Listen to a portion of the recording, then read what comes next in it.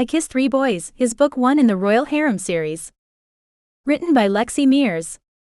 Published by Harem Romance Publishing 2022. Author note: there is a fantastical element to this otherwise contemporary romance.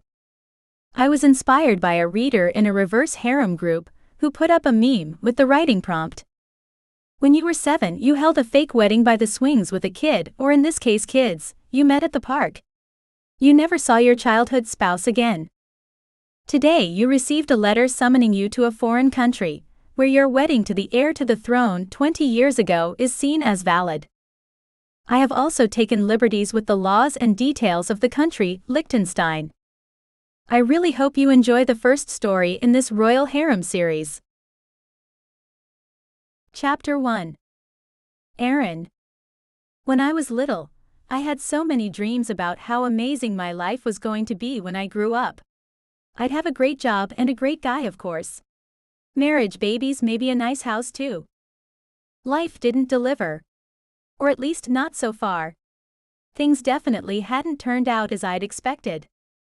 My 27th birthday was just around the corner, and I didn't have even one tick in any of those boxes. After 4 years together, my college boyfriend decided he was too young to be tied down and promptly disappeared. And despite working my ass off for the past 5 years since then, I was nowhere near my dream job. I'd managed to buy a cute, one-bedroom apartment that I was slowly decorating, but it wasn't exactly the house full of love and kids that I'd dreamt of. But then again, fairy tale dreams were written for kids, not adults. Right. So, when an airplane ticket to some random European country turned up in my mailbox, I assumed my parents had won the lottery and sent me a generous gift. They knew I'd always wanted to travel, and hadn't been able to yet, so I figured this must be an early birthday present or something. With the ticket clasped in my hand and my heart racing in my chest, I called my parents to thank them. "Hey Mom," I said as soon as she picked up the phone. "Did you guys just send me a plane ticket?" I stared at the papers in my hand. First class too. They must have won big. Us. Mom sounded as shocked as I was excited. To where? Florida. They'd moved to Miami to be closer to the beach, and now that they were 3 states away, I rarely saw them anymore. As an only child, it kind of sucked. No. I stared at the very authentic-looking tickets, and opened my laptop to do some research. Maybe it was a prank or something. Where the hell was Liechtenstein? "Someone sent you a plane ticket? Is there a note or instructions or something?" she asked, like I was a regular surprise scavenger hunter, or the oft recipient of charity plane tickets that came with instructions for what to do when I landed. I peered inside the envelope the ticket had arrived in for probably the 10th time. No. No note. "Be careful, sweetheart," Mom cautioned, ever the wealth of wisdom. "There are a lot of scams around." I rolled my eyes. I know, Mom. I was the one who'd grown up in a world with internet, smartphone hacks, and credit card fraud. My mom still had a DVD player because she refused to stream anything and Wi-Fi was a foreign concept, but I loved her more than anything. Disheartened and more than a little confused, I changed the subject. "How's Dad?" She went into detail about Dad's aching knees. They were weather sensitive, could apparently predict rain better than the Channel 4 meteorologist, and I zoned out. Had I missed a piece of the puzzle? Surely, there was more information in the envelope that I hadn't seen. I grabbed the ticket and looked over every corner of the paperwork. Nothing. The only clue was the time and date of the flight. When Mom finished giving me all the pertinent information regarding Dad's ailments, and then somehow switched subjects to and then finished telling me all about the people they'd made friends with down in Florida, I hung up and started pacing my apartment. Would it be crazy to go to the airport and get on that plane? The answer was obvious. Totally. If I thought the ticket was sent to me by mistake, I wouldn't be so shaken, but the ticket had my name on it. It was definitely for me. In my name. Delivered to me. Which begged the question, why? Only one thing was truly clear. Whoever had sent it meant for me to appear in an obscure European country next week. And he or she finally realized what I'd known all along. I was meant to travel first class. However, there were flaws to the first class plan. Insurmountable flaws. Flaws that made this whole thing impossible. An impossibility of insurmountable work. I had work. Things my employer paid me to do. Counted on me to do.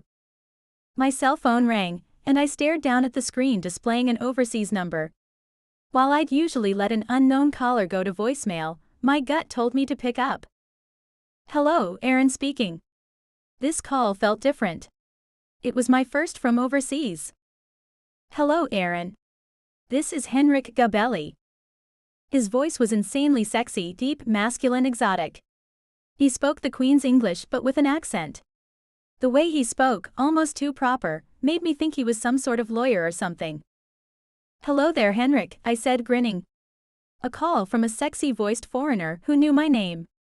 My normal Saturday was spinning into one mysterious day. How can I help you? If this was a prank call or a sales pitch, a request from one of those foreign princes for my bank account number, I'd hang up. But for now, I perched on the edge of my kitchen stool, my stomach twisting with excitement. Well, he began. You can confirm whether or not you received the plane ticket my steward sent you. My jaw dropped. He had my attention. Your steward? What the hell is a steward? Yes. It seems we have a small problem that needs to be addressed. Interesting choice of the word we. It's been explained that the only way to do so is to assure you have transportation to Liechtenstein so we can sort the issue. Hold on.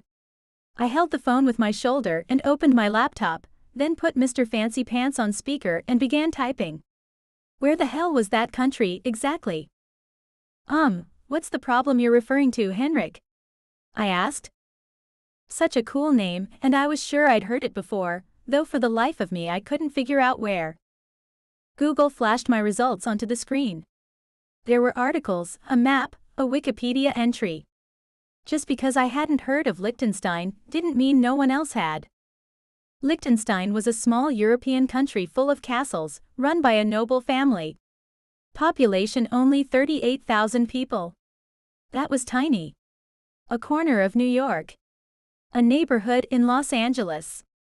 A piece of London. The problem is, Henrik began, then stopped and sighed heavily. It's more suitable for you come over here, and we can discuss it properly in person. I narrowed my eyes, even though he wasn't here to see it. Look, buddy, I'm not going anywhere unless you tell me what's going on. I might have been excited by the idea of a paid-for-European adventure, but I wasn't stupid. Nothing for free came without major strings attached. Not in this world. He heaved a sigh heavy enough for the weight of it to be heard halfway around the world. Aaron, do you remember a park with blue swings? In Washington? You were there on vacation with your parents, I believe. Do I remember? My heart began to thump a little harder. Was this guy some sort of years-long stalker?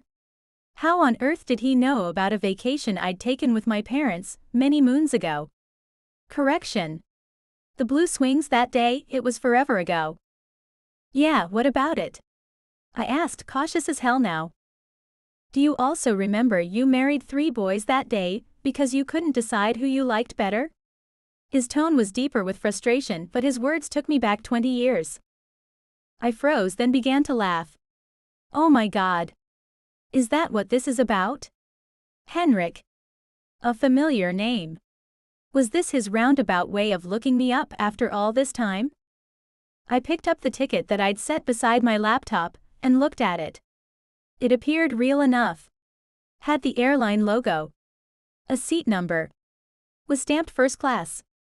No one did paper tickets anymore, but wouldn't it have been quite the plot twist in this little mystery if it was real? I was one of those 3 boys. I had long brown hair back then.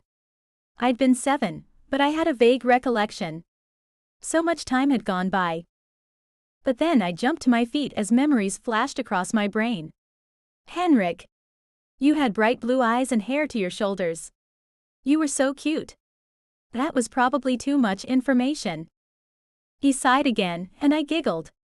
The situation wasn't as funny as it was entertaining, although I doubted he found it so. Thank you, but that isn't the point of this phone call. Please tell me then, what is the point? I asked, mimicking his pompous accent. You didn't need to send me a fake plane ticket to reach out, you know.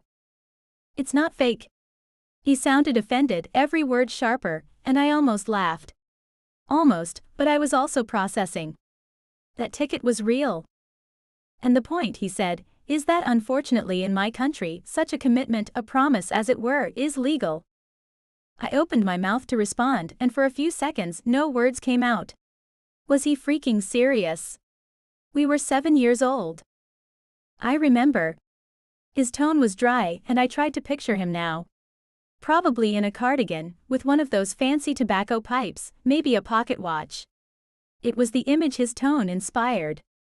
I imagine you are in shock. I was as well. It is an unfortunate thing, but I need you to come to my country and legally release me from that bond. I wanted to burst into hysterical laughter, but about the more I thought about it, the less funny this seemed. You're serious, aren't you?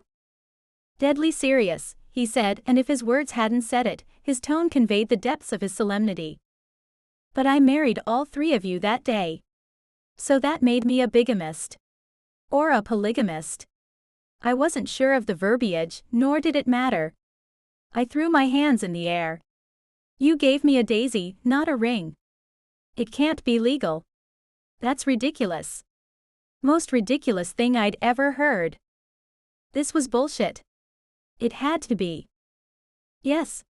That's the other problem, he said. I had to give him credit. From across the distance between his phone and mine, he'd managed to inspire my guilt reflex.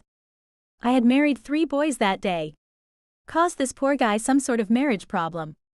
No telling what quandaries the others had found themselves in, as a result of a game when we were 7. I crossed my arms, my heart pounding hard. What else is wrong? Unfortunately, in this country, polygamy is legal. So, you'll have to sign a release form in relation to the other 2 boys as well as me. Yeah, fuck that. This time I cackled with laughter. Okay, I appreciate a joke as much as the next girl, but you've got to be kidding me. I admired his dedication to it though. To the thought that I'd been married since I was 7. I laughed and laughed until tears streamed down my face. He hadn't responded, so I said it again. You can't be serious. I sat down on my sofa, taking my phone with me. This had to be one of those candid camera jokes. Their names are Silas and Victor, and they're being located as we speak. Now that he'd said the names, even more memories came pouring back. The daisies we'd picked, probably illegally, from the park. The solemn expressions on our faces, as we swore our vows to one another. Jesus. Hopefully we 4 can meet once more next weekend, sign our releases, and then never see each other again, Henrik said as if he were troubled by the whole thing. I frowned. For a guy who was sending out free flights to his tiny little country, he was certainly in a big hurry to be rid of us. What's the rush, Henrik? Getting married? Unfortunately, I am. He said it, as if he had just been sentenced to life in prison. My mouth dropped open. Well, that explained it. Oh. Okay. The little girl in me, who vividly remembered his bright blue eyes, was jealous. The grown woman realized that was silly. It is an arranged marriage, not a love match. Well, that explained the dour tone. Pompous and dour still somehow managed to sound attractive. But I got the feeling he didn't talk to Americans very often. Aaron, I am asking you. Please come. We are happy to compensate you for your time, of course. Perhaps a vacation after our business is concluded. I frowned. I didn't remember the boy in the park being rich. That's generous. What if he was some super rich drug lord, luring me to his country? I'd been watching a lot of streaming TV, and it seemed like everyone was involved in a cartel these days. I didn't know Liechtenstein's economy, but I needed to know my involvement was with someone who didn't shoot first and snort questions later. How can you afford that kind of thing? I just can. Vague. I was about to say no, but he added, so please will you come? It was just desperate enough to convince me. He certainly didn't sound like El Diablo. I glanced down at the first-class ticket. Maybe he could afford it. And honestly, it was a free trip to a country I hadn't even known existed before and looked quite wealthy. I'll have to speak to my boss first. Of course. But that is excellent news. Happiness, a chuckle, accompanied the words. Happiness or relief? I look forward to meeting you again soon. My steward will send someone to meet you at the airport, and once we sign the releases, we can put all this mess behind us. Okay, I agreed, feeling strangely numb. Mess? That was a bit harsh to describe an innocent game of children. We'd been role-playing, pretending to be adults, nothing more.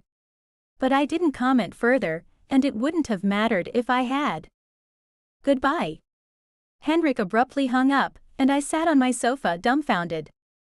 At least today, I couldn't say my life was boring. Chapter 2. Aaron. I worked for a marketing company and it was February, in a downtime of sorts.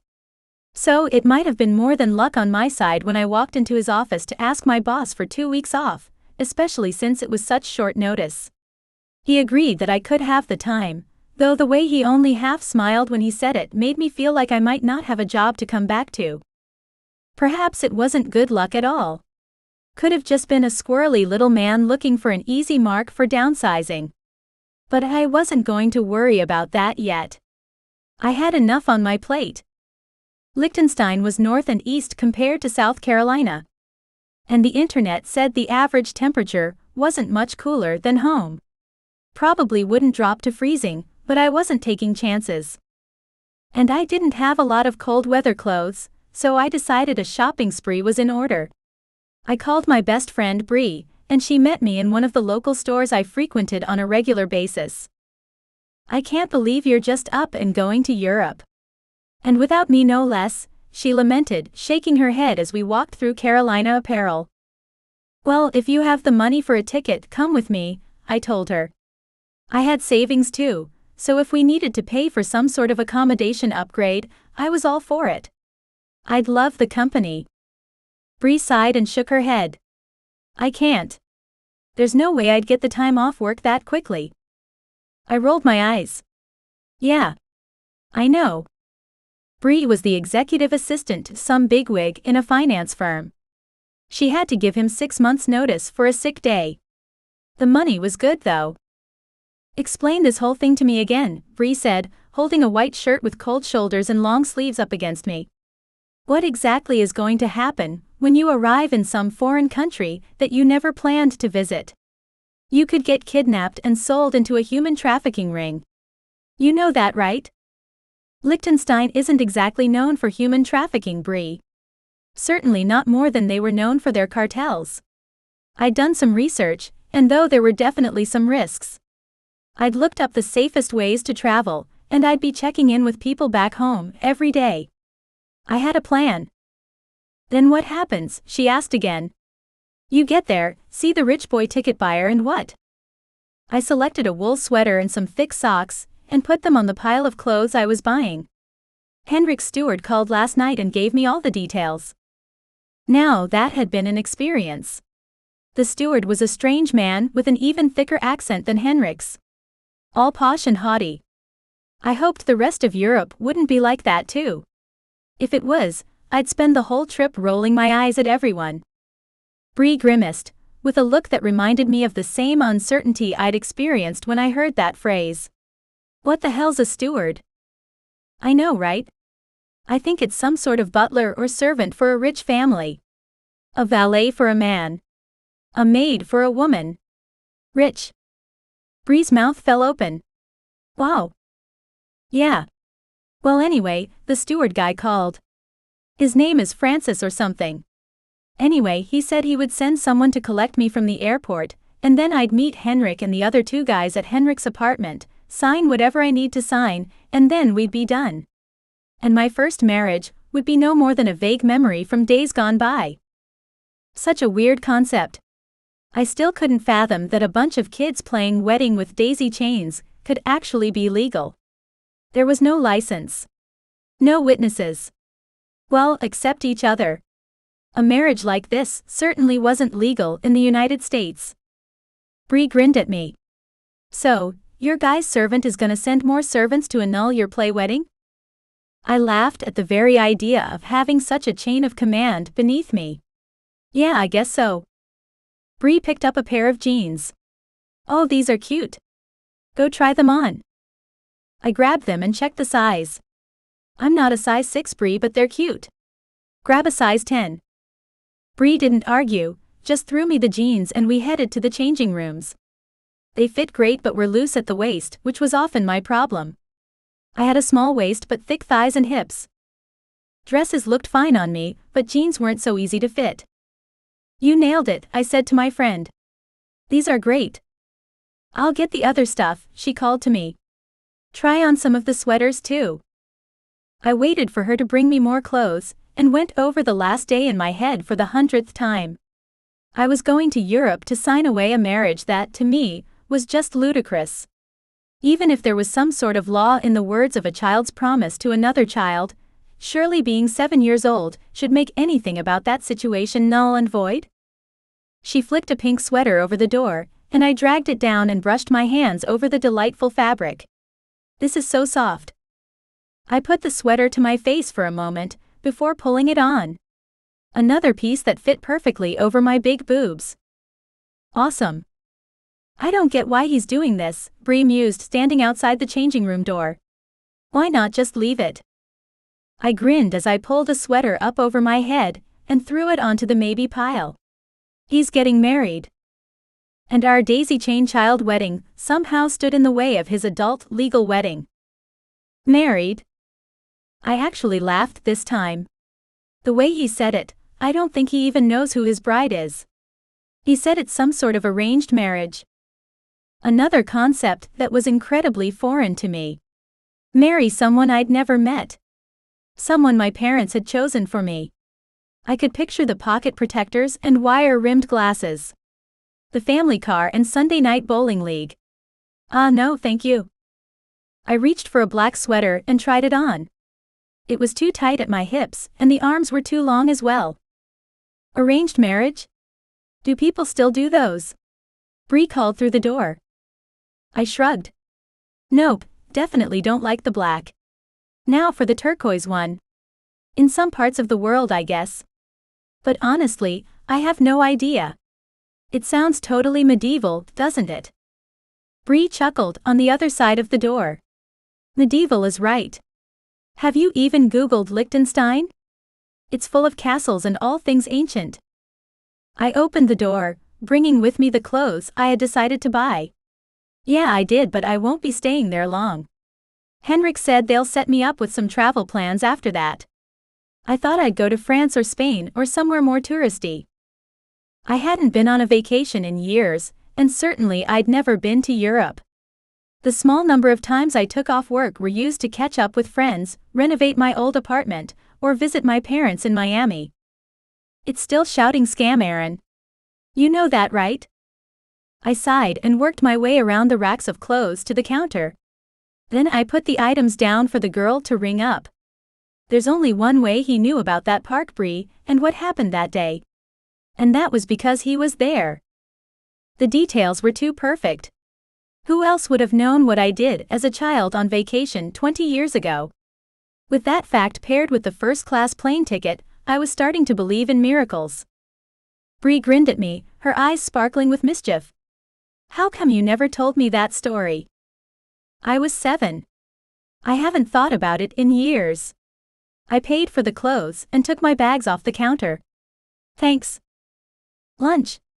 Bree pointed toward the street, where a plethora of cafes and restaurants sat. I nodded. Yeah. I'm starving. We made our way to the closest cafe, ordered some lunch, then Bree turned to me again.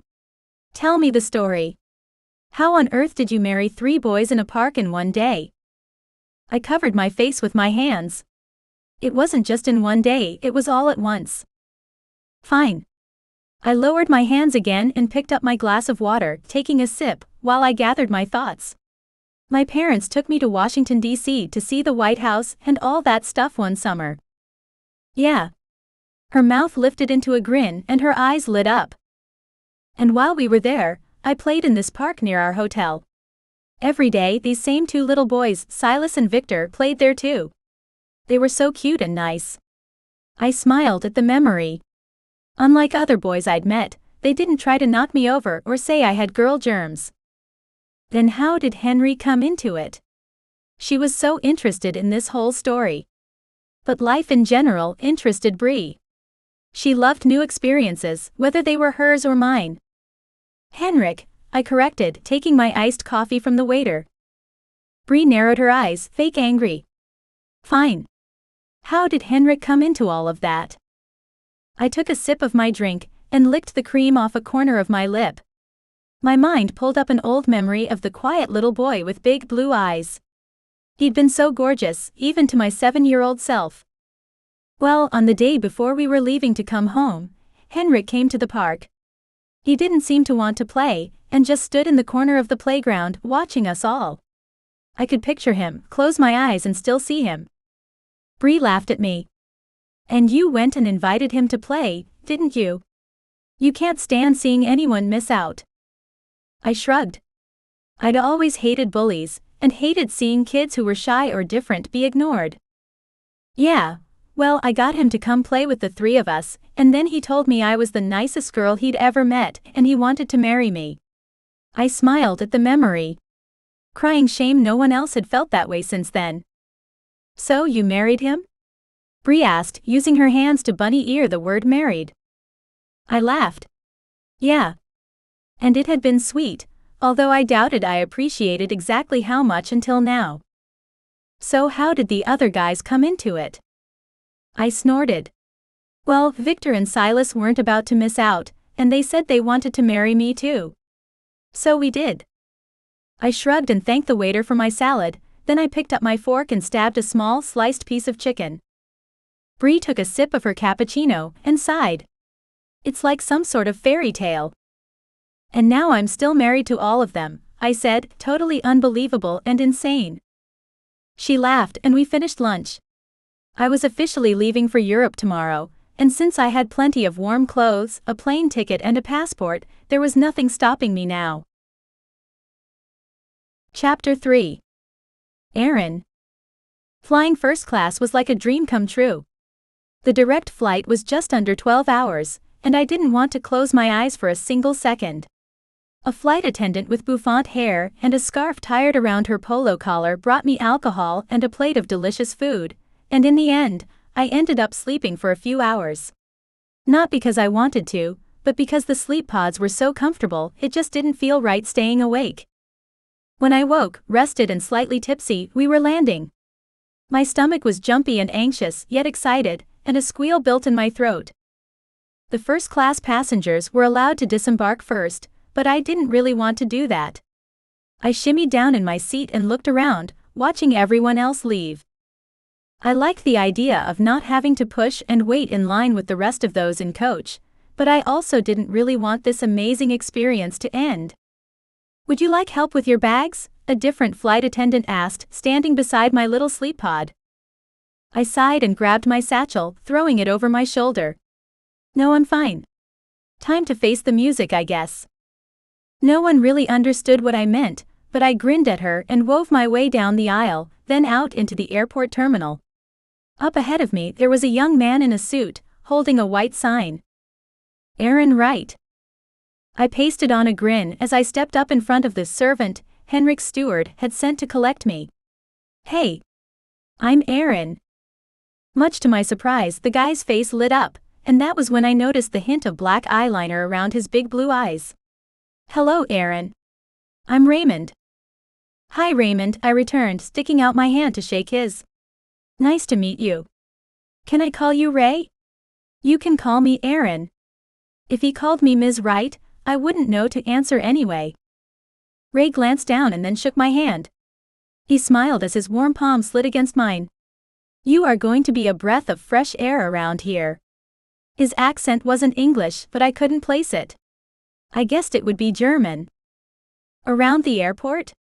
I asked. Ray ignored my question and waved his other hand. Luggage claim tickets, please. I handed them over and followed him to the carousel, admiring Ray's fitted suit and gelled hair.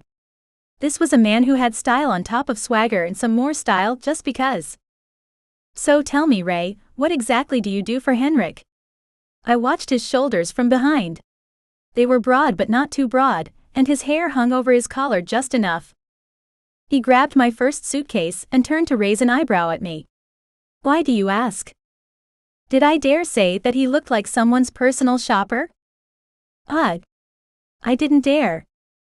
Ray chuckled as he grabbed my second suitcase. Is this everything? Yeah, that's it.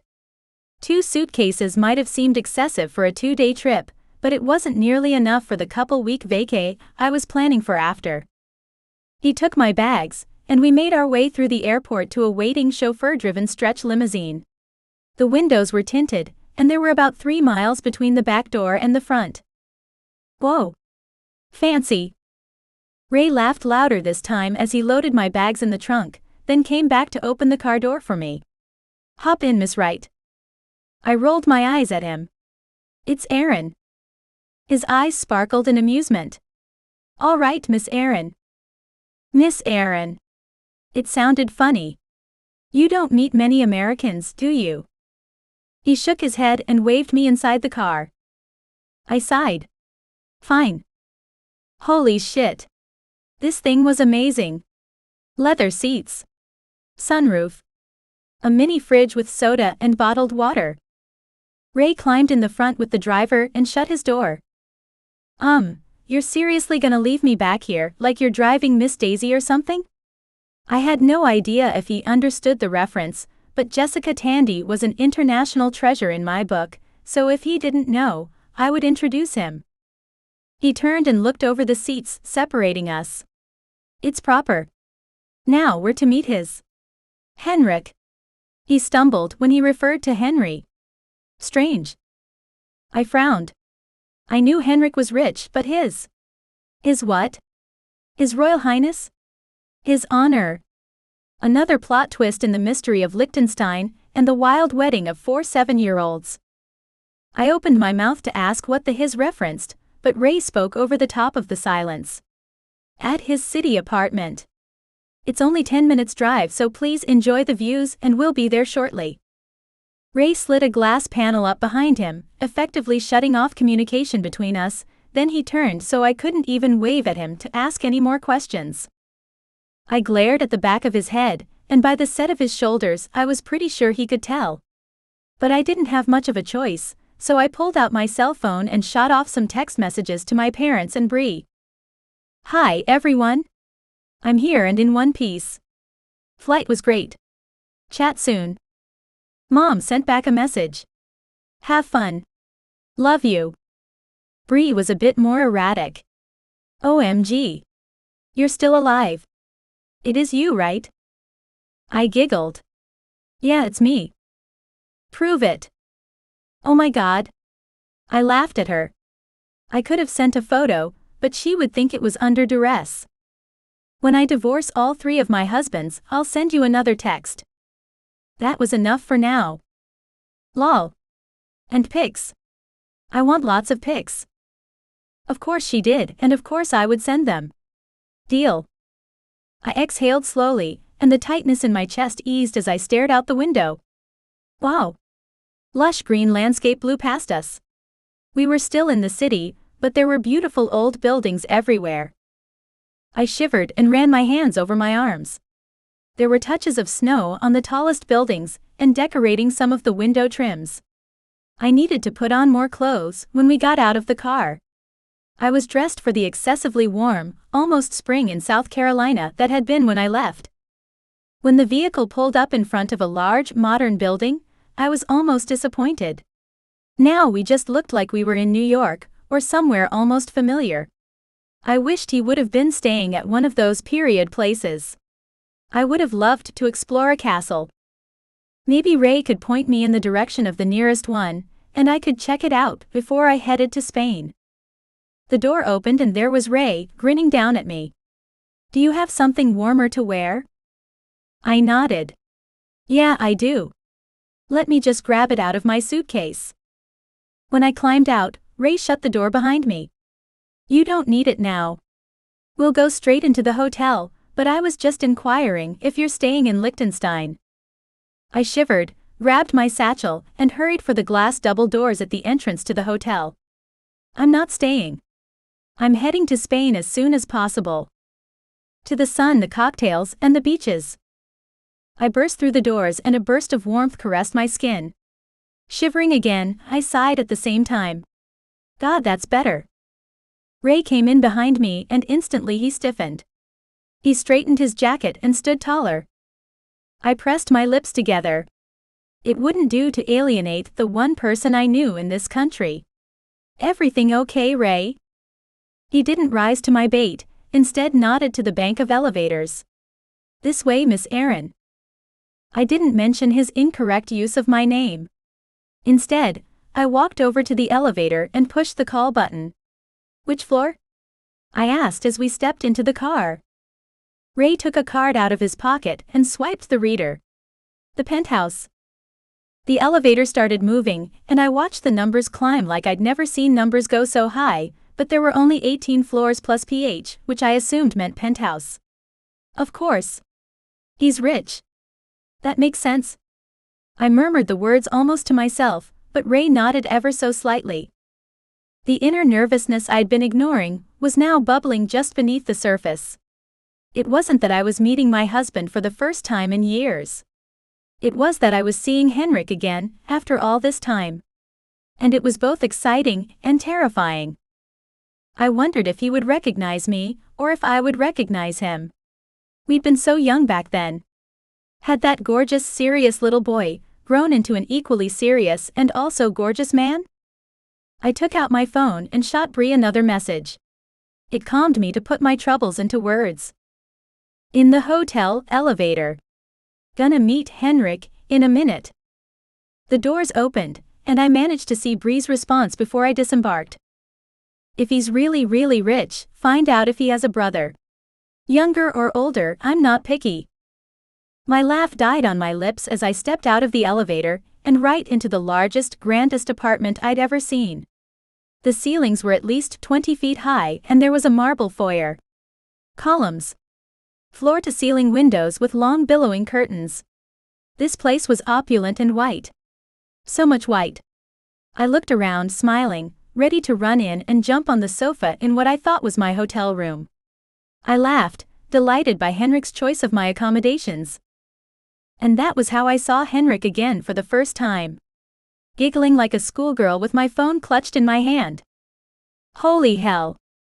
No. Holy shit. No. Holy fuck. My jaw dropped. He wasn't just gorgeous, he was stunning. The long hair was gone, cut closer these days, but the eyes were still so blue I could see them from across the room. I could see them, while he was backlit by the fire he was standing in front of.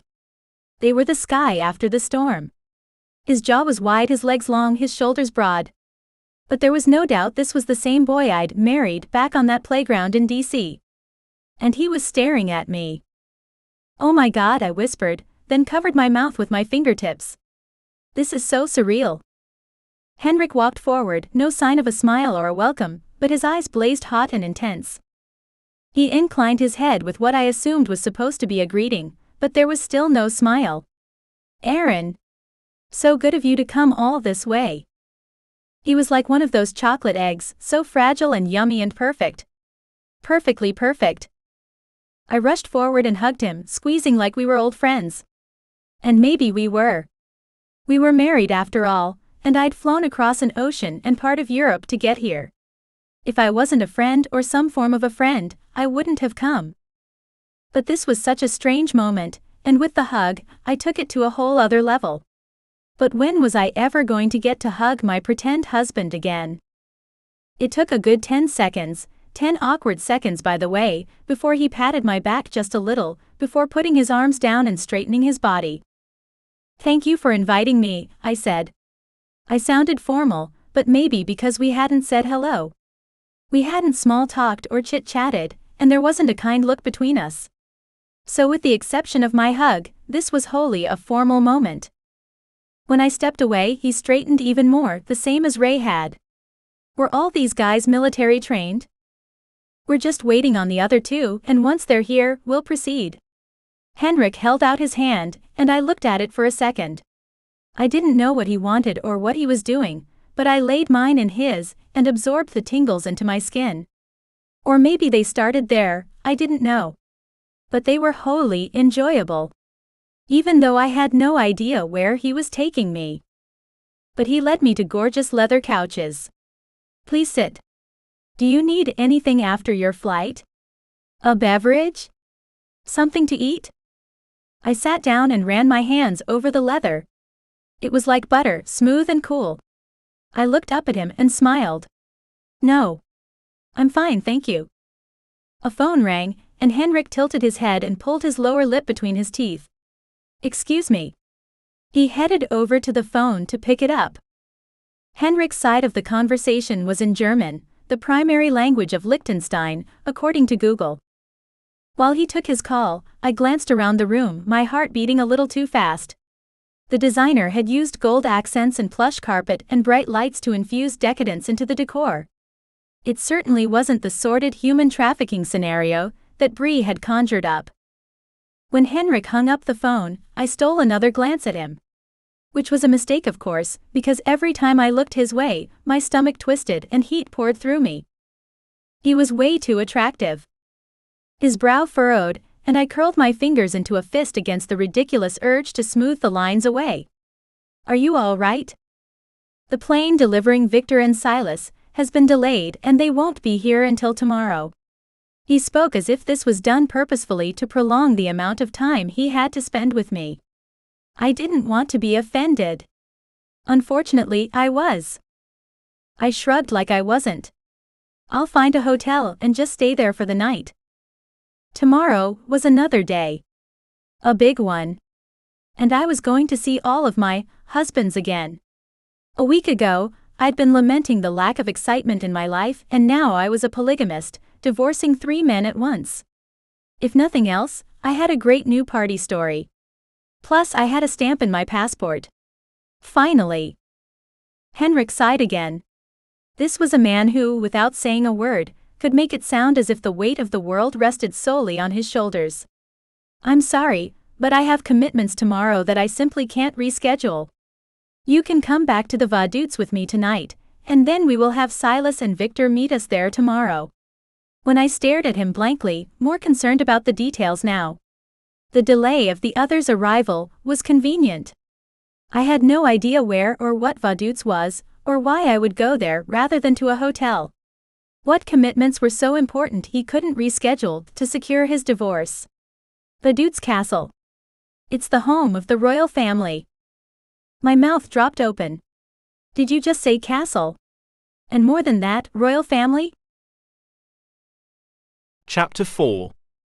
Henrik. I'd promised my steward and my parents that I would not reveal my true position at the castle to Erin, but lying about it was not in my nature.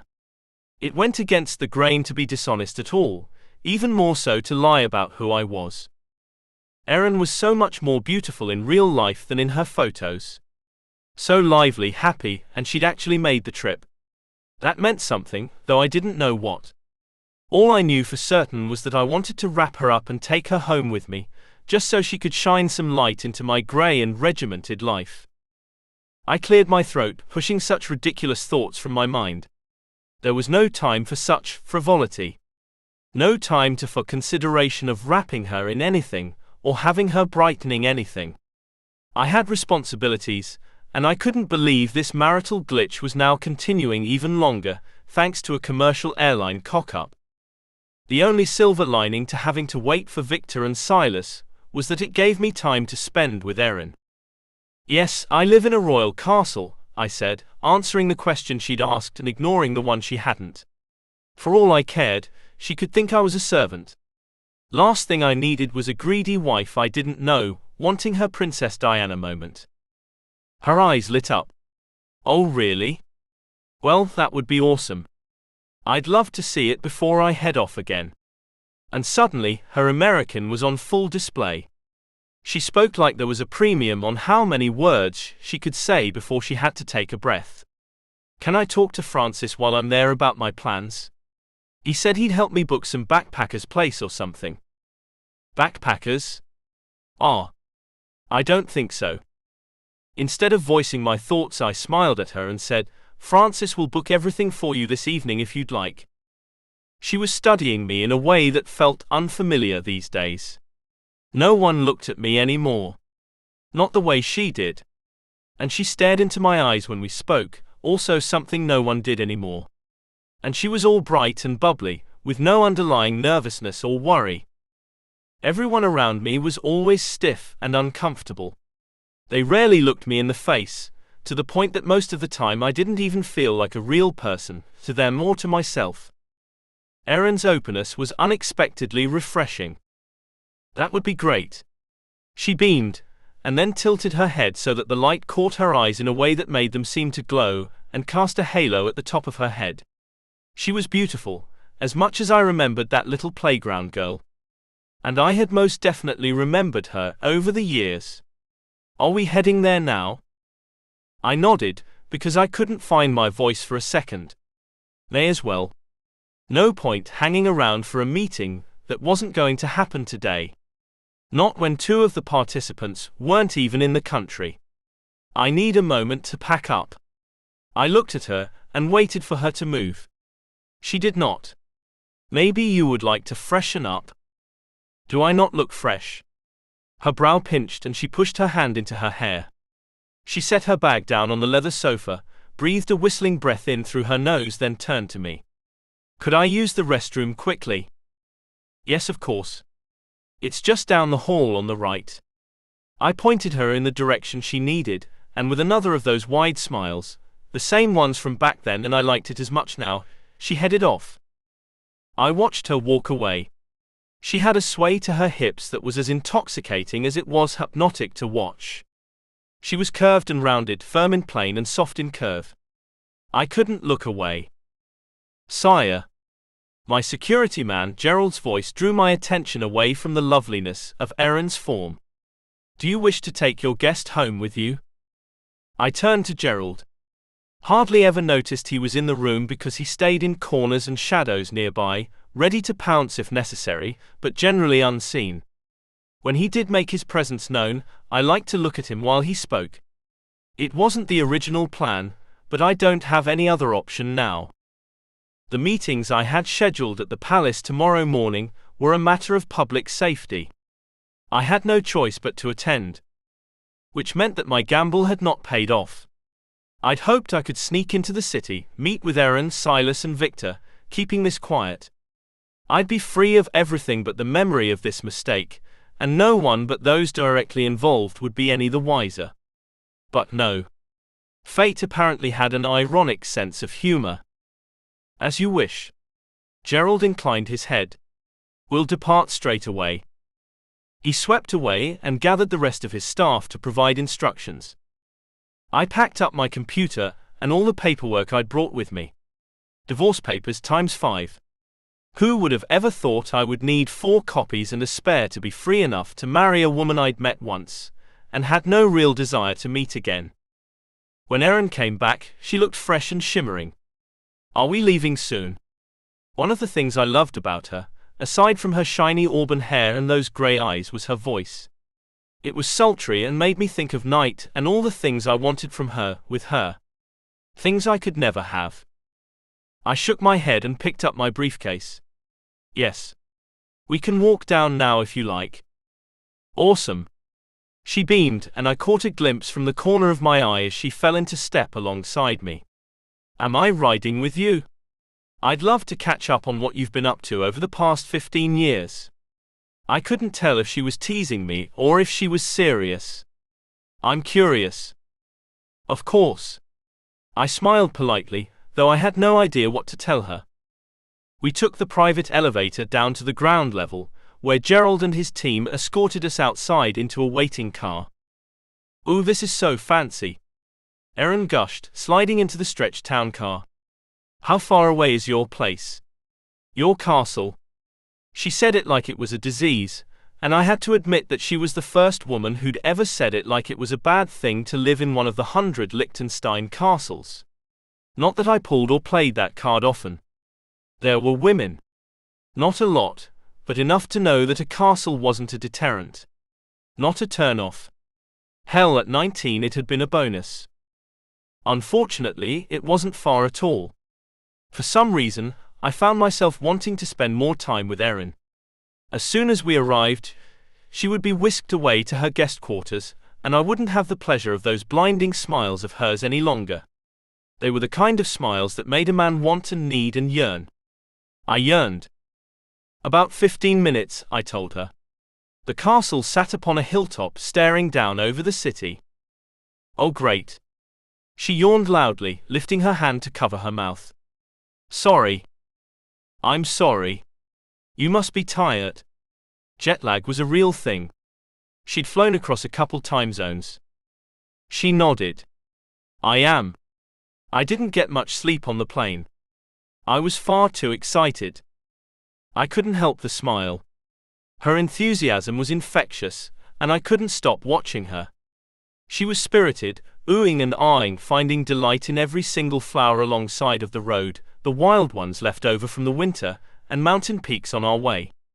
I smiled and watched her because I couldn't stop smiling, and I couldn't stop watching. Too soon we turned into the castle grounds, and the car sped up the drive to the gate. Erin slid to the edge of the seat and stared out through the heavily tinted windows. This is your home? Are you serious? She turned to stare at me with wide, shocked eyes. I shrugged. Yes. I live here. Most of the time. When I wasn't traveling, or spending time in one of the other 3 castles my family owned in Liechtenstein. We pulled up in front of the main entrance, and a footman scurried over to open the vehicle door. His brow narrowed, then his eyes went wide. He'd obviously not expected to find a woman, because I'd only left a couple hours ago, and even for a prince, that would have been quick work. But he composed himself and offered his hand. Miss. She nodded and slipped her hand over his, lucky bastard, then swung her legs out of the vehicle. Thank you. When she stood, she smiled at Oscar. Hello, I'm Erin. He nodded and stepped back as I came around the car from the other side. I took a shallow breath and shook my head. Bringing her here was wrong. A bad choice. But I ignored my instinct to send her straight to the nearest hotel, and let her cool her heels until Silas and Victor arrived. I supposed she could have signed before they arrived and been on her way, but I didn't make the offer. There was probably a subconscious reason. Erin will be staying in one of the guest rooms tonight, Oscar. Please inform the staff and make sure she's comfortable. This time, I was the one who threw him off. A guest room was hardly consistent when I was involved with a beautiful woman. Where are you going? Erin asked, before rushing over to grab her baggage out of the car. One of the house staff will carry those in for you, I told her as she hoisted her suitcases out of the trunk, one after the other, much to the dismay of my driver who had tried to get there before her and failed. Oh, I'm fine. It's only one case and a small bag, really.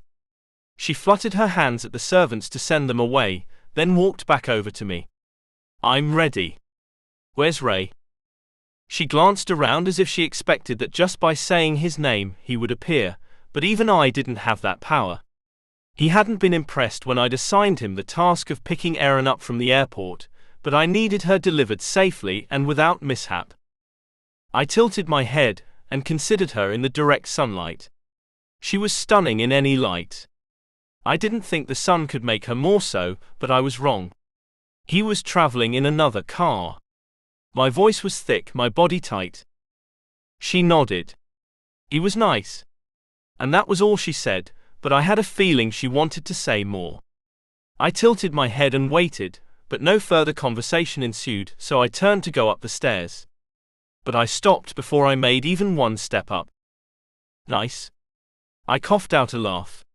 Not usually the word people use to describe him. He would be insulted, as he was a lethal arms expert, a professional sniper, a man with military training and expertise who was tapped to do the gravest of missions. You will see him again later, I'm sure. I wasn't jealous that she wanted to see him. Not that I would ever admit aloud anyway. I offered Erin my elbow, and she took it. "Please let Oscar take your bags," I told her, and she tipped her chin up to look at me. "And I'll escort you to your suite." She rolled her eyes at me. "Okay." She handed over the pink luggage and matching bag, and I gripped her hand and walked her up the steps. "Thank you." Her gasp was audible as we reached the front door, and Joseph, the man whose sole responsibility was to man the door, opened it to let us in. She walked in beside me and looked up at the ceiling, down at the floor, at the Renoir on the wall, the Degas, the marble foyer, the Ming vase. I was more impressed by the Springsteen autograph I'd gotten at a concert when I was 19, but chances were she wouldn't see that since it was framed in my bedroom. "Wow, Henrik. This place is insane." I nodded at Joseph as we made our way inside. "Yes, I suppose it is." It was indeed grand. I didn't notice it anymore, but to someone who didn't see it every day of their childhood, it probably was a display of ridiculousness. Raymond strode into the foyer and said, "Erin, I'll take you to the guest wing." Erin tugged her hand out of the crook of my elbow, as quickly as if she'd been caught touching me in a less appropriate spot. Her skin flushed. She cleared her throat. "I think Henrik was going to take me." "I have a few things to sort out before tomorrow," I told her, then watched as Raymond walked beside her up the steps to the first landing where they would turn right toward the guest wing. Francis walked to stand beside me, also watching her go. "I was not expecting you home so early." Of course he wasn't.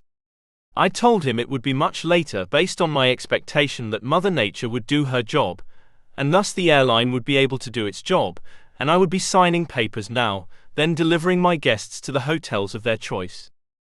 Change of plans. He dealt with the airline many a time in the past, and he'd arranged these tickets.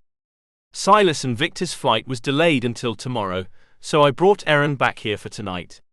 The other two can meet us here tomorrow to sign the papers, then it's business as usual. Which included marrying someone else. I rolled my eyes.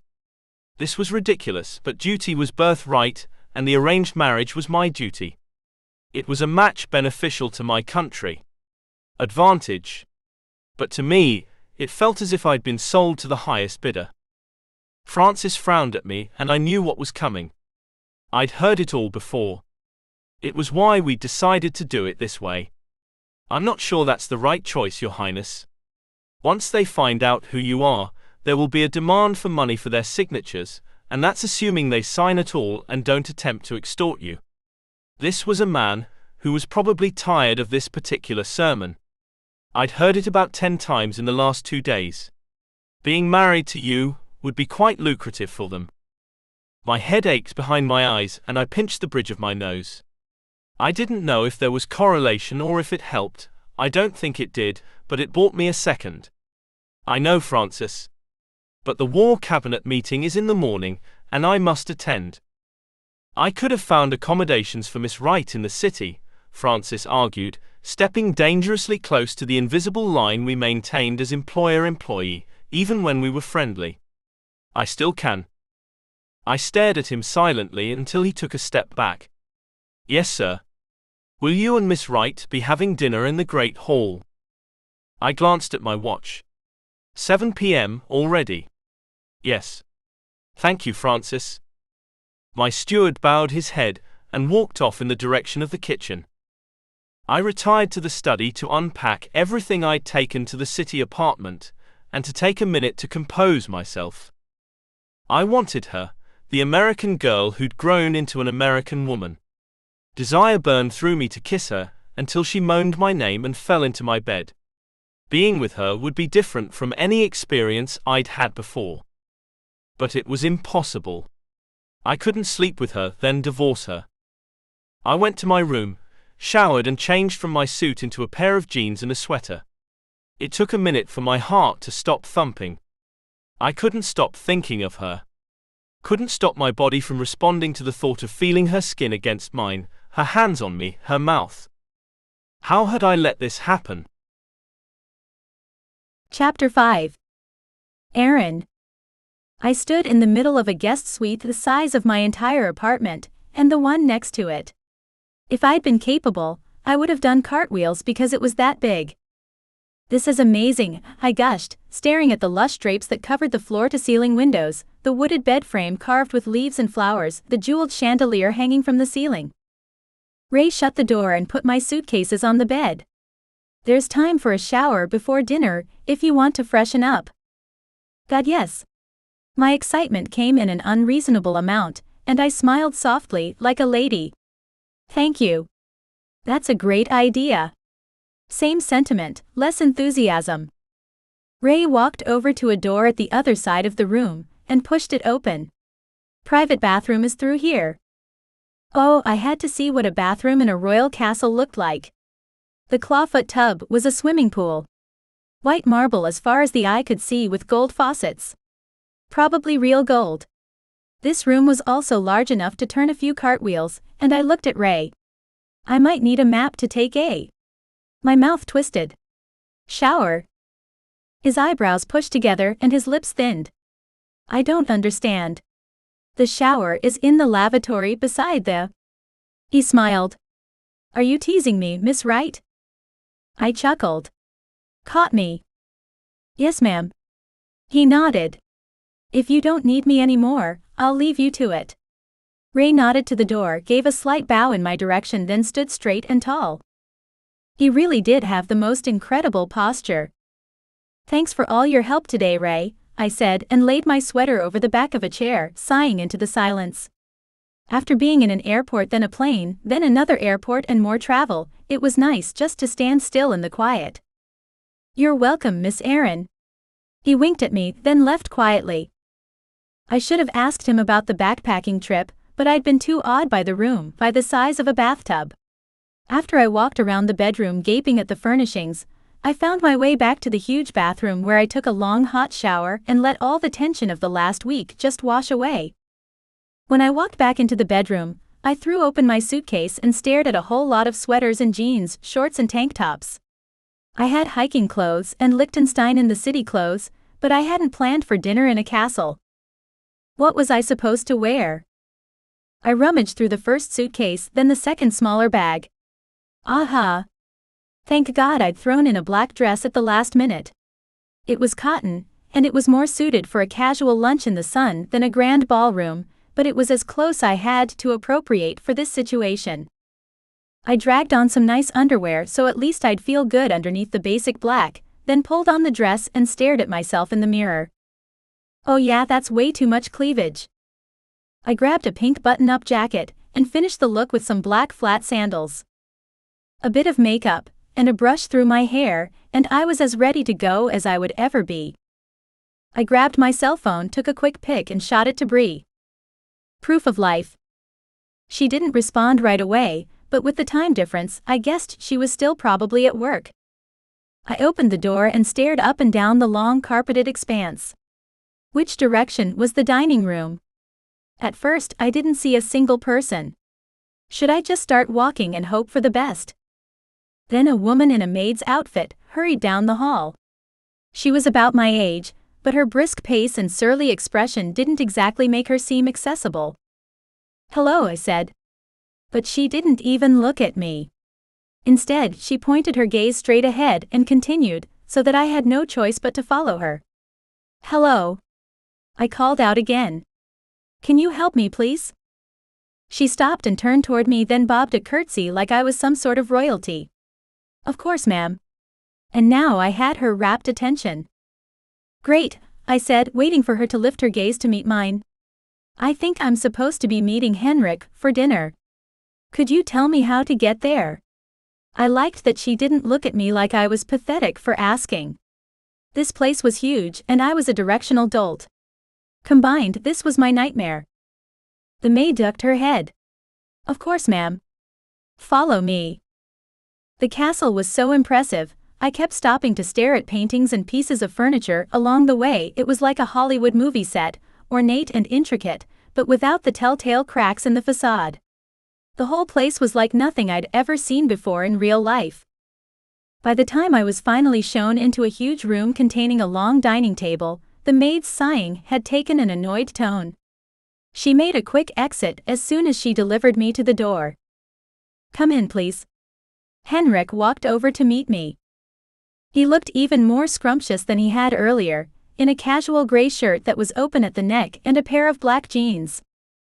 His eyes lit up as he stared at me, his gaze raking my body and settling a little too long on my cleavage, not that I minded. "You look lovely." I took his hand with a smile and my skin flushed.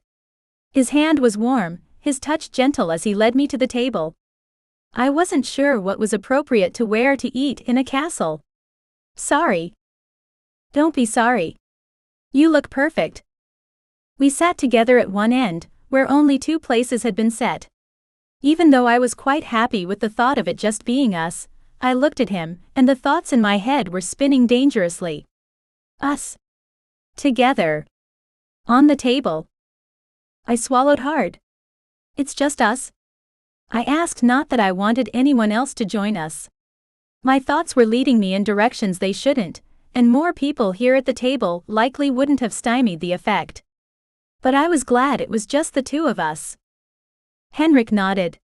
"Yes. My parents are in London." "You still live with your parents?" That was a surprise. I'd loved my parents immensely, but living with them was unthinkable. My mother woke every morning at dawn's early light, and thought because she was up, everyone in the house should also be awake. And there were only so many baseball games a girl could watch and care about batting averages or eras. A grin spread across my face. There was nothing wrong with living with his parents, of course. I wasn't one to judge. And the house was big enough that chances were, if they didn't want to, they wouldn't have had to see each other. Henrik tilted his head and stared, as if he was trying to figure out why I would ask such a question. "Yes, I do." Maybe it was odd to him that I didn't live with mine. I didn't ask. I hadn't lived with my folks since I turned 18 and went off to college. I glanced at the place setting. There was a lot of silverware for 1 person and 1 meal. "So what's for dinner?" There were a few men in matching white standing against the walls, but other than that, there wasn't another soul to be seen. And certainly no food. Henrik smiled and lifted his hand. "We shall see, though I assume Cook will have made something traditional." "She usually does." A line of servants walked into the room then, each carrying a covered tray. My eyes went wide. That was a lot of food, and we were only 2 people. One of the staff put a tray in front of me, and another set a tray in front of Henrik, then they removed the silver covers by the round handles on top. The scent of smoked pork wafted on the air and my mouth watered. "This is Judd Matt Gardabonin," Henrik explained. "Smoked pork, broad beans and boiled potatoes. Smells delicious." And the presentation was artful, aesthetically pleasing in a way I'd never noticed food to be. I was almost ashamed to cut into it with my fork, but I was also hungry and hunger won. I took a bite, and salty goodness burst over my tongue. Oh God! This was so good. Yum. Would you like some wine? He waved to one of the servers, who moved forward with a bottle of what looked to be Pinot Noir. Henrik nodded and sat silently as the waiter poured us each a glass. I didn't usually drink much, but when in Rome. "Thank you." As we finished each course, a new one was set in front of us, and I ate. And ate. And ate. Each plate was more delicious than the last. When we were finally at dessert, I sat back in my chair. It was a fluffy pudding kind of thing, coconut if I had to guess by the scent, with whipped cream and toasted coconut on top. When I sat back again, I'd never been so full. That was incredible. "Thank you." Henrik cocked his head, and even with narrow eyes as if he couldn't believe what he was seeing, he was gorgeous enough that looking at him after a few seconds of not looking at him made my breath catch. It's nice to see a woman who enjoys her food. I frowned. Who wouldn't enjoy a meal like that? He leaned back in his chair and studied me. It took him a few long seconds to reply. "You'd be surprised." I leaned back, mirroring his pose, and sighed. "So, tell me about yourself, Henrik. What do you do now?" This was a royal castle, and he was sitting in a formal dining room being served. "Do you work? Or is managing this castle a job unto itself? This place is huge." If he didn't manage this castle, that meant something wholly different. I didn't want to think about it. That would make me reconsider every second and every word I'd said since I got here, and I didn't need that kind of pressure right now. Henrik chuckled. It is pretty big, I will grant you that, Aaron. He steepled his fingers in front of his mouth, but I could still see the faint smile behind those fingers. I guess you could say I work for the country and my family. Not in a modern sense, more in a traditional sense. Rather than hyperventilate as I digested what he hadn't said, I nodded and pretended he'd said he was the janitor. Yes, I'm getting that traditional vibe. I smiled and nodded. I loved hearing him talk, but he wasn't overly forthcoming. And a girl had to do what a girl had to do. So, tell me about this woman you're arranged to marry. In some cultures, arranged marriage was a thing. But Liechtenstein seemed as socially forward as South Carolina. I had a lot of questions, but I wondered what kind of woman agreed to this kind of thing. I also wanted to know how the arrangement had come about. Who decided this kind of thing? Henrik shook his head and he looked down at his hands in his lap. She's from a neighboring family. Somehow, I doubted he meant his next-door neighbor. Hell, from my room in the castle, I could see far and wide and there hadn't been any structure close. You're marrying your next-door neighbor. It just didn't fit. Nor did I understand. And I wanted more information. Is she nice? Do you want to marry her? He blinked like I'd asked if she had an extra eyeball or a third arm. Pardon me? I know. Americans, right? I'm curious though. I swirled my finger around a design in the tablecloth. Maybe it was rude to ask, but I didn't care. I mean, before I divorce you so you can marry another woman, I want to make sure you're happy. This time I smiled. He didn't return the gesture, but continued studying his hands. I don't know her that well. Is she beautiful? I couldn't imagine him with anyone less than a beauty. I didn't honestly want to imagine him with anyone else. He nodded. She's beautiful. Of course she was. She's no you. My skin flushed with heat. Do you love her? It was the second time I asked the question and the second time he didn't answer, so I expanded on the thought. It's very strange to me. I can't imagine marrying someone I didn't love. You Americans and your love. He used air quotes. I'm sure you know that America's divorce rate is over 50%? He was mocking the idea of love.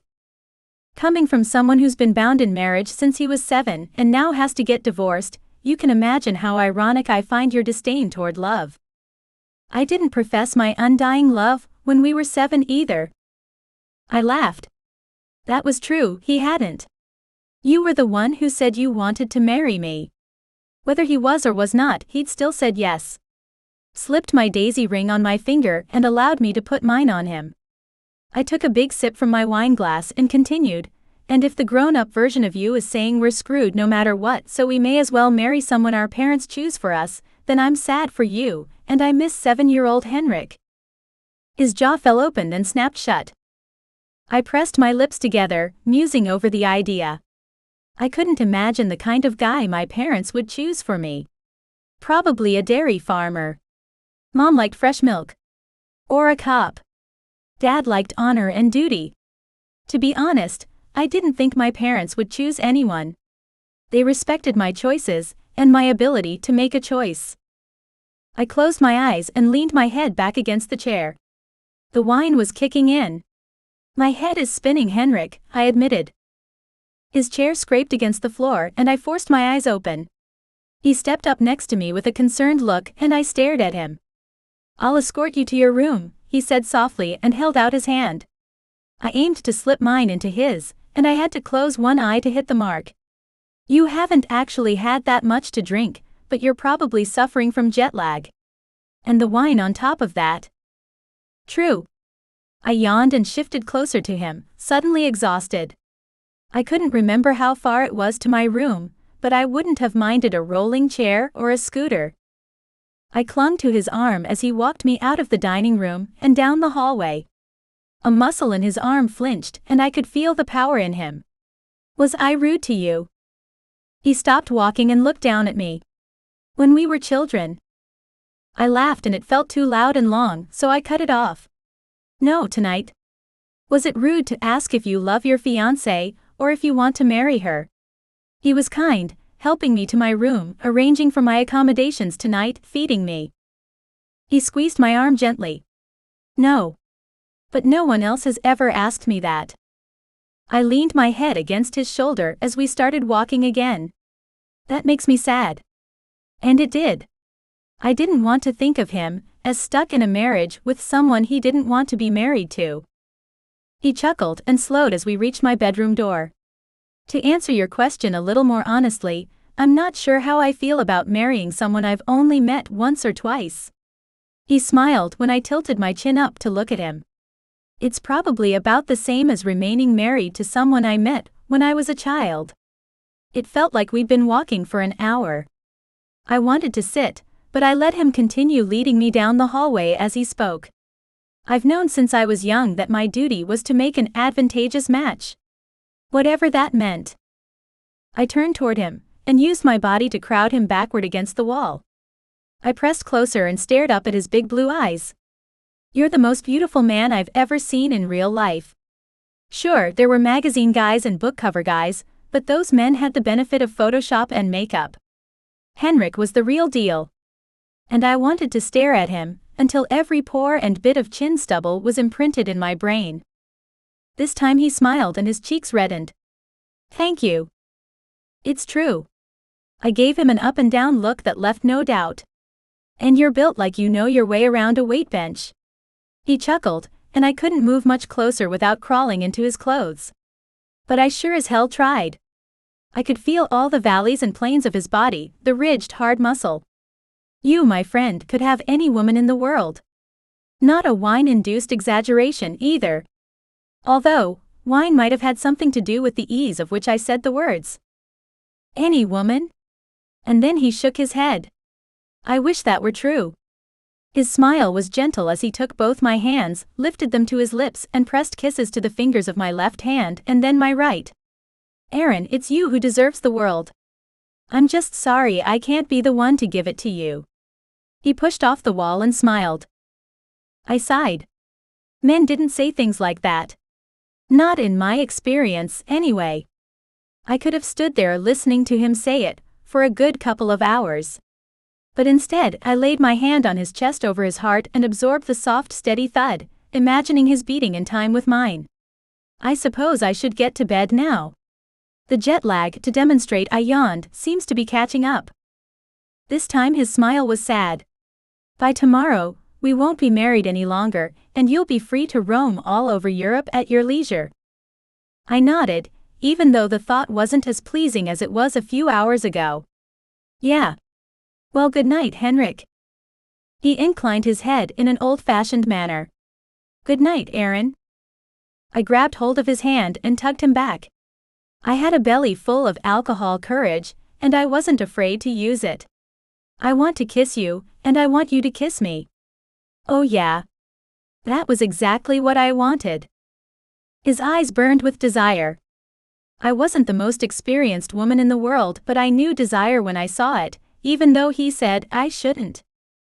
I lifted my chin, bringing our lips closer. You should. My voice was a whisper, but it sounded loud inside my head. I wasn't quite begging yet, but I was on the verge.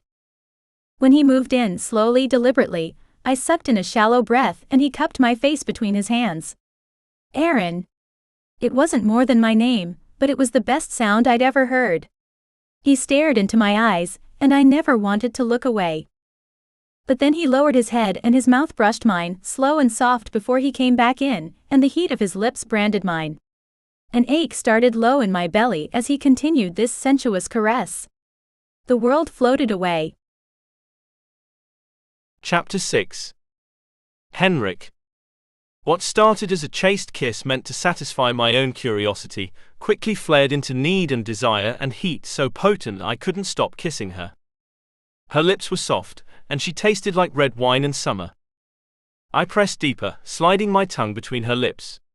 When she moaned, I swallowed the sound and slid my hands down her body, gripping her waist and pulling her more tightly against my body.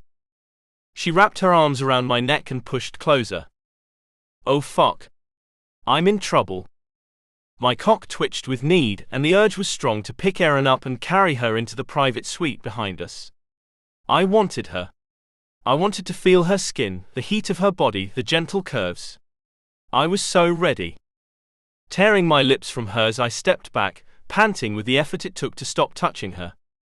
Stop kissing her. I stared at her, enchanted by the beauty that was so intense I didn't have words to describe. Her cheeks were flushed with color and her lips bruised from my kisses. Somehow, though I didn't remember doing it, I'd mussed her long dark hair. I looked away. No way would I be able to walk away from her or cool my lust if I continued staring like a man dying to touch her. Instead, I thought of duty. Mine specifically. To my country, to my father, to the woman I was to marry. As much as I hated it, my duty was probably the only thing that would stop me from taking her to bed. I'll see you in the morning, Erin. My voice was a deep rasp and I'd yet to catch my breath. I sound like an 80-year-old who'd just run a marathon. Are you all right? Her concern was enough to shame me, but I brushed my hand down her cheek, then pulled away before the one last touch I allowed myself turned into more.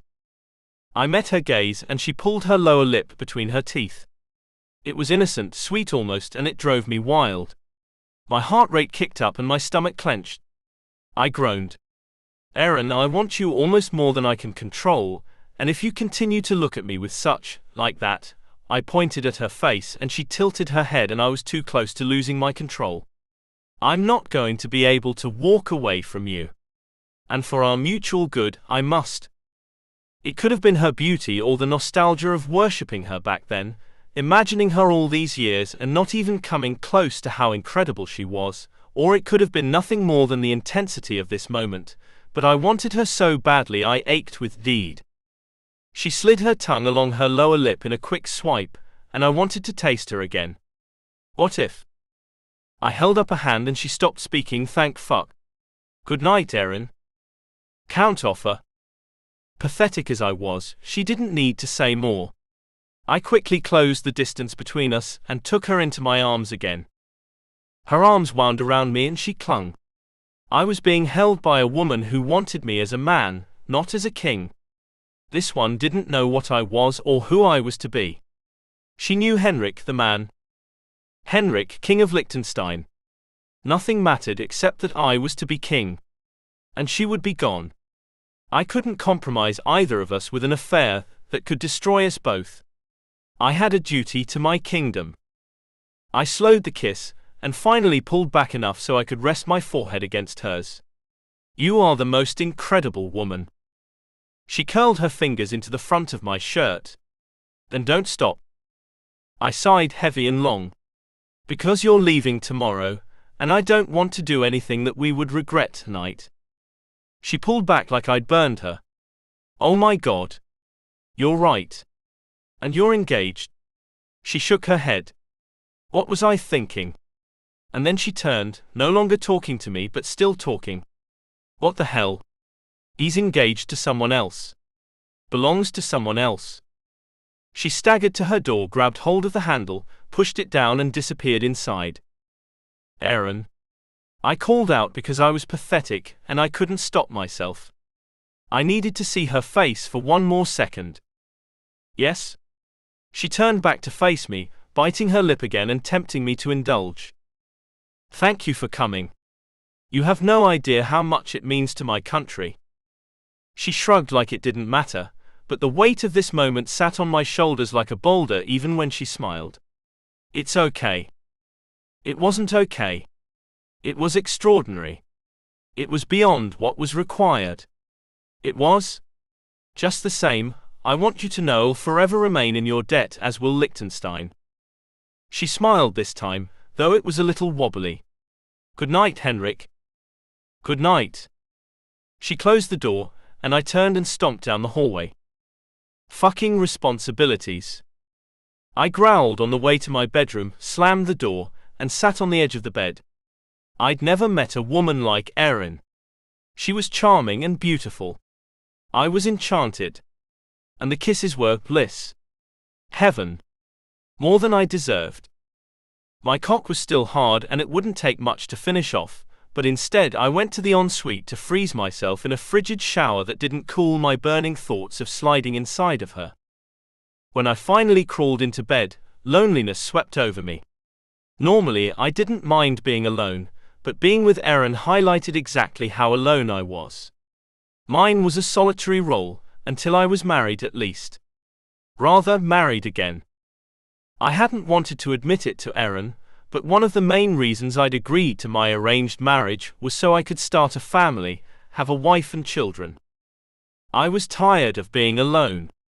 Tired of all the articles questioning my bachelorhood, my sexuality, the women I squired around the country. I'd contacted the tabloids more than once to protest the word squire, but it never worked. A marriage would stop all that. I hoped so, anyway. And while we were of the same status and the same lifestyle, there were no guarantees that she and I would get along. I worried every night that I was going to end up in a Prince Charles Princess Di situation, and the world had already endured that once. No monarchy would survive it again. I sighed and tried for sleep. Worrying would do me no good now. Only time would tell if marrying the woman my parents had chosen for me would be a good idea, or a disaster. I woke at 5:30 a.m. and started my day as usual with an hour in my personal gym, a quick shower, a spot check of my notes for the upcoming cabinet meeting, and then a brisk walk to the dining room by 7. Good morning. Erin was already seated at the table, her head in her hands. She looked up as I approached, her skin ashen. I find absolutely nothing good about it. I laughed as Geordie poured me a cup of coffee. Perhaps too much wine last night? I nodded to Geordie, who moved to her side of the table and poured. The coffee should help. How do you take it? She nodded, then held the sides of her head again. Cream and sugar. Geordie reached for the small serving pitcher of creamer, but I shook my head and he smiled and backed away. I was happy to serve Erin. Here you go. I sat at the head of the table and reached for a slice of fruit. You should try a piece of toast. It will settle your stomach. In my younger days, when I was busy trying to figure a way around giving myself to my country, I'd had no choice but to learn a thing or two about hangovers and how to rid myself of them. Please don't mention food. Erin shook her head and wrapped both hands around her cup of coffee. I didn't think I drank that much last night. The jet lag amplifies the effects, I told her, also acquainted with travel while drinking. Eat. And drink plenty of water. The only other cure is time. She sighed and glanced up at me. I'm sorry about last night. Her voice was soft, but she met my gaze and held it. The sincerity was appreciated, but hardly necessary. I took a scoop of eggs and a piece of toast. What for? For throwing myself at you. She shook her head, then widened her eyes. I don't usually, ever, I'm sorry. Yes, you mentioned. Heat surged through me. I need to apologize too. When I looked at her, the words tumbled out. I wanted to stay with you. I'm sorry I walked away. I swallowed, gulped, and the words were out there. I couldn't take them back. Oh shit. Excuse me? That certainly wasn't the reaction I'd been hoping for. I mean, I didn't. I wanted you to say that. Her words were broken by breaths, and then she blinked up at me, eyes wider. Really? I nodded, because it was going to take a second to find words. When I finally did, all I managed was yes. And then I smiled. You're beautiful, Erin. Pink inched up from her throat to her cheeks. Thank you. I leaned forward and lowered my voice because some things the staff here didn't need to know. I've never wanted anyone the way I wanted you. Truth be told, I still wanted her. The last few hours apart, when sleep should have deadened the need, had done nothing to make me want her less. But Erin, if anything were ever to happen between us, I'd need us to both be sober and willing. She nodded and reached for a piece of toast. Sober it is. I ate slowly, wishing and hoping, wondering and considering, but it could never happen for us. My life was an obstacle. My status. The fact I was promised to someone else. Francis walked into the dining room, clipboard in hand. It was time to start my official day, and that always began with the official briefing of my schedule. You're Henrik. He coughed loudly to cover his slip. I wanted to laugh at him, but it had been Francis's idea to pretend I wasn't royalty, which meant everyone had to refer to me by my first name. Protocol suffered, but for the sake of national security it could be ignored. Good morning, Francis. Protocol be damned, but there was no reason to be less than courteous. Good morning. He tilted his head and bowed in my direction. Your meeting starts in 15 minutes. I stood and buttoned my jacket. Thank you, Francis. I'll leave now. Have Davis bring the car around. He was my morning driver. Will you be available to help Erin this morning? Francis nodded, his lips twisted with annoyance. His job as my assistant was to deal with whatever situation arose or whatever detail I needed handled. Erin was such a detail, even though Francis generally found the female situations distasteful. But he would do what I asked simply because I asked it. Yes, he said, his tone clipped. I will stay with her and arrange travel plans while we wait for the arrival of the other 2 Americans. Erin stood. Oh, that's right. Victor and Silas arrived today, don't they? I hadn't seen them since that day in the park, but I didn't know if Erin had or not. Can I ride to the airport to pick them up? A jolt of jealousy shot through me, unexpected and annoying. I looked at Francis. I didn't even know what time the flight was to arrive. Raymond has already departed to pick them up, Francis said calmly, but he was lying and I wondered why. We can arrange for your continued travel while you wait for them to arrive. Francis didn't leave room for negotiation.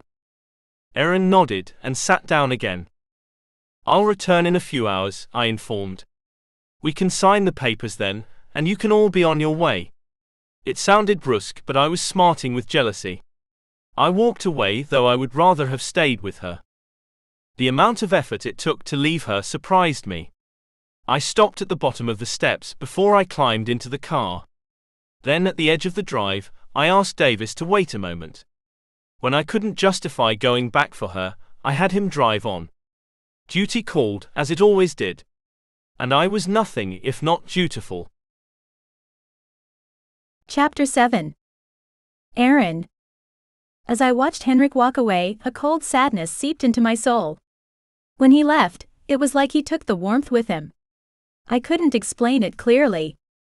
I doubt if it was able to be explained.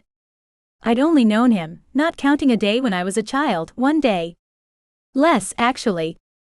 But I was affected, and it was his fault. I shivered and pulled my sweater tighter around me as we walked into what could only have been Francis's office. It was elegant, with a chandelier in the center of the room, a desk that was 1,000 years old if it was a day but still gleamed like it had only just been polished. His chair was one of those fancy modern ones with lumbar support and crazy gold armrests.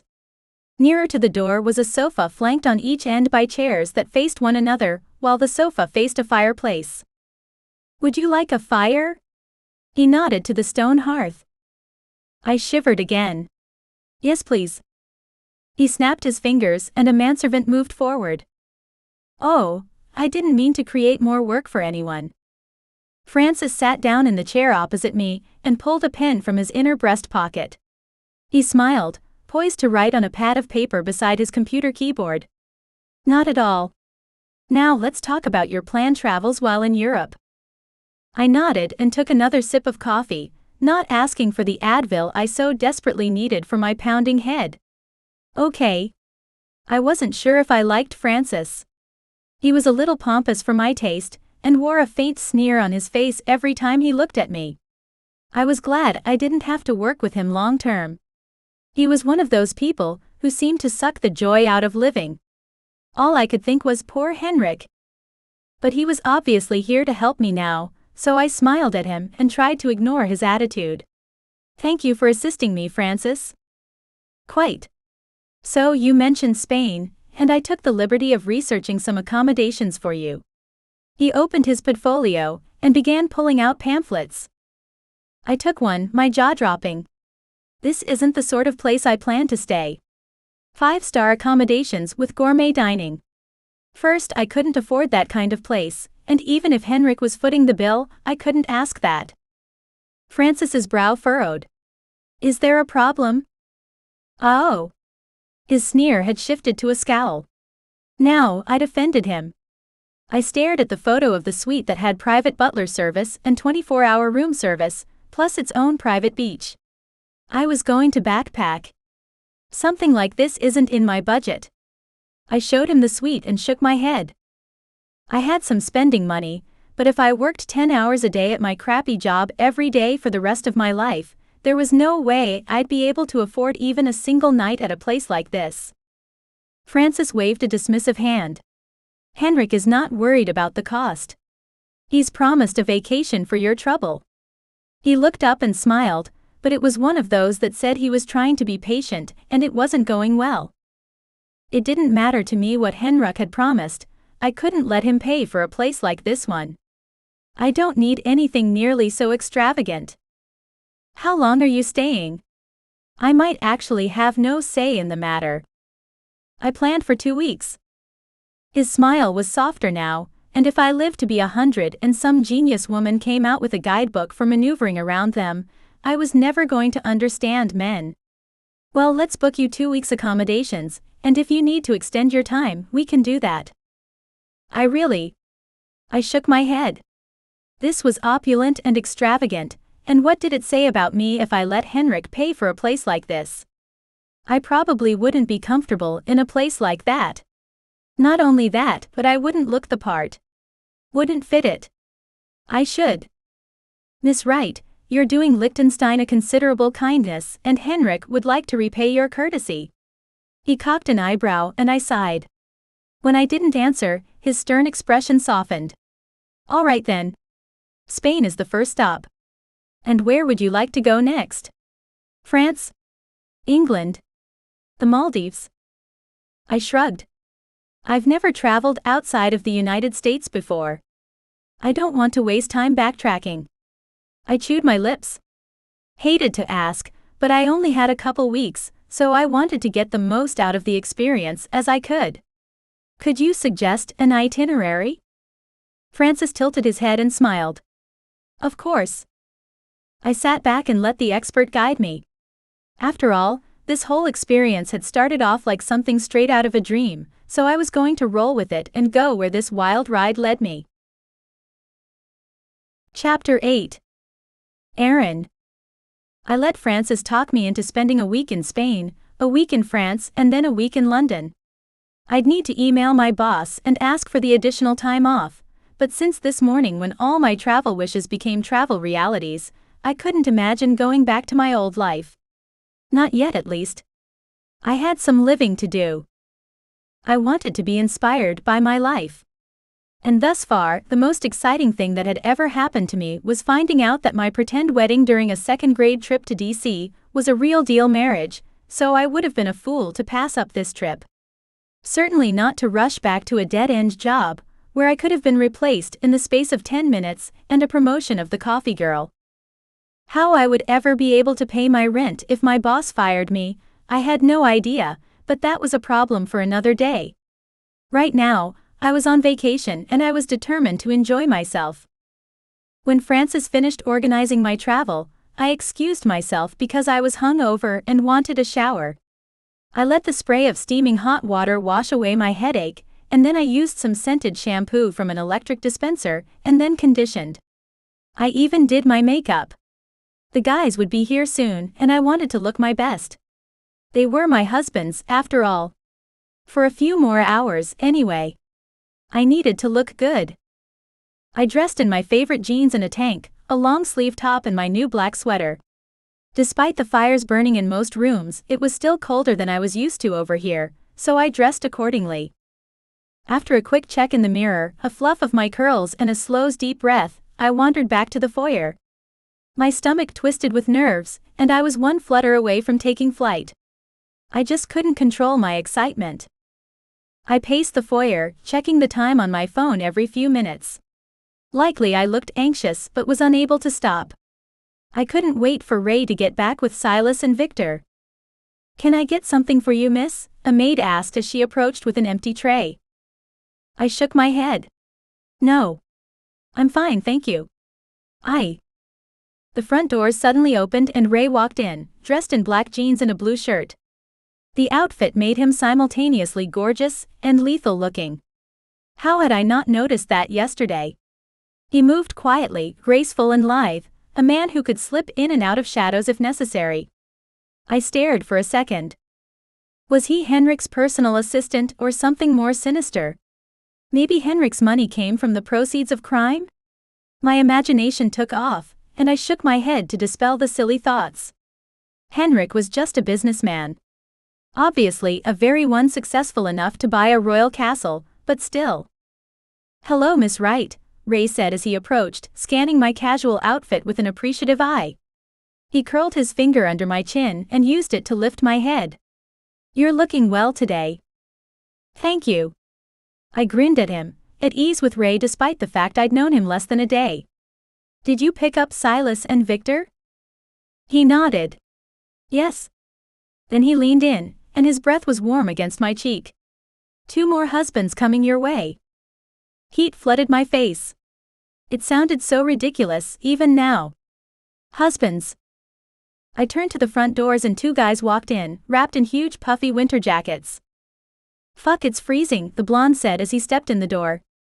He was tall with the body of an athlete, slender and wiry. His hair was pushed back in one of those artful styles that required gel and mousse and clay. But it was his eyes, gray-blue, that drew me in. I assumed, since he was blonde when we were young, that this one was Silas. The other one had shorter dark hair, and a neck tattoo creeping up behind his ear. The blonde pushed shut the door again, then they both peeled off their jackets. It was an oh my moment, and it took a second for my brain to resume normal function. "Wow. Aaron?" Silas asked, his gaze sweeping the length of my body. I stood still and waited until he was finished. I stared back at him. "Silas?" I whispered, looking beyond the blonde hair for any other signs of the stout little boy I'd once known. "Yeah." He moved in as if he was going to hug me, and then I made it awkward by shifting my arms so that we would bump into one another arm first. He moved his, I moved mine. We were doing the reverse robot, until he finally got close enough to wrap his arms around me and we both laughed. Just that easily, my shy awkwardness dissipated. He set me on my feet again, as Victor watched us from the side. I turned to him and grinned. "Hi, Victor."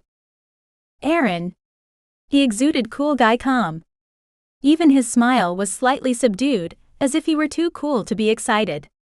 "It's been a long time." "It has," I exclaimed, taking in all the little details. Victor's gray sweater that matched Silas's eyes. And Silas was an inch or so taller than Victor. Victor had eyes that were so brown I almost couldn't tell where the pupil began. His legs were long, and his jeans fit him like they were tailor-made. And Silas wore a blue sweater that made his eyes all the stormier. This was a moment I wanted etched into my memory. I was going to want to dissect it all later. There wasn't much to indicate that these were the little boys who'd each slipped a daisy ring on my fingers. Wow. You guys grew up. An understatement. They hadn't just grown up, they were hot. We were all glancing from one to another. I didn't know if they'd kept in touch over the years or not, and I wondered, but Victor's gaze sharpened as he glanced at me and he smiled. My stomach fluttered. When Silas looked at me in the same way, the flutter got stronger. "Yeah, well, a lot changes in 20 years, Victor said. One thing that didn't change was his smile. It was boyish and sweet, and I might have fallen a little bit in love standing in Henrik's foyer staring at him. It certainly does. If I sounded breathless, it was because I was. Ray held his arm out to me. "I'm sure the 3 of you are hungry, and of course, you have a lot to catch up on." I took Ray's arm since he was offering. "Where are we going?" "To the northern sitting room. Lunch is being served there." I was less queasy than I'd been earlier, but the thought of food made me waver. "Will Henrik be meeting us there?" I walked arm in arm with Ray out of the foyer and along one of the many grand hallways. Yes. He'll be there when his current meeting ends. He smiled down at me and there was a twinkle. Ray showed us into a huge room with yet another, a roaring fire, where a table against the wall was spread with a line of plattered food. Sandwiches and salads, hot food, cold food, fruit, charcuterie, cheeses, so many choices. I'm starving, Silas said, rubbing his hands together as he walked around me straight to the table. Thanks, Ray. It wasn't that I needed led into the room, but there wasn't a much better way to walk around the castle, than on this guy's arm. He winked at me, then I watched his broad shoulders as he walked out the room. I sat down in one of the dining chairs and reached for a bread roll. The food here is delicious. The table was set like a buffet, and another long table with 3-place setting was beside it, but closer to the center of the room. I sat at one side of the table, and Silas took the spot beside me. When he set his plate down, he lifted the bottle of wine from where it sat between us and Victor, and read the label. This is a $1,000 bottle of Pinot Noir. Wine? Silas asked, offering me the bottle. I shook my head and held up my hand, stomach lurching. God, no. I'm still hungover from last night. He laughed. When I'm hungover, I look like I've been hit by a bus. The look he gave me was heated, and I sucked in a breath. You do not look hungover. He glanced away from me and added a slice of roast beef to his plate. Softer, he said, you're beautiful. The temperature in here must have climbed like 50 degrees. I was warm from cheek to toe. And the way he was staring at me now didn't help. Thank you. But I needed to change the subject. Fast. You guys both look great. I don't know what I expected, but this is better. Better? What did you expect? Victor chuckled. I, for one, expected you to be beautiful. He grinned. And you are. If I was keeping score, and I should have been, that was 2 beautifuls in about 45 seconds. There was a lot of testosterone in this room, a lot of muscle and so much handsome, my thoughts had no defense. I swallowed my suddenly lust-filled thoughts and tried to act as cool and collected as the men. So what do you two do? I asked, glancing from one to the other. Silas reached for the mashed potatoes. We're in construction. Really? Together. I smiled at him. Victor nodded and poured himself a glass of wine. Yeah. We work together. We actually just started our own construction company. Quite the husbands I had here. That's awesome. I wasn't sure they knew each other when we originally met. Silas nodded at me as he took a sip from his glass, then smiled. When we got the call from Francis, we'd just come from a meeting with a buyer of a house we flipped. I'd been about to express my awe or some other ridiculous emotion when Victor saved me. Speaking of which, he said with a cheeky grin. I did a little research before we left for Liechtenstein. Do you know who Henrik is? Who he is? I shrugged. He's one of the little boys I married when I was 7. Although just by his smile, I knew that wasn't what he meant. I mean, do you know who he is? Victor repeated the question without any emphasis, and I couldn't tell what message he was trying to convey. She doesn't know, Silas said, his grin as knowing as Victor's, and I wasn't sure I liked being the only one who didn't know what was apparently a big secret. Just tell her. Yeah, just tell me. I wasn't annoyed as much as I just felt out of the loop, like I was behind.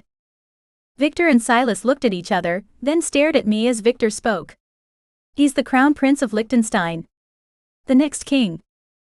He's what now? Crown Prince? Next king? What? I knew what all of those words meant singularly, and I knew what they all meant as a team, but I didn't understand their correlation to Henrik. I told you she didn't know, Silas said, nodding at Victor like he had indeed said I didn't know. I had too much information to unpack to worry about the fact they seemed to be enjoying too much that I hadn't known. How could you not know? Victor demanded. Look where you are, Aaron. The wealth. The royal castle. The servants. And now I felt stupid. How had I not known? I thought. I snapped my mouth shut. I'd been busy imagining a billionaire crime lord. Prince hadn't even been a thought. A door closed behind us, and Silas and I twisted to look at Henrik striding into the room with a leather briefcase in hand. "You're a prince?" "The prince." I stared at him through narrowed eyes. Even though he'd never confirmed or denied anything I hadn't asked, I felt lied to. "I apologize for not telling you myself, Aaron." He shot a pointed look at Victor. "But my parents and my steward assumed you wouldn't sign the divorce papers if you knew who I was." "His steward?" "Oh. Francis." Henrik reached the table and nodded at the guys. "Victor. Silas. Thank you for coming all this way." He was about as warm as an icicle. While they did a group round of handshakes, I sat digesting this revelation. Jet lag, hangovers and big shocking news were not happy bedfellows. Henrik is a prince. The next king. I stared at him. "You were just an ordinary kid in that playground all those years ago."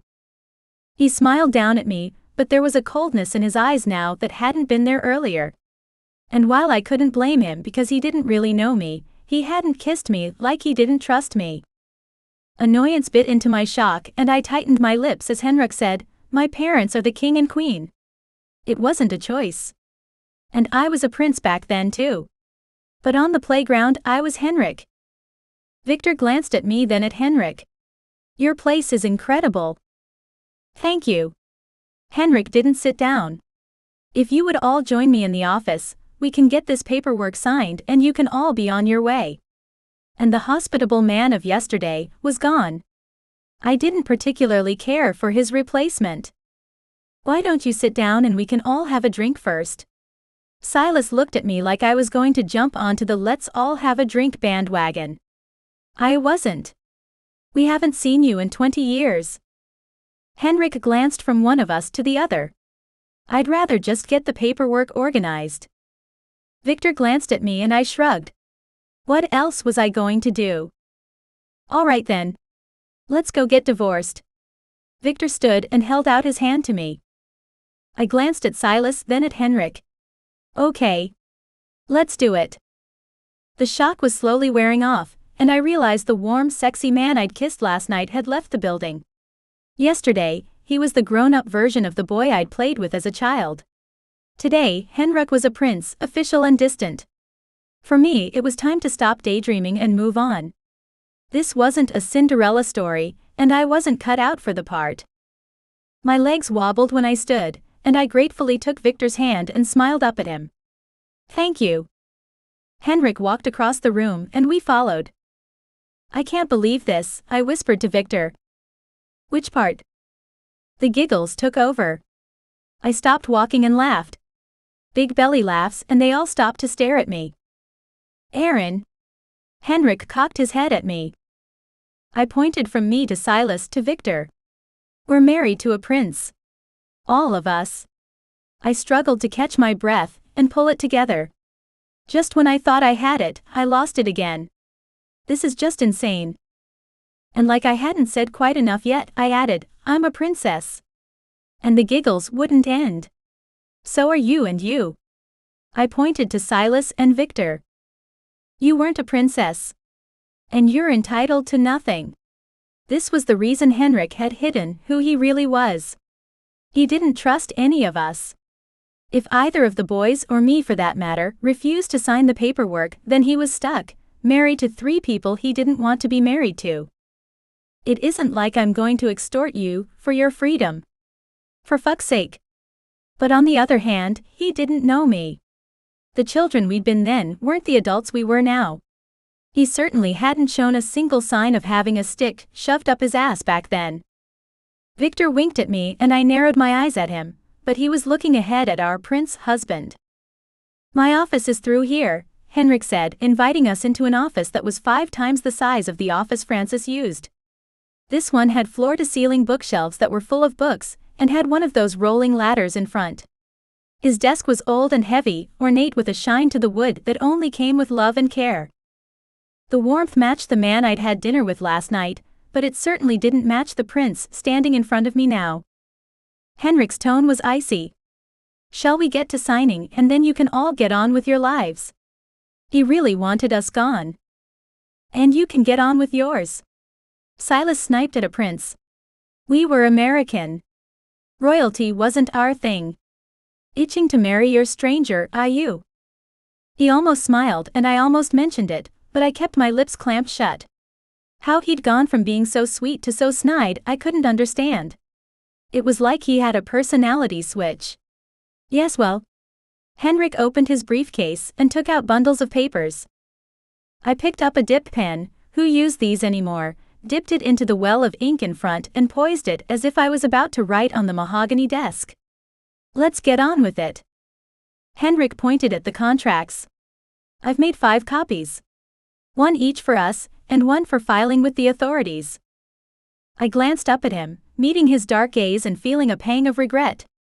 Wouldn't want to hold up your wedding. I was bitter, and didn't understand it. We didn't know each other beyond what his body felt like under my palm, how his lips tasted, how his eyes darkened when with desire. But I hadn't even known he was a prince. This was for the best. Henrik stared at me, then nodded once. Of course. It has to be this way. I sighed and put the pen to paper. All right. As you wish, Your Highness. Then it would be on to Spain, leaving my prince, indeed, leaving all 3 of my husbands behind forever. Chapter 9. Victor. Aaron signed all 5 copies of our weird-ass childhood marriage divorce papers, then handed the pen to Henrik. For being a prince, this guy was pretty normal looking. In fact, other than the custom-tailored suit that probably cost more than the house C and I had just sold, he looked like any other guy. I didn't see any sign of a crown. Kind of disappointing, if I was honest. He signed all 5 copies, then handed the pen to Silas. C, business partner and best friend, looked at me, then shrugged and bent his head to chicken scratch his name across each of the contracts too. When it came time for my turn, my gut told me not to do it. I wasn't sure why I had such a strong urge not to sign, but I usually followed my gut. It had taken me far over the years. So when I took the pen from Silas's hand, I gripped it and stared at the 3 people I was allegedly married to. I'm not sure about this. Henrik groaned. I knew it. One of you. He shook his head. Aaron huffed, but I didn't know who she was huffing at. Maybe she wanted this too. Silas simply shook his head. I put up my hands. Hey man. I don't want to be married to you. You're a guy. But Aaron. I met her gaze and smiled. This feels like it's kind of meant to be.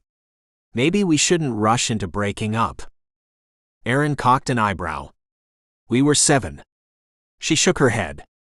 And that doesn't feel like the kind of thing I should have to say. Her sigh was short but loud. We were never together. But we could be, I said, and even I wasn't 100% sure what I was thinking. If we don't sign these forms, then maybe we could start something. Aaron's eyebrows rose high on her forehead. The 4 of us. I glanced sideways at Henrik. Well, not Mr. Fancy Pants over there, but the 3 of us. Why not? Silas and I didn't have a problem sharing a woman. We'd done it before. Henrik crossed his arms and leaned back in his chair, nostrils flared, anger emanating off him. If this is about money, I'm paying you to sign. What more do you want? I rolled my eyes, mimicking his pinched facial expression. You can keep your fucking money.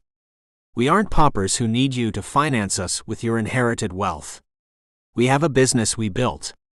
I was being an asshole, and I didn't give a shit. He'd crossed a line. If we were after money, we would have demanded it a lot sooner. Aaron put her hand on my arm, and shivers coursed over my skin. I'm going to Spain for a week, then France and England. Francis has already organized it all. Do you and Silas want to come with me? She looked up at me with her big beautiful eyes, and I was lost. She could have asked me to rob a bank, and I would have been powerless to do more than agree. How ironic would it be if I'd met my soulmate when I was 7 years old? And now I was about to divorce her. I forced myself to stay cool, despite the heady effect of her touch. Yeah, that would be great. She tapped the desk. Then sign these and we can move on to Spain. Together. My gaze snapped up to the prince, who had made a strange type of pained noise. It was almost imperceptible, but I had excellent hearing. What's your problem? Henrik shook his head. Nothing at all. Please. Sign. And I'll be happy to organize European holidays for all three of you, if that's what you wish. My gut twisted again, my instincts screaming at me not to leave Mr. Fancy Pants behind. I growled, then bent my head to sign the first copy. Then the second. I glanced up again. Jesus. This guy wore his heart on his sleeve. Along with his anger and loneliness. I threw down the pen. Shit. What's wrong now? Henrik demanded. I scrubbed my fingers over my scalp.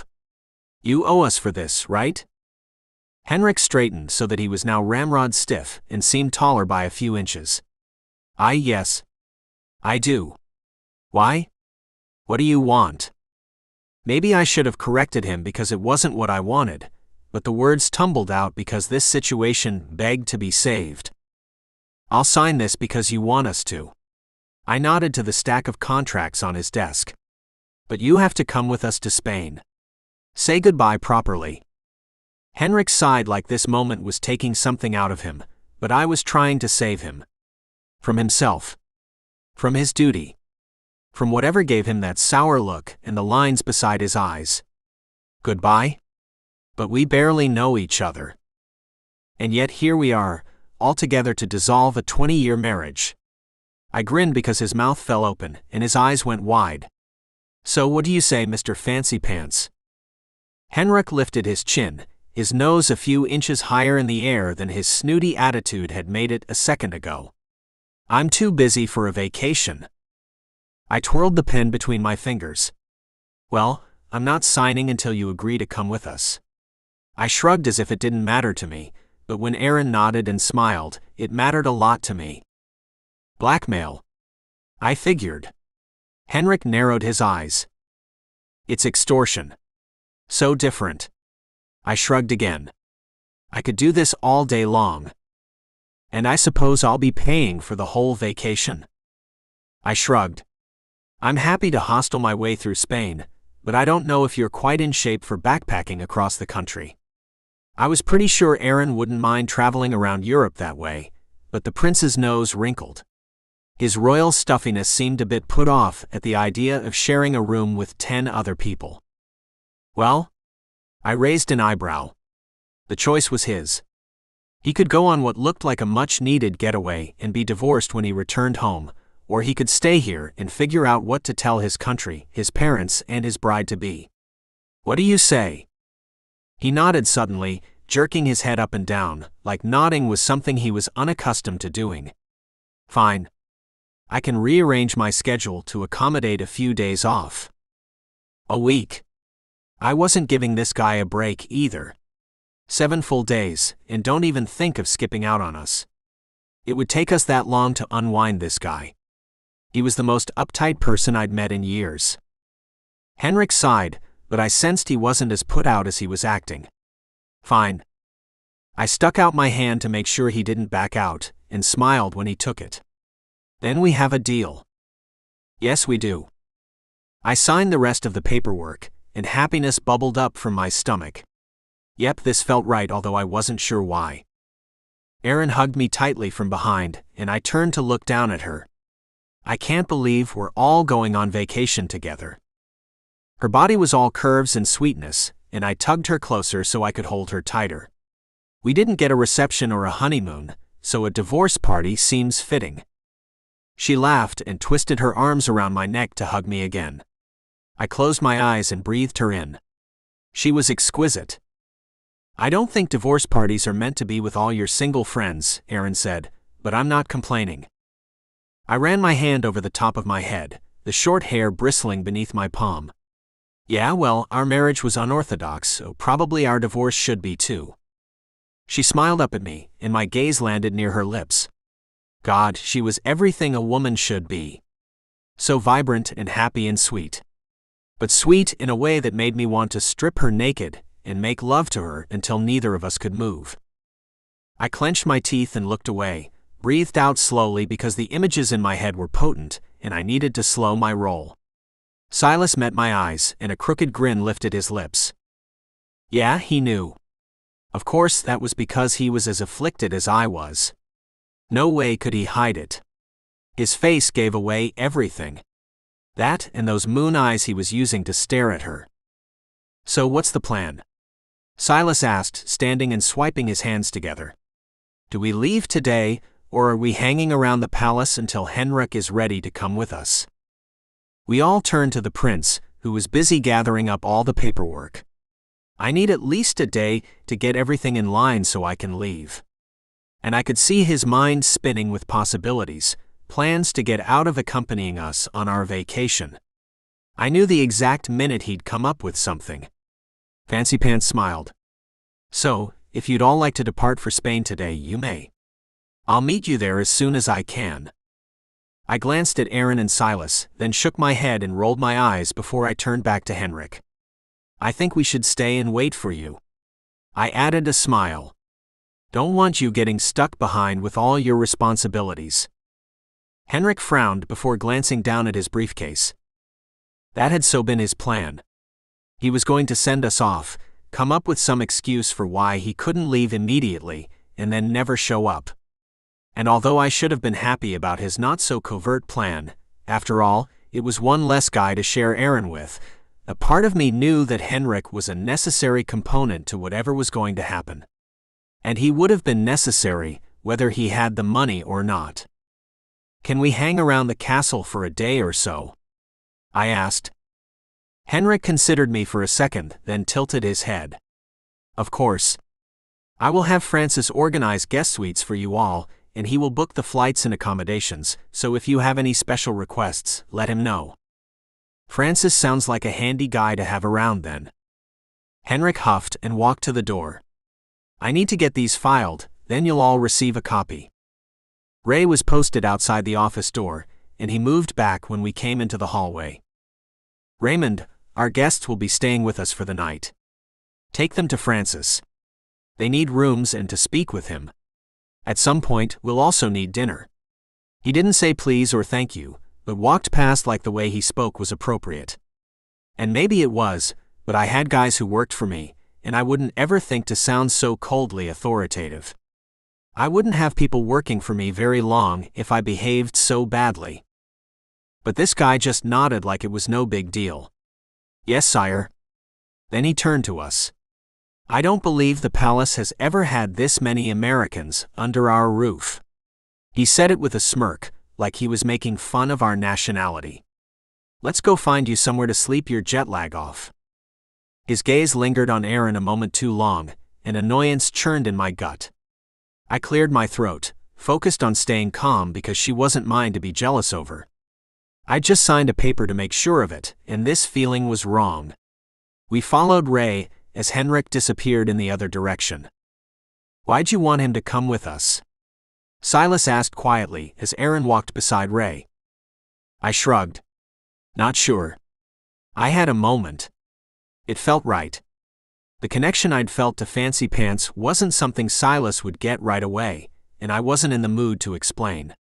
Hell, I wasn't even sure I could. Silas shot me a weird side eye but didn't say more. He knew me well. Knew I did strange things sometimes because my gut told me to. It didn't often lead me astray, so he tended to give me a fair amount of latitude when it came to my gut feelings. I was wondering the same thing, Aaron said with a look at me over her shoulder. I liked the smile that came with it, so I was over the moon about both, and I stumbled and almost fell.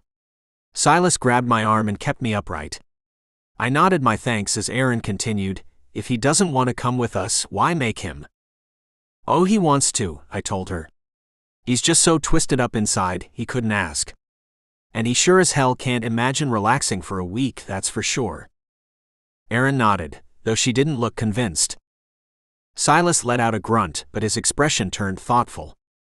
We met Francis walking along the corridor toward us, and Ray spoke to him for a moment, before he indicated we should follow him. Come this way. We did, and were shown to bedroom suites the size of apartments. I'll have all of your luggage brought up so you can settle in. Sounds great. Thanks, man. I went in to explore the room allocated to me. Erin said she was just up the hall, and Silas was in the suite next door. Erin followed me into my room, looking around. This is pretty much identical to mine. The bathroom's huge too. Go check it out. I did, and stood in the middle of the tiled expanse, gaping at all the space. I've never seen anything this big. And probably wouldn't ever again. Erin grinned at me, then moved back into my bedroom and sat on my bed. So, tell me more about you and Silas, Victor. Do you have girlfriends? I laughed and pulled off my shirt, loving the way her eyes ran over my body as I exposed more of my tattoos. Part of me had done that on purpose, to see if she'd choose to look or run away. Nah, I said. We're both single, but looking for the right girl. Girl? Don't you mean girls? I raised a brow as I answered. No. I meant girl. Singular. I grinned widely at her, letting that sink in before heading over to the bathroom again. I need a shower after that long-ass flight. Wanna join me? She giggled as she jumped up and hurried over to the door. I think I'll go call my parents, make sure they know I'm still alive. She lifted her hand and waved goodbye, and I was left with a body hot and thrumming with desire for the sexy-as-fuck woman I'd just divorced. Chapter 10. Henrik. Anger thrummed through me like the heavy vibration of a guitar string. I'd been hoodwinked into going to Spain with 3 people I didn't even know. Okay, so I'd been married to them for 20 years, but that was a farce. An innocent childhood moment that had turned into something with far-reaching ramifications once we all reached adulthood. What were my parents going to say about me running off to Spain for a week? And how was I going to get out of all my royal commitments? My stomach roiled with tension as I gave the paperwork to one of the legal team. Tobias, who had been retained by our family for years, notarized the 5 copies of the divorce papers and kept one for himself before handing the others back. Thank you, I muttered, clutching the papers. Do you need anything else, Your Highness? I shook my head and headed to my bedroom, the only place I seemed to find any peace and quiet these days. I walked into my suite and sat down on my bed, needing a moment to think. Could I really do this? Go out into the public with 3 virtual strangers? The press would have a field day if they found out, and any photos taken would be broadcast around for the whole world to see. And probably judge. That would likely include my parents. There was a knock at the door, and when I called out to enter, Raymond walked in. I was wondering where you were hiding, Henrik. What's going on? Raymond was one of the few people who called me by my name, rather than title, when we were in private. Over the years he had become a friend of sorts, though he was always professional and respectful when anyone else was around. I sighed and gave my head of security a rundown on the deal I'd struck with Victor. It was a fair deal, really. I would have done anything to be released from the strange marriage I'd become tangled up in. Raymond listened, nodding on occasion, then he unexpectedly burst out laughing. I glared at him. It's not funny. He put a hand to his stomach, still chortling. Please let me be there when you tell Francis he has to reschedule your whole week. He is going to literally combust. I ran a hand through my hair, feeling overwhelmed. Raymond was right. This was a stupid idea. He walked closer, his face sobering. If you don't want to go, Henrik, I'm sure I can work out a way to get them to leave without you. I looked at my friend, a man who'd worked beside me since I turned 18. No. I'm a man of my word, though I have to admit I was tempted to pretend I hadn't agreed to it. I've said I'll travel with them for a week, so I will. But I'm just not sure exactly how to do that. He shrugged. Easy. You just go. You're the heir to the throne, Henrik. You can do whatever you want. I pinched the bridge of my nose. That's not how it works, and you know it, Raymond. He snorted. It kinda is how it works, actually. You just don't normally exercise that right. You will have to take me with you, of course. But I wouldn't mind getting a little Spanish sun. I stood up and shrugged out of my jacket. You're right. I'll just push aside my obligations. For a more important obligation, he reminded me. After all, now that you're free to marry Princess Posy, you can do what you want. I tried not to flinch at that woman's name, but he saw it. I could tell by the knowing look in his eyes. Don't say it, Raymond. Don't even say it.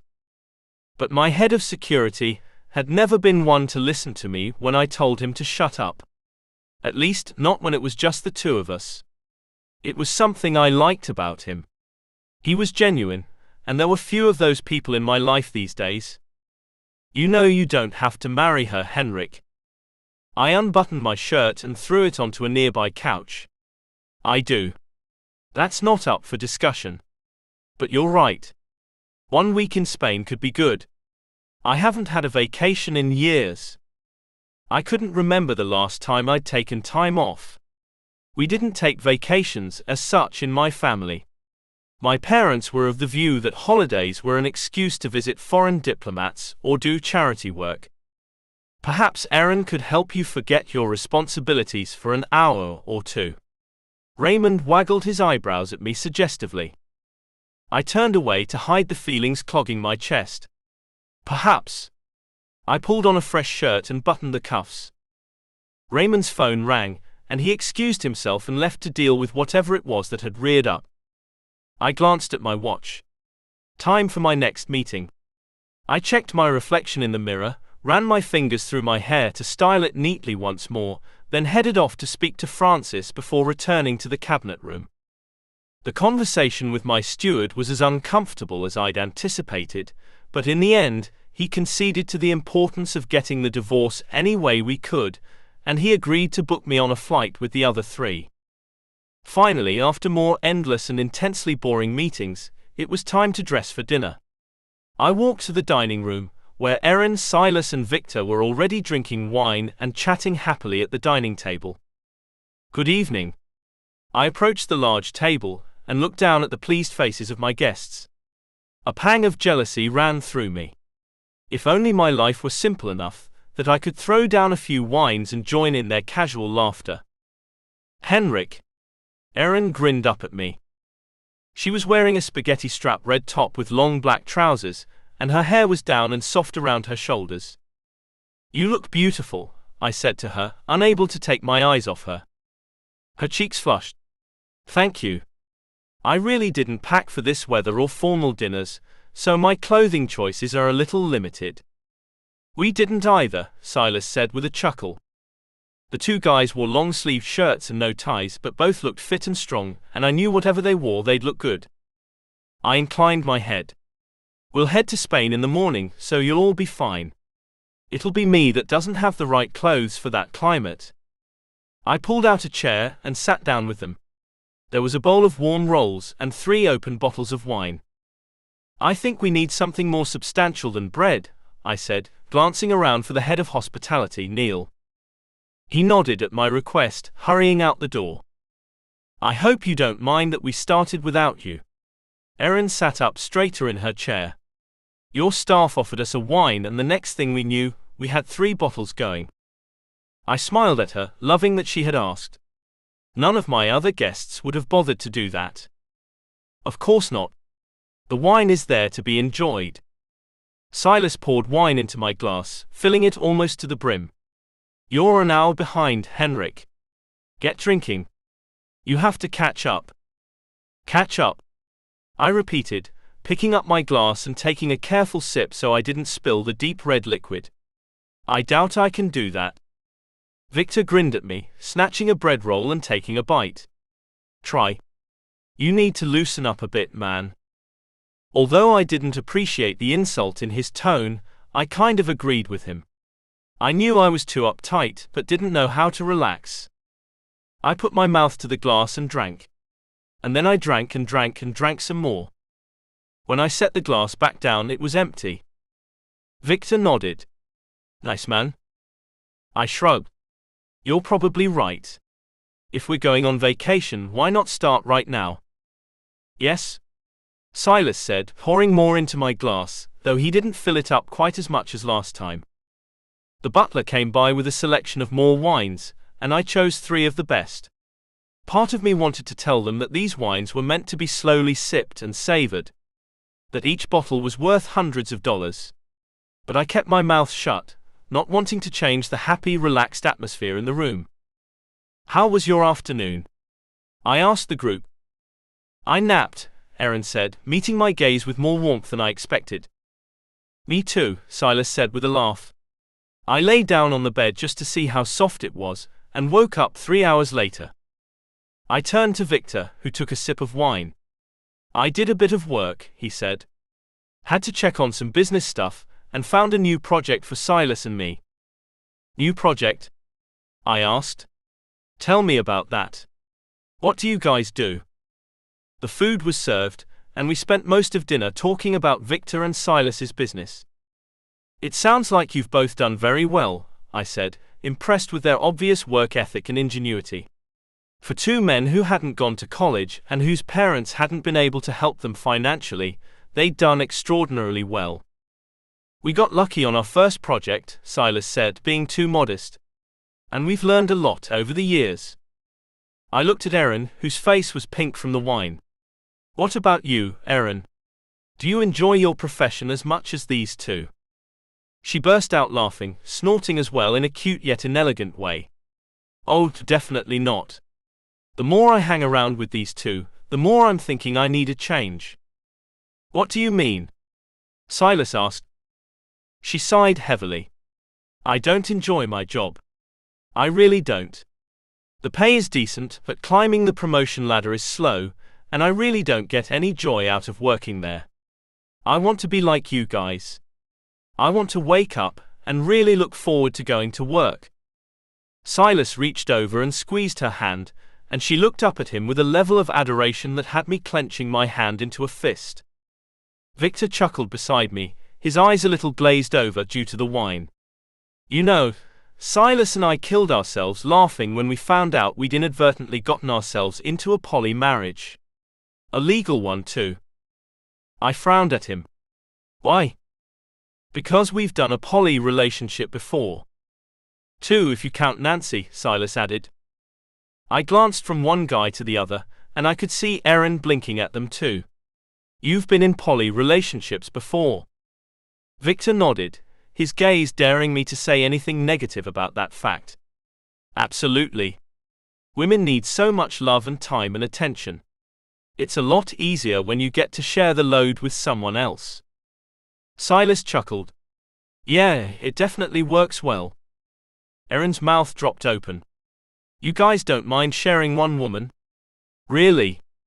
I mean, Victor said something along those lines earlier, but I thought he was joking." I was thinking the same thing, but didn't want to appear ignorant. The servants arrived with dessert, and Silas reached for a piece of Drykonikuchen, a sweet roll filled with citrus rind and raisins. "We prefer it actually," Silas answered after the serving staff had backed away. "It's great fun." He wagged his eyebrows and smiled at Erin.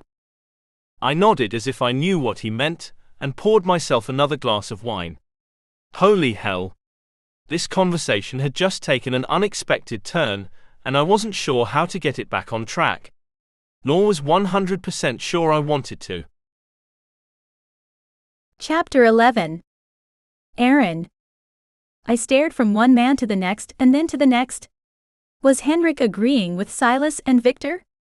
Or was he too polite to say what he was thinking, which probably matched what I was thinking? I can't believe it. I managed to splutter. That would be like every woman's dream. You must be overrun with girls applying for the job as your girlfriend.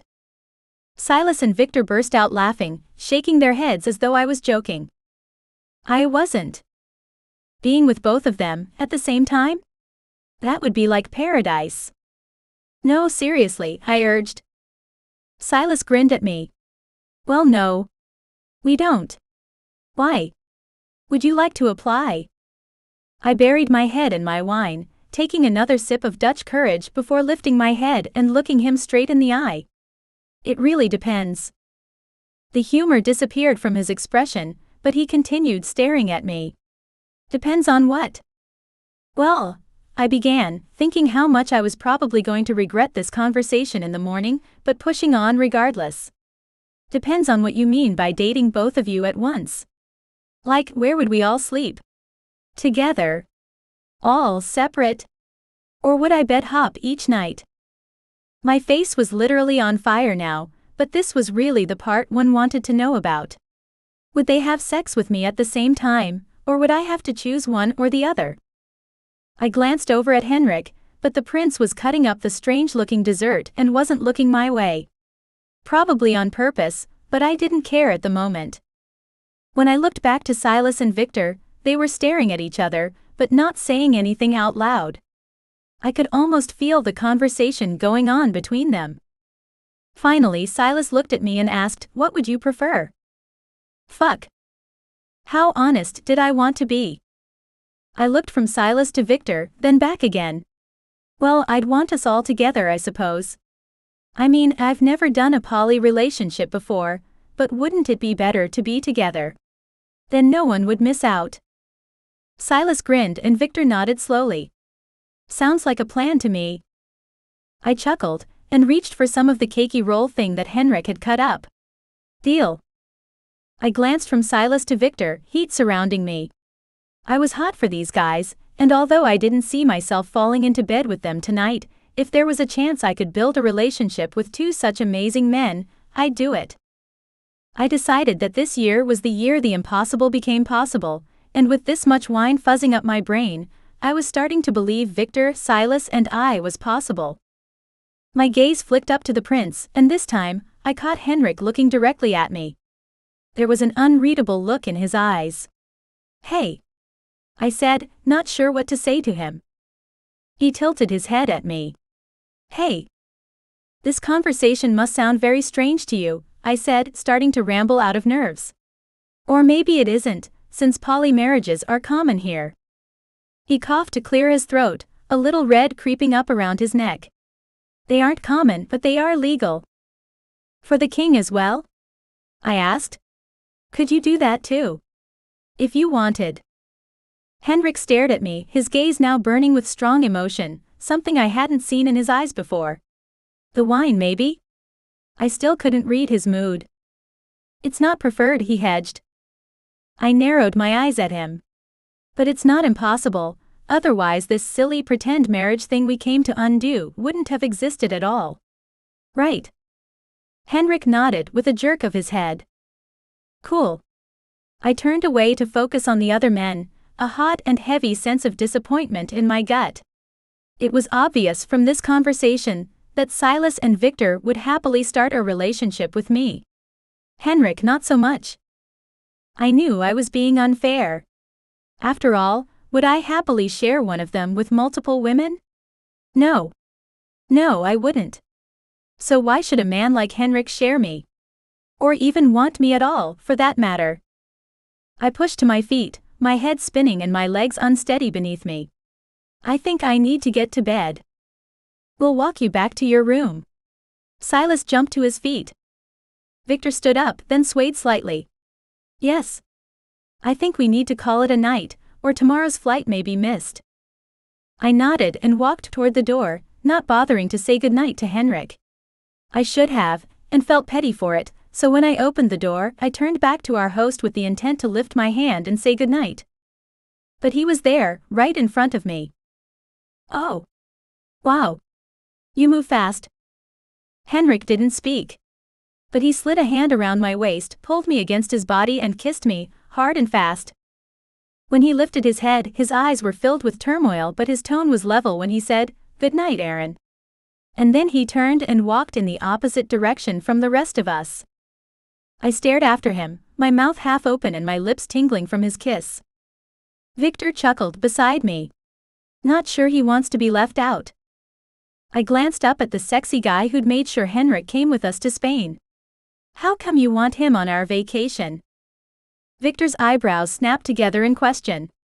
What do you mean? I mean, you pushed really hard for him to come. Why? He stared down at me with his intense dark gaze. Not sure, to be honest. I just had a feeling he was needed. For me? I asked, my head starting to spin a little harder the longer I stood there. For all of us, Victor said, offering me his arm, which I gratefully clung to. Let's get you into bed. We laughed and stumbled our way down several corridors, got lost, had to ask for help, then finally found ourselves standing in front of my ornate door.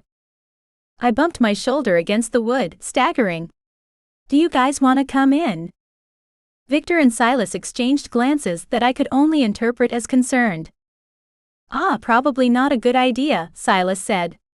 With this much alcohol in us, it doesn't make for good choices. You could just sleep with me, I said, smiling up at both of them. My bed is massive. Victor laughed and cupped my chin gently. Let's all sleep in our own rooms tonight, but once we're in Spain, it's no holds barred. Okay? I nodded, a little sad. But at heart, I knew they were right. It was a bad idea to make decisions when I could barely stand up straight. Okay. Victor dipped his head and kissed me softly on the lips. Then Silas did the same thing, lingering a little longer. Good night. I managed, before pushing open the door and staggering to the bed. Night. The boys called out before they shut the door behind them. I didn't bother getting undressed. I just shoved my shoes off and crawled over the big mattress and beneath the covers. Then I lay on my back and stared up at the ceiling, the whole room spinning in a relatively pleasant way. What a night! I was going to be embarrassed in the morning, but for the moment, I could only marvel at the idea that two guys as sexy as Silas and Victor wanted me. I'd been single forever. I fell asleep soon after, blissfully happy, and woke many hours later with a dry mouth and a throbbing head. Aw fuck. I rolled out of bed to use the toilet, drink 2 full glasses of water and take 2 Advil. Then I passed out again, and woke with the sunshine streaming in my window. I blinked my eyes rapidly, not wanting to get up, but realizing too late that I hadn't set an alarm and we were leaving today. I jumped out of bed, my stomach lurching as I did. Yuck.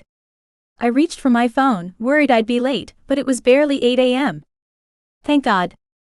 I staggered into the bathroom and turned on the shower, hoping I could somehow rehydrate through my skin. Definitely too much wine. Way too much wine. I burped and coughed, and generally groaned at feeling so crappy.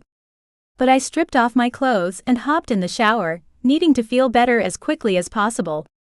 The evening came back to me in flashes, and I closed my eyes beneath the water spray, wishing my stupidity away. Oh my God, I gasped as one particular conversation came back to me. Had I really organized to date both Victor and Silas at once? Had the prince really kissed me, all possessive like that, in front of the other two? What on earth was going on with me? Everything was so twisted and upside down. Me, who couldn't even find a single guy to date, now had 3 amazing men kissing me at once. Wow. I finished my shower and managed to dry my hair, take more Advil, and get dressed. By the time 9 o'clock rolled around, I was mostly packed and ready. There was a knock at the door, and when it opened, one of the male servants stood there. Good morning, Miss Wright. I've been sent for your luggage. The car to the airport leaves shortly. I nodded. Yes. Here you go. I gestured to the suitcases on the bed. Thank you. He took my bags and I gathered up the last of my personal things into my satchel, then said goodbye to the most amazing suite I'd ever stayed in. I might see you again soon. I told my extremely comfortable bed. I was being a little too optimistic to think I'd ever be allowed back to stay at the palace again, but it was a nice thought. I shut my door and made my way toward the dining room, my stomach twisting with hunger and expressing its need for a greasy hamburger. Chapter 12. Henrik. Waking up with a hangover and the knowledge that I had to climb on a plane in a few hours was not pleasant. Quite the opposite. The misery was made even greater by the fact that I was woken by my personal cell phone ringing. That meant it could only be one of a very short list of people who was trying to call me. Hello. I spoke into the phone, my voice unexpectedly husky and groggy, no doubt from all the very expensive wine I'd drunk last night. Henrik, what's wrong with you? I closed my eyes and rolled over to lay my head on the pillow once more. Good morning, Mother. What's this I hear about you going on a vacation? You're not scheduled to travel to Spain at all this year. Fucking Francis told on me. I tried not to sigh too loudly, but enough of the sound escaped that my mother heard. Henrik, I wasn't a playboy prince. I didn't get vacations. I got scheduled time off occasionally, when we had diplomatic visits in exotic countries. That was the extent of my free time. Mother, the only way I could get those papers signed was to agree to go on this vacation with them.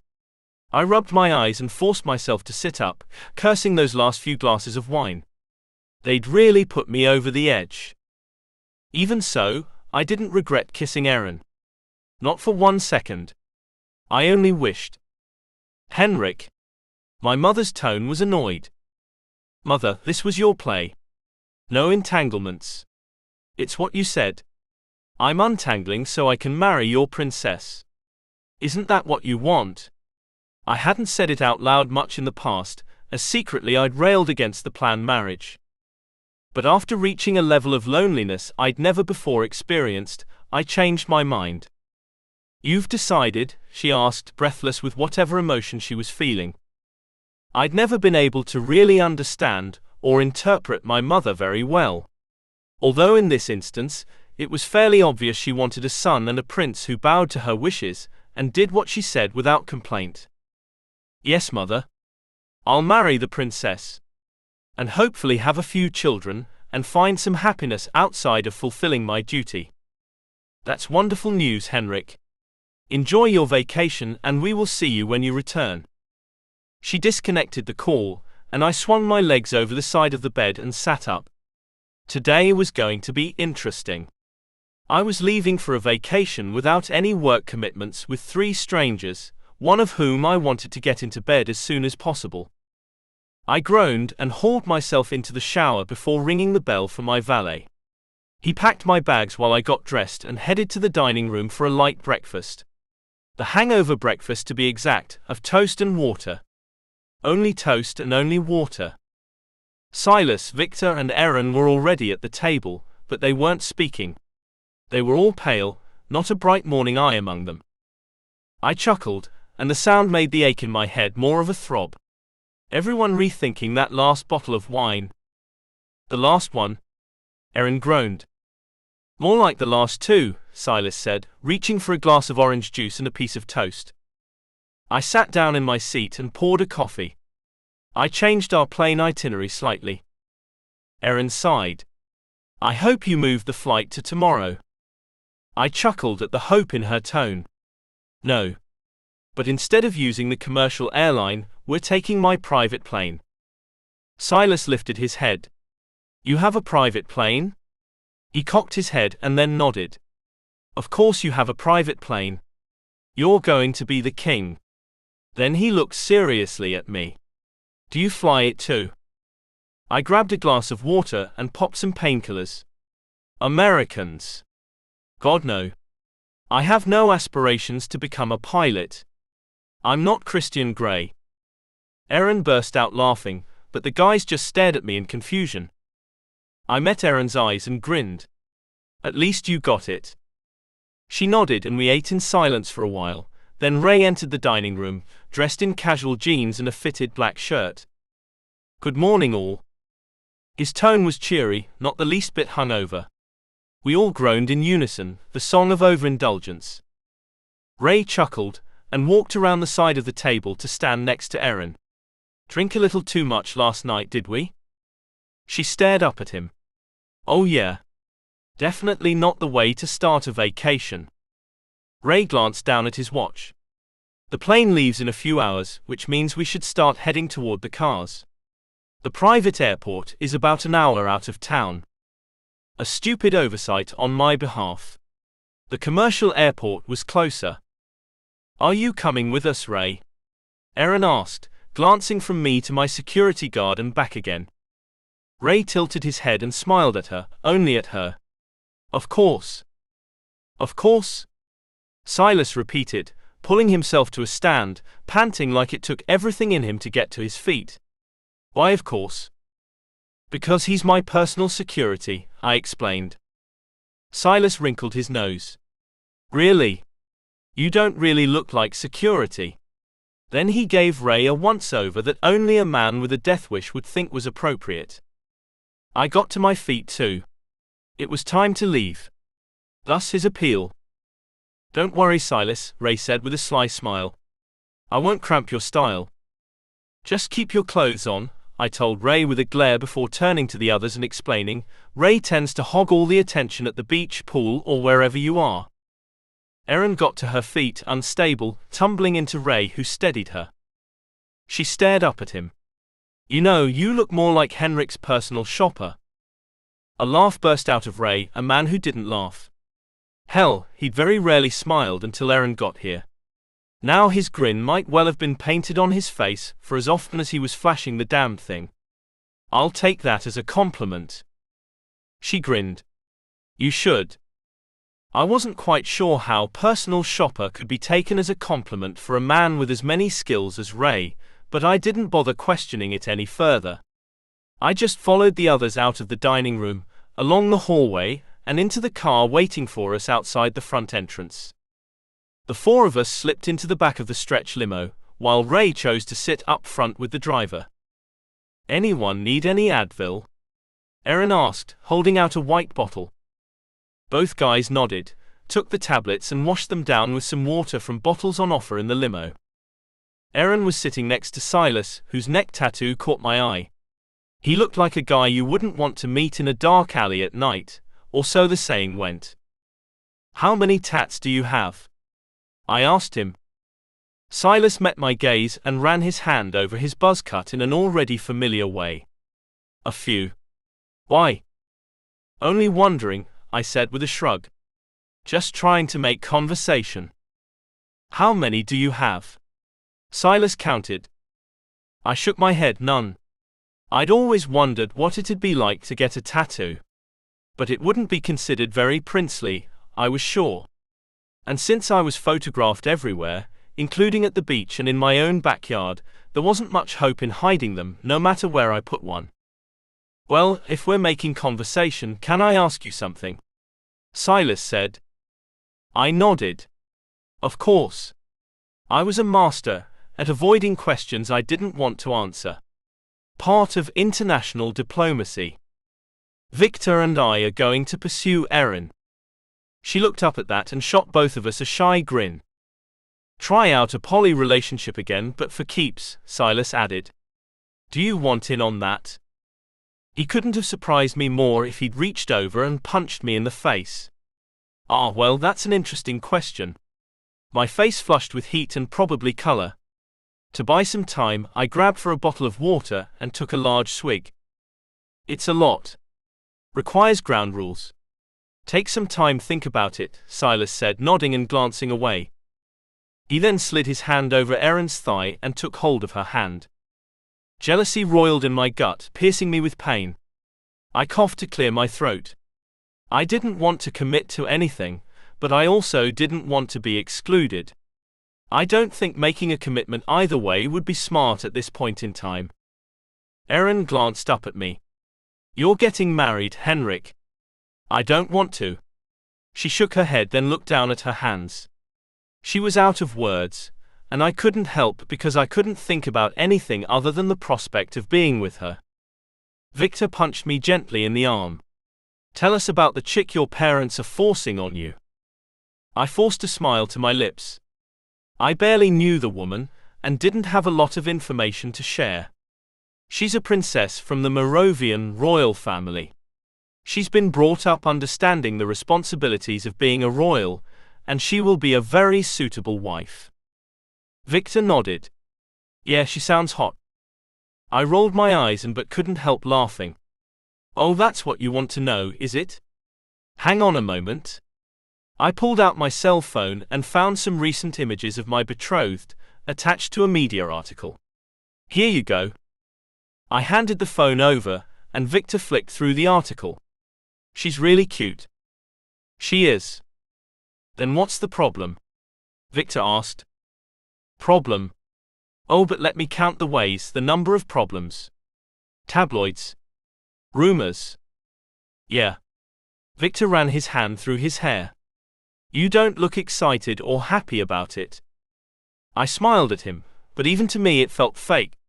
Probably looked more like a grimace. There's no problem except for the fact that I'm about to be staring at you three going at it all week.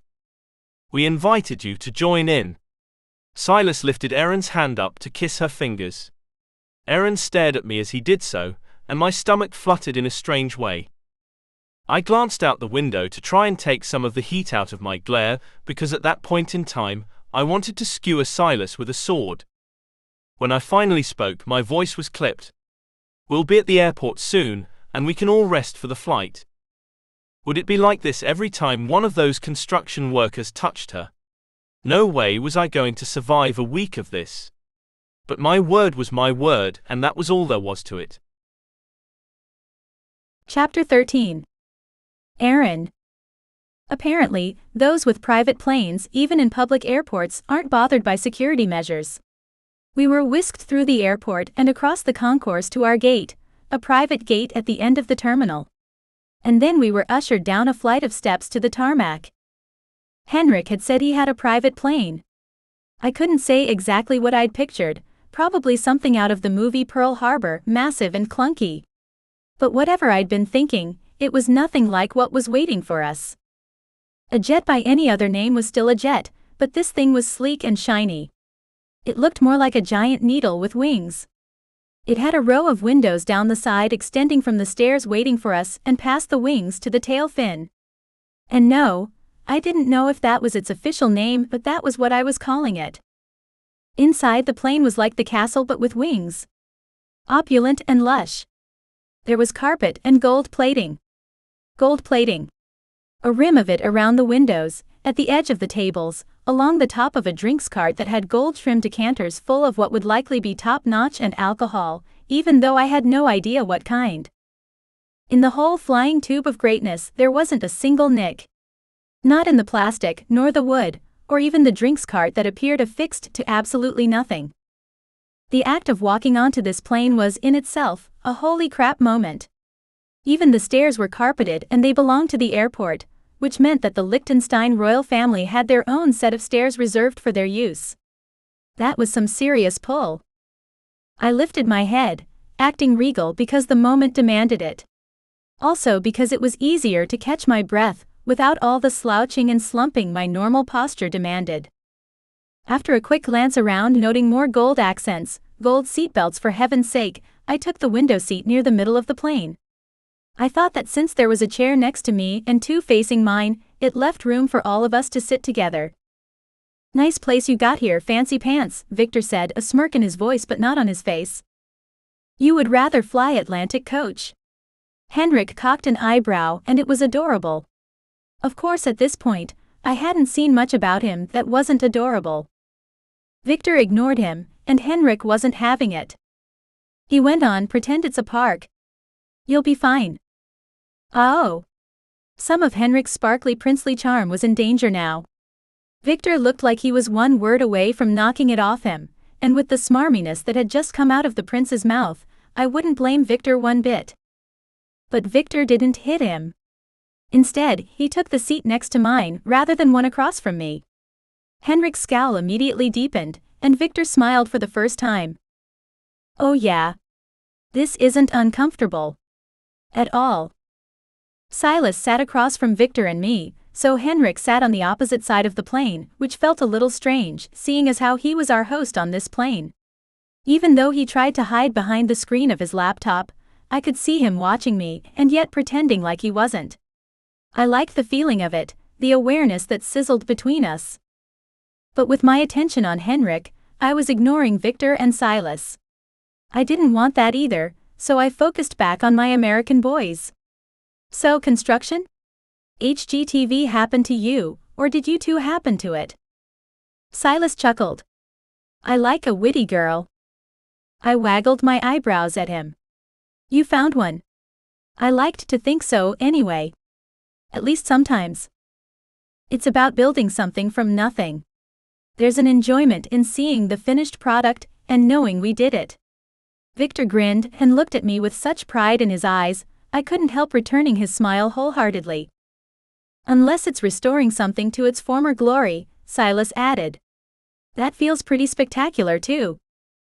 They're like Laurel and Hardy. The snarky comment came from across the aisle. I liked that Henrik was trying to be a part of the conversation, but it was clear he didn't quite know how to join in. Had no one ever told him how to converse with a group of friends? I wasn't familiar with the reference, and Victor's raised eyebrows said he wasn't either. Silas frowned. Is that a jab, pretty boy? Ray chuckled from where he sat across from Henrik. I craned my neck to see around Victor and raise an eyebrow at him. Ray wiped the smile from his face and held up the obligatory hand of silent apology. Who the hell are Laurel and Hardy? I asked. At least we could safely assume they were people. Henrik wouldn't have the audacity to compare Victor and Silas to horses or something, would he? They're a comedy team, Henrik explained. Were we being funny? Silas asked, his eyebrows pulling together. He'd been talking about a subject he felt passionate about. Being compared to a comedy team wasn't endearing. Silas went on to add, I didn't mean to be funny and I don't think Vic meant to either. Nope. Not funny at all. We genuinely enjoy what we do for a living. Victor shot a glare at Henrik. The words hung in the air, unspoken. Do you, Henrik? Do you enjoy being a prince? It wasn't meant to be an insult. They just have a lot of back and forth, and you two reminded me of them. Henrik typed on his computer and pulled up a picture of two guys, one big with a Hitler-style mustache, and the other skinny with a giant forehead. Both had funny hats and bow ties. Not mirror images of Victor and Silas, that was for sure. This conversation had passed awkward and was now heading somewhere bad. Henrik was ruining this vacation before it had even started, so I stepped in and tried to placate everyone. Guys. I'm certain he didn't mean that. I pointed at the small screen across the aisle. Of course I meant it. Henrik's brow pinched as though he didn't understand he was being rude. I only got to stare in disbelief at him for a second before Victor nudged me. What is with this guy, showing off his money and rubbing our noses in it? Then calling us low class and comparing us to badly dressed comedians. Victor looked directly at me. Is that how you see us? No, not at all, I reassured him. But it was obvious, he wasn't listening to me. Nor was Silas. They were one word from chest thumping while they grunted. Henrik too, probably. I tried again. Come on, guys. I'm sure Henrik didn't mean anything by it. I glanced at him, and if he didn't change expression soon, he was going to be stuck with a permanent scowl. Right, Henrik? Of course, I didn't mean anything, and I'm not rubbing anyone's nose in anything either. He rolled his eyes as though to prove a point. I could have told him that eye-rolling wasn't the kind of move to indicate sincerity, but he didn't ask, and I wasn't interjecting just now. I wanted to see the three guys work it out by themselves. Plus, if things got physical, Ray would be there to break it up. I'm rich. I can't help that. Henrik shrugged. I'm sharing with you. What more do you want from me? He was incredible and beautifully so, but again, I'd yet to find anything he didn't do like a GQ model. Victor wasn't about to be put off by the fact that Henrik looked the way he did. Anger flashed in his eyes, and his jaw was tightening and flexing like it was doing reps. Obviously, big blue eyes didn't matter to him. I sighed. We were still barreling toward an ugly confrontation. I only hoped Ray had a plan, because if someone got thrown out the emergency door of the plane, it was really going to put a dampener on the rest of our vacation. Laurel and Hardy were a comedy team from the silent film era, Henrik said after the silence went on way too long. They were Americans and quite famous. Paved the way for Abbott and Costello. Henrik was losing his audience quick. You know. Who's on first? Better check him, Aaron. I think he's having a stroke. He's muttering random words now. Silas was getting in on the hate Henrik act. I groaned and leaned my head back on the pillowed headrest behind me. Maybe we should all rest. I've heard that you need a lot of rest to do Spain the right way. Oh God. If that was the best I could do to stop them bickering, we weren't going to make it through a whole week. Likely not even the first 24 hours. Yeah. Maybe. Henrik twisted the laptop toward him and typed, slapped the enter button and shot a glare at Victor while he waited for his page to load. Silas crossed his arms and looked out the window to his left. Victor huffed next to me and shot withering glances across the aisle that had absolutely no effect on Henrik. Now I know why assigned seats are a good idea. Chapter 14. Silas. Whoa. It was legit the only word I could think of until the word swank came to mind. I'd thought the plane was lit, but this resort was, whoa. Ibiza. I'd heard of it. I'd watched some reality TV show set here. But damn. Erin had a brochure in her hand that some random concierge had shoved at her, and she was reading while Pretty Boy's bodyguard or BFF or whatever checked us in. Erin's voice was bubbling with excitement. We can start the day with yoga on our private deck, slide into breakfast, take a ride on the ocean. We can mountain bike and hike, learn to cook. We can do everything here. Wow. This is so amazing. I wasn't sure about the other two guys, but my idea of everything in relation to Erin had nothing to do with hiking or biking. And yoga was definitely not a sport I planned to indulge in, unless she counted downward doggy style. I chuckled to myself because no one else was in my head to hear the joke. Instead of sharing my internal monologue with anyone, I watched Erin instead. She was a siren, a woman with some incredible magic. Probably something cooked up by that little Merlin dude with the glasses and, never mind. What's a sup? She spoke up, a small frown crinkling between her brows. Looking to me for the answer was probably a mistake. I was by no means stupid, but I had a feeling she wasn't talking about the short version of what's up. I gave a cool guy wink, a pair of finger pistols, and then a shrug because I had no clue what she was talking about. It's a stand-up paddle tour. If nothing else, we could count on Pretty Boy to translate rich people talk into stuff we understood. Ooh. Let's do that.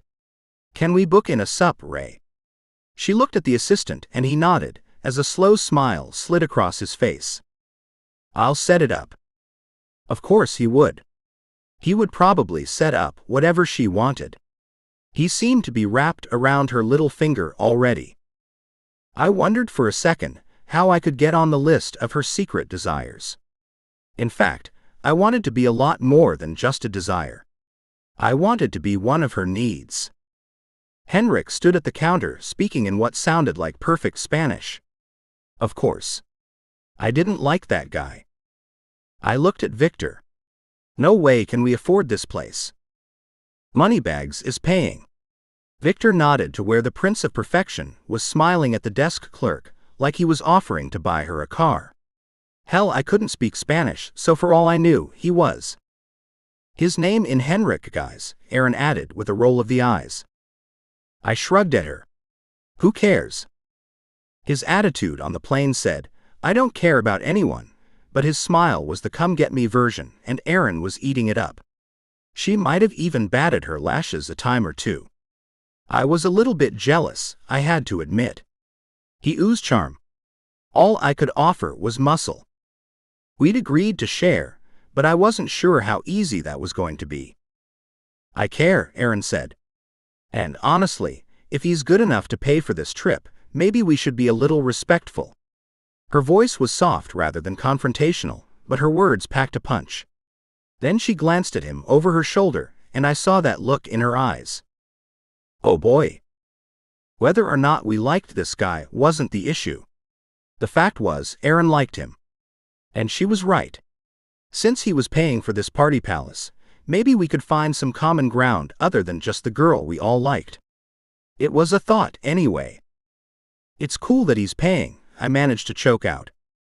I wished we could afford to stay here without him. But we couldn't, and that was a fact. Henrik was still at the counter. Unless that desk clerk was the new fiancé, I couldn't imagine what they were still talking about. It sure as hell didn't look like he was haggling. I would have been. She was all smiles, and he was grinning like a fool. For all I knew, he was trying to pick her up. Not that I cared. Actually, I did care a little. I hoped he was. Less competition for Aaron. If he wanted to diddle the help, that left more time with Aaron for me and Vic.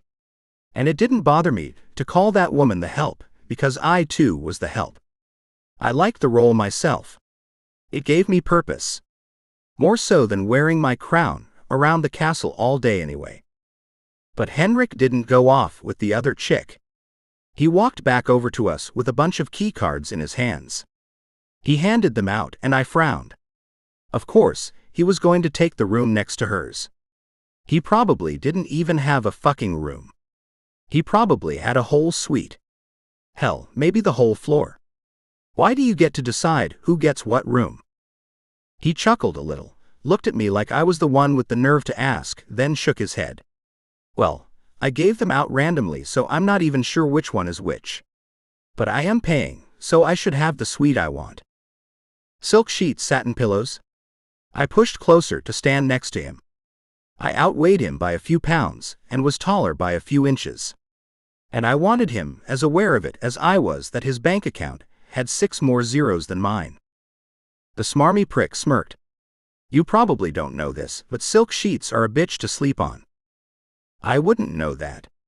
My blood was on fire with the need to pound this prick to a pulp. Why the fuck wouldn't I know it? Rich bastards like you aren't the only ones who've slept with a woman on silk sheets.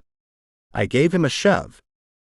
He pushed me back, and then before he got his royal ass kicked in a lobby full of people, the security servant stepped in. He pushed his employer back and away from me, then stood in front of him. Get out of the way. I wasn't about to let this guy, prince or not, treat me like a pauper. Maybe you should all go to your rooms and cool off. Maybe have a nice calming nap, the security guy said. I didn't like this jerk's attitude either. I scoffed, because I didn't need to be told by anyone that I'd missed my little nap. But fuck, that guy had a very well-defined chest. I didn't normally notice those things, but his shirt was tight and that made it obvious. His shoulders were broad, and his pecs were a little too defined. I wasn't a slouch in the workout department, but this dude probably could have given me a run for my money. He was a walking contradiction. Being so buff, but dressed like a department store mannequin. He was pretty and gelled and moosed and coiffed. But right now, I didn't give a damn. Mr. Muscles was standing between me and the prince's ass-kicking, an ass-kicking he had coming, and would undoubtedly happen at some point before this week was up. If he didn't pull his head in and stop with the snide me rich boy you poor boy attitude. Prince Pretty Boy nodded toward a waiting bellman. Shall we? Aaron grabbed my arm, pulling my attention down to her. Yes. Can we go see our rooms? She left the question hanging as though I was the only thing standing between her and the vacation of her dreams. I nodded and managed to curb my anger enough to follow along with the plan. The bellman led us to a bungalow block. It turned out Henrik had booked 4 separate sleeping rooms with locked doors on each side and stairs that led to a common area below, a private deck and an infinity pool. I could sure as hell get used to this life of luxury. I should have taken that moment to thank the prince, and I would soon. But it was going to have to wait until I cooled off, until I didn't want to whoop his ass anymore. Swank wasn't just a word. It was a lifestyle, and for the next 7 days I was living it. Chapter 15. Aaron. This was so not the way I wanted to spend the next 3 weeks of my life. Dodging conflict left and right. It would ruin our ability to have fun together. I glanced at Ray, who smiled and slung an arm around my shoulders, pulling me into his rock-hard side. You've started quite the pissing contest, young lady. Like I didn't know. Yeah. He laughed, then dropped his voice to a whisper. If I wasn't gay, I would date you myself and let all the silly children sulk in their playpens. But you, my sweet, are going to have to work this one out without me. His smile was smug as hell. Gay, huh? That explains the hot body and awesome clothes. I couldn't help but smile back because he was right. He was the kind of guy who was always right, but it was easy for him when he didn't have skin in the game. Now's as good a time as any, I suppose. Better to get it out of the way, before it turned into a full-on hell week. He nodded, and went to the door of Henrik's suite. The prince had disappeared inside as soon as we entered the common area, and it took a while after Ray knocked for him to open the door again. Ray spoke quietly to him, and I watched Henrik for a reaction. To his credit, he didn't roll his eyes or mutter or scoff. Instead, he smiled and nodded at Ray, shut the door behind himself and walked into the generous living area.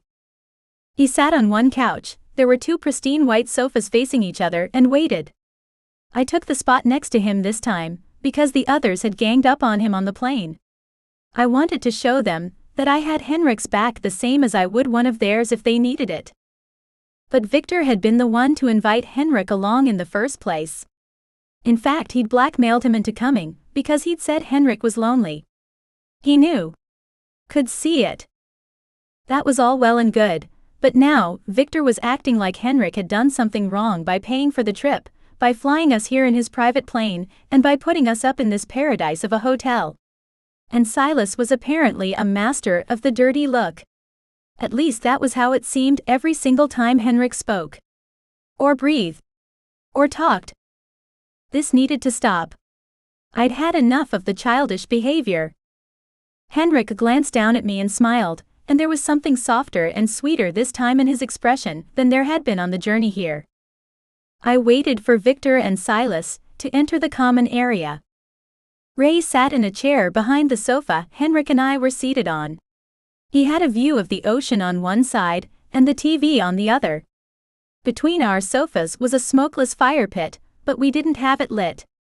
Sun streamed in the windows and reflected off the water outside. The view was stunning. When the other 2 joined us and sat on the couch opposite us, I speared them with a stern look. I wanted to make this clear to the 3 of you. I don't like all this anger. And because this wasn't my first rodeo with angry men, I smiled, but made it a pouty kind of smile that usually worked. Can't we all get along? I don't like their insinuations, Henrik said, and in his accent insinuations was one sexy word. I'm not rubbing anyone's nose in my money. I'm trying to provide what I can to make this a nice trip for you all. I knew that. He wasn't showing off. He had what he had, and he was kindly letting us benefit from it. I could also see how the others would think he was trying to buy his way in. But they were the ones who'd asked him to come along. He was the one making sure they were comfortable and had luxury accommodations. Victor looked at Henrik. We aren't insinuating anything. Then he sighed and looked at Silas, who raised his eyebrows and shrugged. Silas would go along with whatever Victor said. I knew that it wasn't because he was a follower. They'd probably sat in the room earlier and discussed how they were going to handle everything before they arrived in the common area. Silas looked at me and smiled, but when he looked at Henrik, a shadow crossed over his face. Look, I was a bit out of line earlier. It's good of you to pay for all this, Henrik. But man, it's tough to accept. It's intimidating to be sitting here in a suite paid for by someone else, knowing we're already a step down because we can't afford to give Aaron anything like this. To his credit, Henrik didn't flinch. Well, he said, his fingers tapping on his thighs as he considered Silas's words. I can give her luxury, but I can't give her all you guys can. He looked down at the empty fire pit. I can't be easy and relaxed.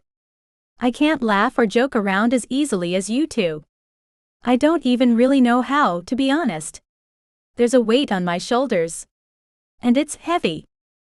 He looked back and forth between Silas and Victor, as if willing them to understand. I rested a hand briefly on his bicep and squeezed gently. He took a deep breath and let it out slowly. Victor shook his head. Not this week, my friend. This week you aren't Henrik, Prince of Liechtenstein with that heavy weight on your shoulders. This week you're just Henrik, a guy who might or might not share his time and his bed with the most beautiful woman this side of the sky. Oh, I like that last bit. I grinned at him. He might have been saying it to Henrik, but he was saying it for me. And I wanted to thank him, but first they had to work everything out.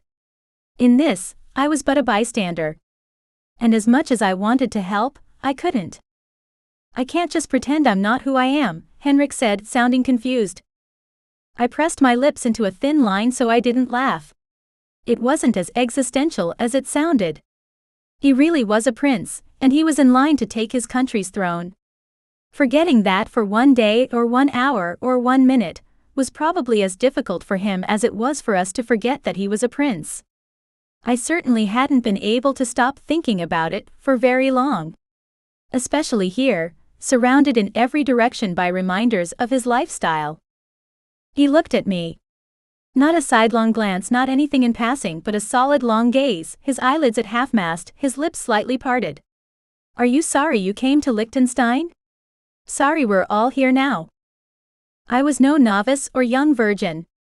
I knew what we were here for, and I wanted them. I wanted them more than anything. I wanted to be worshipped and devoured and cherished. What woman didn't want that? I was just aiming for things on the grander scale. It scared me, but the idea of being in a sexual relationship with all 3 of these men was the most exciting thing I'd ever considered before in my life. Who knew that when this all started, I would end up in Ibiza with the same 3 boys I'd married as a child on a playground in Washington, D.C.? I certainly didn't. But as I looked at each one now, I couldn't believe my luck. No. I'm not sorry at all. I moved my hand from Henrik's arm to his thigh. Have fun with us, Henrik. Let it all go. Just for a few days. Here, no one knows you. He laughed. I'm a prince. Your words can't change that. Not here. Here you're just a guy in a baseball cap and sunglasses who's on vacation like the rest of us. I wanted this, I really did. Whatever it turned out to be, I wanted us all to give this a real chance. I'd heard everything that they'd said in the castle before we left. I'd heard it all. I trembled like a virgin before her first time. In a way, I was innocent to this sort of love, but that was as tantalizing as any other thought or idea I'd ever had. And no way in hell was I passing up the chance that was in front of me. As Henrik slowly began to nod, I relaxed beside him. I shot all 3 of them a wide grin, and after a moment, they all smiled back at me. So how about dinner? I'm starved. I figured that was as good a place to start as any. Chapter 16. Aaron. Dinner was gourmet because, of course. 5-star gourmet. Mediterranean food, and good company. There wasn't a lot more a girl could ask for. Henrik and Victor sat across from me, and this time, Silas sat beside me. They were all in button-downs and jeans. Man cologne wafted the air, and I liked it. What I didn't especially enjoy was the oddity of the dinner. It wasn't odd because I was sitting with 3 very gorgeous men. It was odd because every time one of them looked at me, another one shot the looker a glare. The tension was thick and the silence was loud. Dinner's delicious, I tried at one point. Holy crap! It was a feeble attempt. And no one spoke in reply, which made my need to fill the silence all the stronger. Our little pre-dinner talk had seemed to work in part, but obviously it had done nothing to fix the awkwardness between the guys.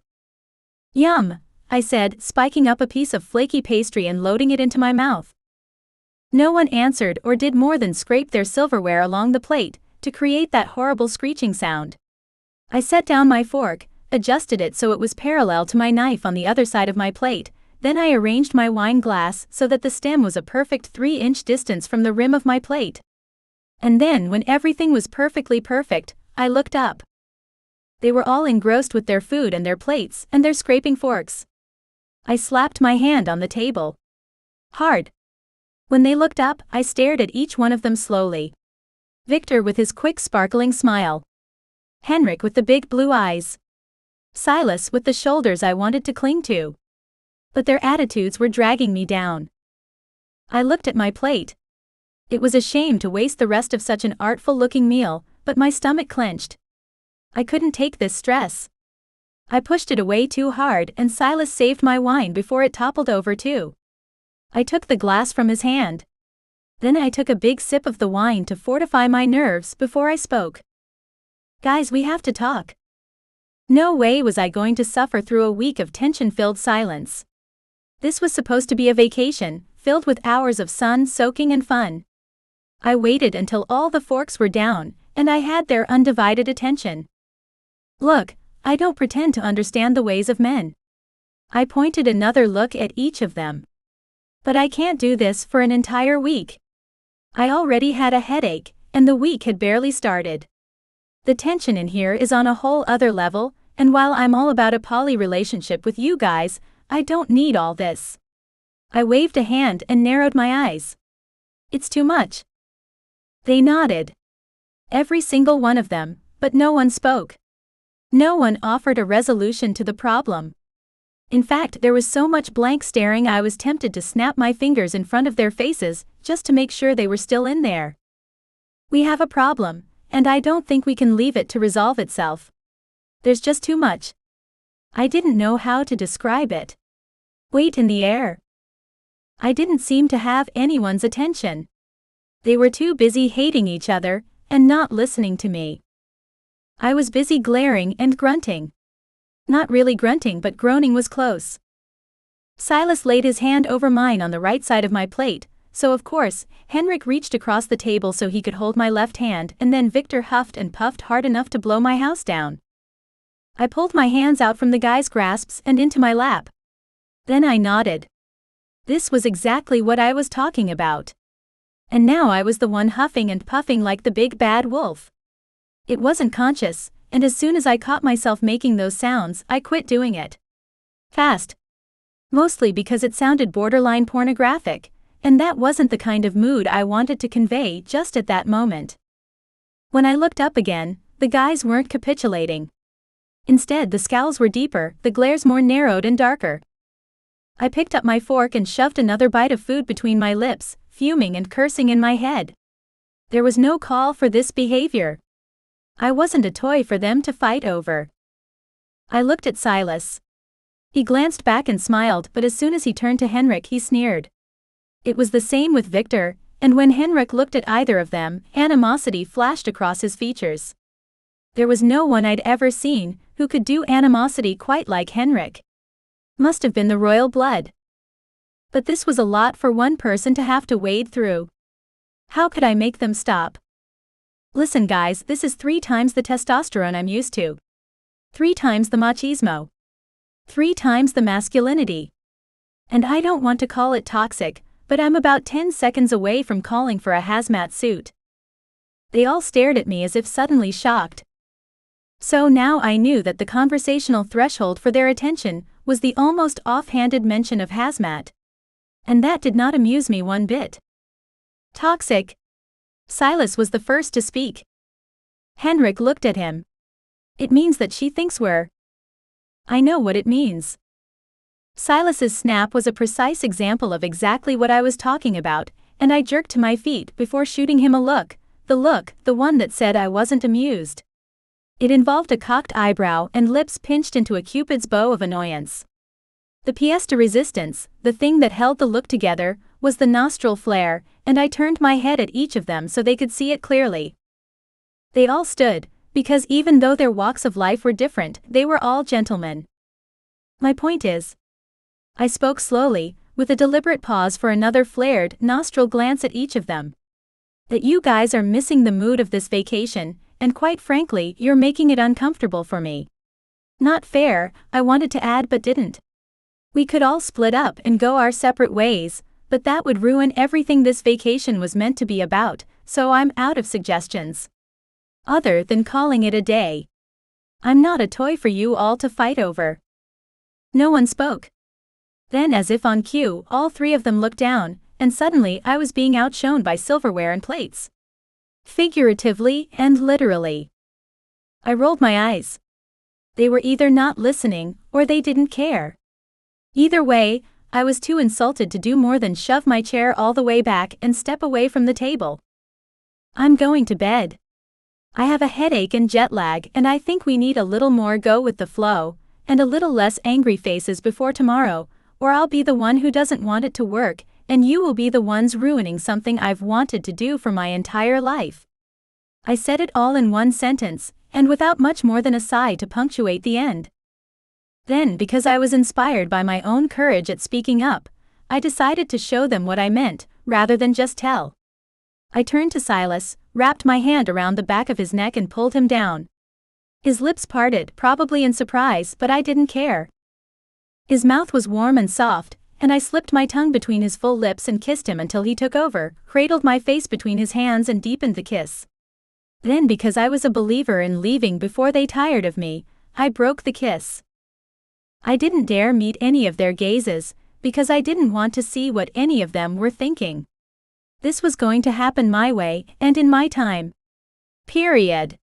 I was sick of their petty bickering. Then I walked around the table to Henrik. He was about the same height as Silas, and he was easily as kissable. His mouth pressed against mine, and this kiss came with a smile, a pair of them. And then it was all business. Serious, sensual, with his body pressed fully against mine. And if there had been a wall behind me, he would have pushed me back and held me against it. It was that kind of kiss, and my heart pounded. This time he broke the kiss and stepped back. But then Victor, who'd patiently, I guessed, waited for me to kiss the other two, spun me around, pulled me against him and laid a kiss on me that was so deep and so potent, a mash of mouths and a burning trail of hands, it was enough to carry me through at least for tonight. I hadn't been kissed in a while before I met Henrik, so this was intense but equally dreamy. This sort of thing just didn't happen to me. When he finally let me go, I let myself smile, feeling intoxicated. I'd just kissed all my husbands and it was divine. Once we get to Spain, and we were most definitely in Spain now, it's no holds barred. It was what we'd agreed on. What we'd all, except Henrik anyway, had said.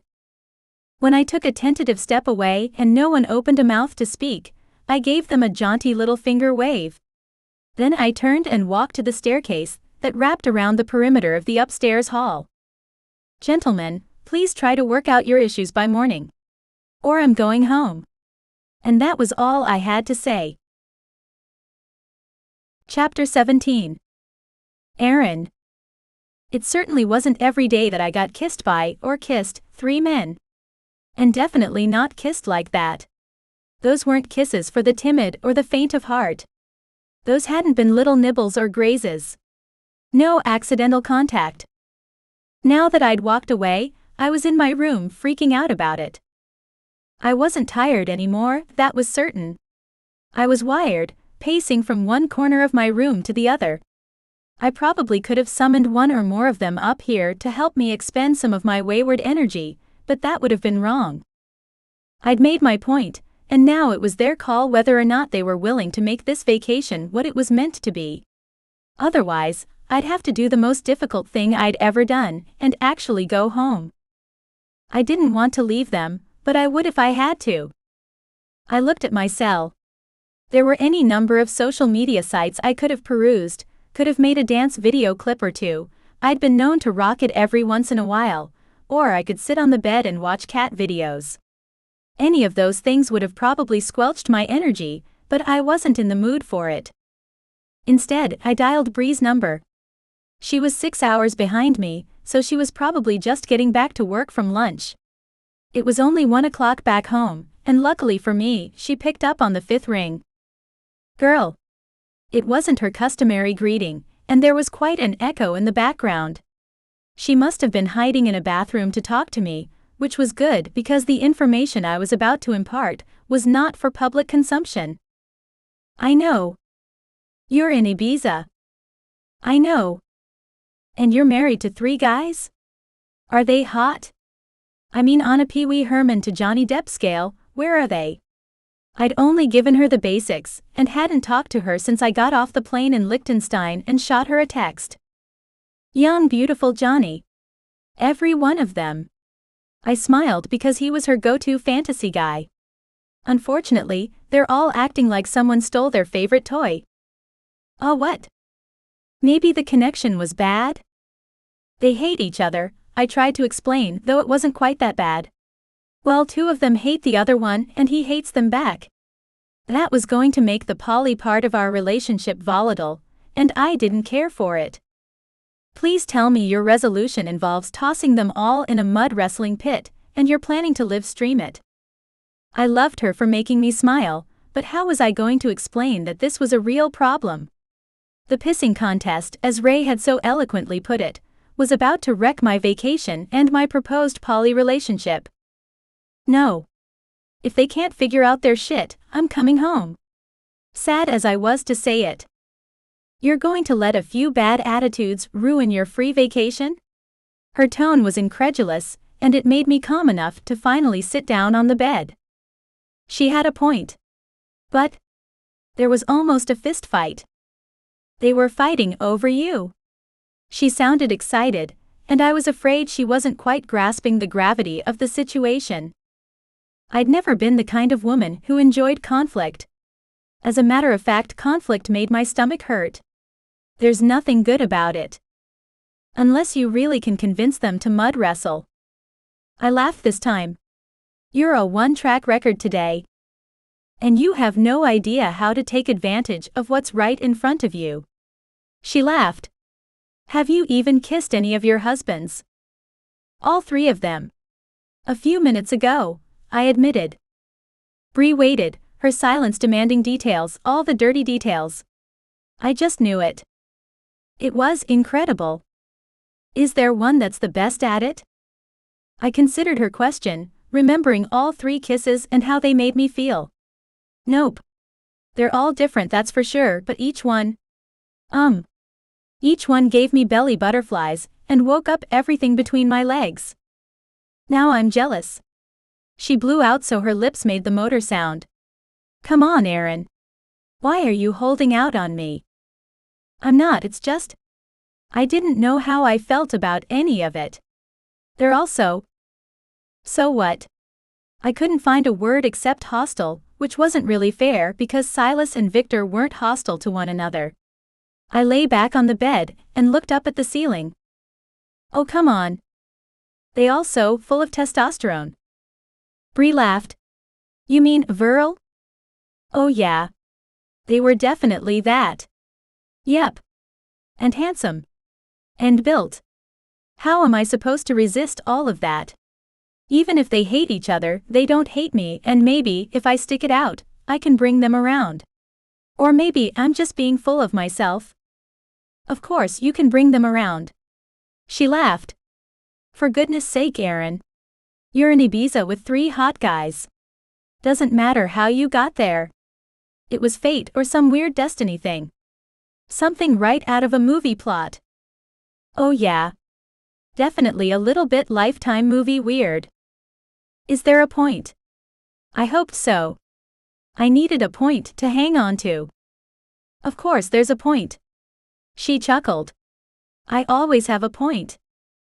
It just took a lot longer to get to it than I appreciated. This time I understood the frustration that generally resulted when someone who didn't know her very well got bogged down in her pauses and long breaths. Bree. Oh yeah. My point is that fate got you to Europe in this wonderful and slightly weird way. You can't thumb your nose at fate. She obviously wants you on this trip. Oh. That was the point.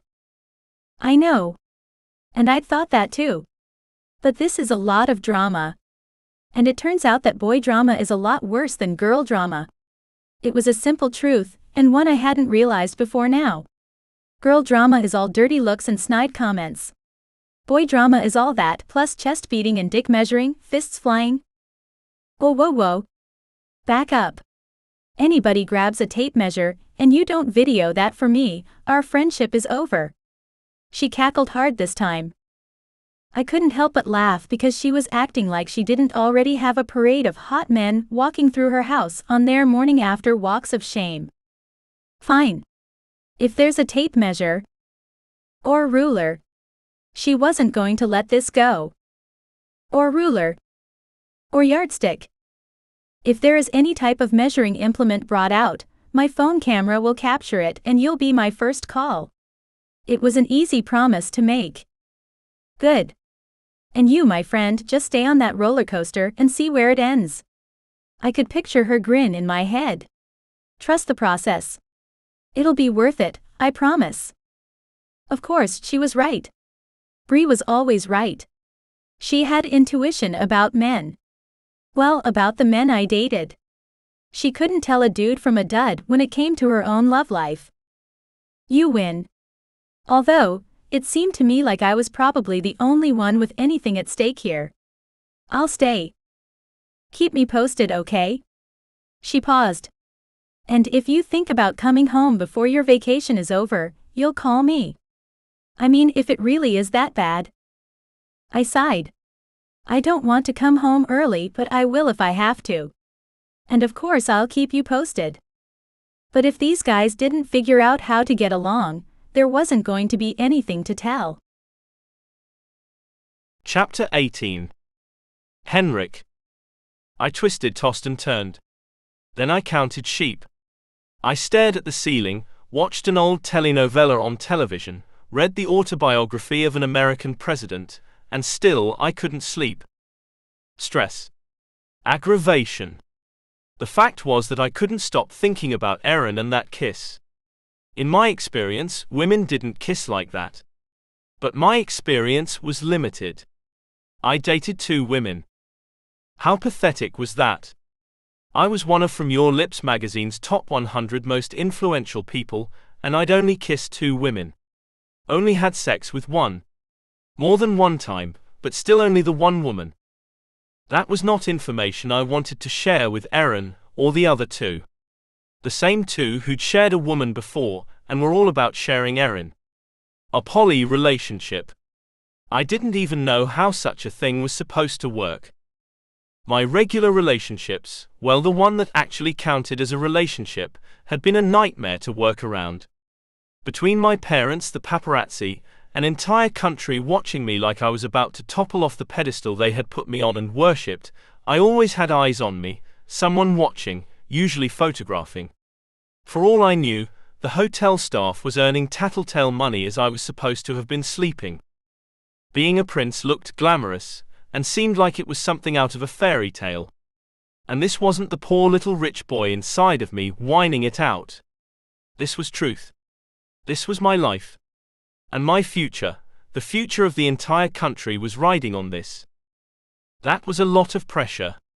And then when I factored in what I wanted, it was amazing I didn't walk with a hunchback from the weight of it all. I walked down to the kitchen, looking for distraction, and found the Property brothers sitting by the infinity pool drinking room service beers and eating takeout pizza. When I turned and started to walk back upstairs, one of them called out, "Hey Prince Charming, come back. Have a beer." Prince Charming beat fancy pants, which had to mean that our chat after Erin's threat must have been real, not just lip service. They were trying. And for me to prove I was too, I had to give them a chance. I stared at the infinity pool for a few seconds, shrugged, then walked out onto the patio. Erin was worth trying this weird relationship for. I didn't know it for sure, because I didn't know her very well. But I knew enough to know I couldn't stop thinking about her, and that I was willing to do a whole lot of whatever she wanted. At least until someone found out, and the whole thing blew up in my face. "What's up? Thought you went to bed." Silas handed me a beer from one of the 6-packs, and I sat on the edge of one of the lounge chairs.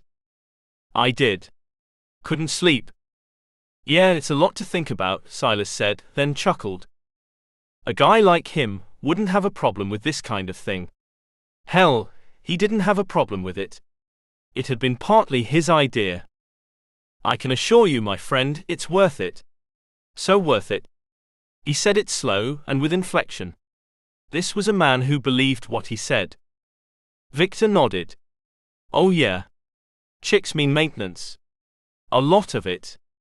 I mean, if you want them to be happy. Which we do. So there's listening.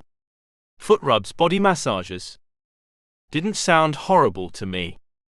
It means making time, which can be hard around work and shit. Now the way C and I work it. I take baseball season. He's a huge baseball fan. He takes football season and we split hockey. I give shoulder massages and foot rubs. He cooks. I watch chick flicks and he takes her stargazing. Silas grinned. And at night we take turns. Or we tag team. Or we work together to make sure no terrain is left untouched. Terrain? Interesting, but understood. And the women like it that way? From the way they spoke, it was like they had women lined up. They both laughed. Hell yeah. They love it. And they're grateful. Victor nodded like he was speaking a secret coded language. So fucking grateful. I mean, everyone goes into it knowing what they're getting. I nodded, my cock heavy. I could use a little grateful right now. Especially after that kiss from Erin. Haven't you ever thought about that? Silas looked at me, eyebrows halfway up his forehead and one of those cocky smiles on his face. Of course I'd thought about this kind of thing. Prince or not, I was still a man. I just didn't talk much about it, and I'd never thought I would have the opportunity. So it was purely fantasy territory for me. At least it had been, until Victor's invitation to join them on this trip. Women have fantasies too. Victor nodded at his own statement. They watch porn like the rest of us. They just don't advertise it. Porn? Are you? I mean? I couldn't finish. The only woman I'd been with wouldn't have watched porn, I was sure of it. Yeah. There was this one chick. Victor rattled off a story of a past conquest, which was interesting enough.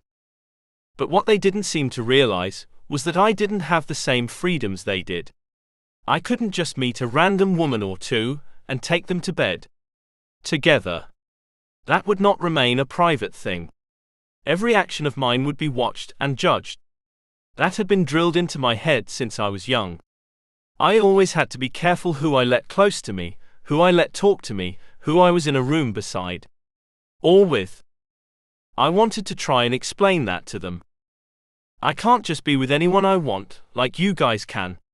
My dates are vetted by a security team, the woman investigated, my parents have their say, and then the public and their social media gets involved. It's treacherous to navigate. I could only imagine how badly this would turn out for all of us, if the press got a hold of things. If I'm with someone, the entire country and anyone with internet access and an interest in royal families knows about it. I wasn't exaggerating. Once, I'd been followed through Liechtenstein by a woman who just wanted an autograph, and ran my car off the road. I ended up with a broken arm, and it could have been worse because my car rolled when she forced me onto a shoulder of the road, and my driver lost control. Guys like Silas and Victor seem to have it made. You guys don't have to worry about judgmental parents who feel like it's their privilege or their responsibility. Either way, the result was the same. To remind you that you're being watched for everything you do. Silas nodded, looking thoughtful. Yeah. I'm sure that'd be awful. He glanced at Victor, then back at me. But nobody knows you here. He was wrong. Someone will recognize me. I'm certain of it. As long as they have internet and cell phones, I can't be too careful. If Ray was still up, he'd tell them. He'd seen it all firsthand, even though he'd only worked for me for a few years. But you're allowed to have a vacation. To take a break. Silas tilted his head like he was mid-idea. From my life and being who I am. I shook my head. I wish. It wasn't as if I could stop being a prince for the space of this week. I was high profile and there was no way to hide from it. Maybe, Victor said, seeming to be on the same wavelength as Silas. You're getting married, so you're on one last vacation with a group of friends before you become a family man. Any photographers or paparazzi come calling, we're just a group of friends hanging out at the beach in Ibiza. He made it sound so easy. But at night, when it's just the four of us behind closed doors. Silas was wearing that grin again. And Ray. Victor was all about helping out. And Ray, Silas agreed. Then you're just one of the guys dating a beautiful woman, and taking her to the heights of what we all hope will be sexual euphoria. Silas did make it sound euphoric. And easy. If this ever comes out. There wouldn't be an expanse of space large enough for me to put between me and my parents. It won't. Just play it cool, Victor said, a grin plastered all over his face. Yeah. No worries. We've got your back, Prince Charming. Silas handed me another beer. And for the first time in a very long time, I relaxed enough to consider all this. It was a lot to wager, a lot to lose. But even if it all came out, I'd be forgiven the moment my engagement was announced, surely. It would never be forgotten, of course, but did I not have the right to a single week of freedom before my nuptials? All right. I'm in. I'd never thought I'd be able to love a woman like Erin. I had definitely never considered a poly arrangement, where I would be sharing a woman with 2 other men. But now being with her was a burning need, a sole desire. And come hell or high water, I was going to find a way to make it happen. Chapter 19. Victor. It was impossible not to think about Erin, not to want her, not to imagine all the different things I wanted to do to her body that made my dick twitch. But when she stripped down to a bikini, put on a wide-brimmed hat, and lay back on a chaise in the sand to sunbathe, I almost swallowed my tongue. My cock was one throb from peeking out the top of my shorts. She was luscious. Curved. The woman had a body that made me want to plunge inside of her, ram my cock home into her beautiful channel. A hard-on while riding a rented jet ski was not the ideal situation. But I couldn't stop the rush of thoughts about Erin. They were the reason I spent most of the day semi-hard. I was sure Silas was equally afflicted. From where we were riding not far offshore, we could see the beach and see her lying there, glistening with suntan oil. Fuck. She was an Eiffel. And as a man with eyes, I was grateful. She stood up and used her hat to fan herself. Then she stretched and my mouth went dry. She was all lines and curves and I wanted to lick and kiss every inch of her. Silas pulled up beside my wave runner, and we both stared at her. And then there were 3, as Henrik pulled up too. How the fuck is anyone supposed to resist that? C pointed at the beach. Then suddenly, like she could hear us, she looked out at the water and waved. Honestly. Holy shit. I sure as hell don't plan on resisting anything. No point in pretending. I wanted her, and after that kiss last night, no way could she say that she wasn't into the idea.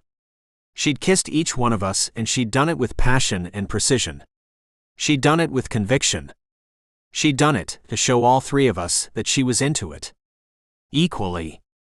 If we could get our shit together and stop fighting. My cock swelled again just thinking about that kiss. I turned the jet ski out of our little trio and rode farther from the shore before I embarrassed myself.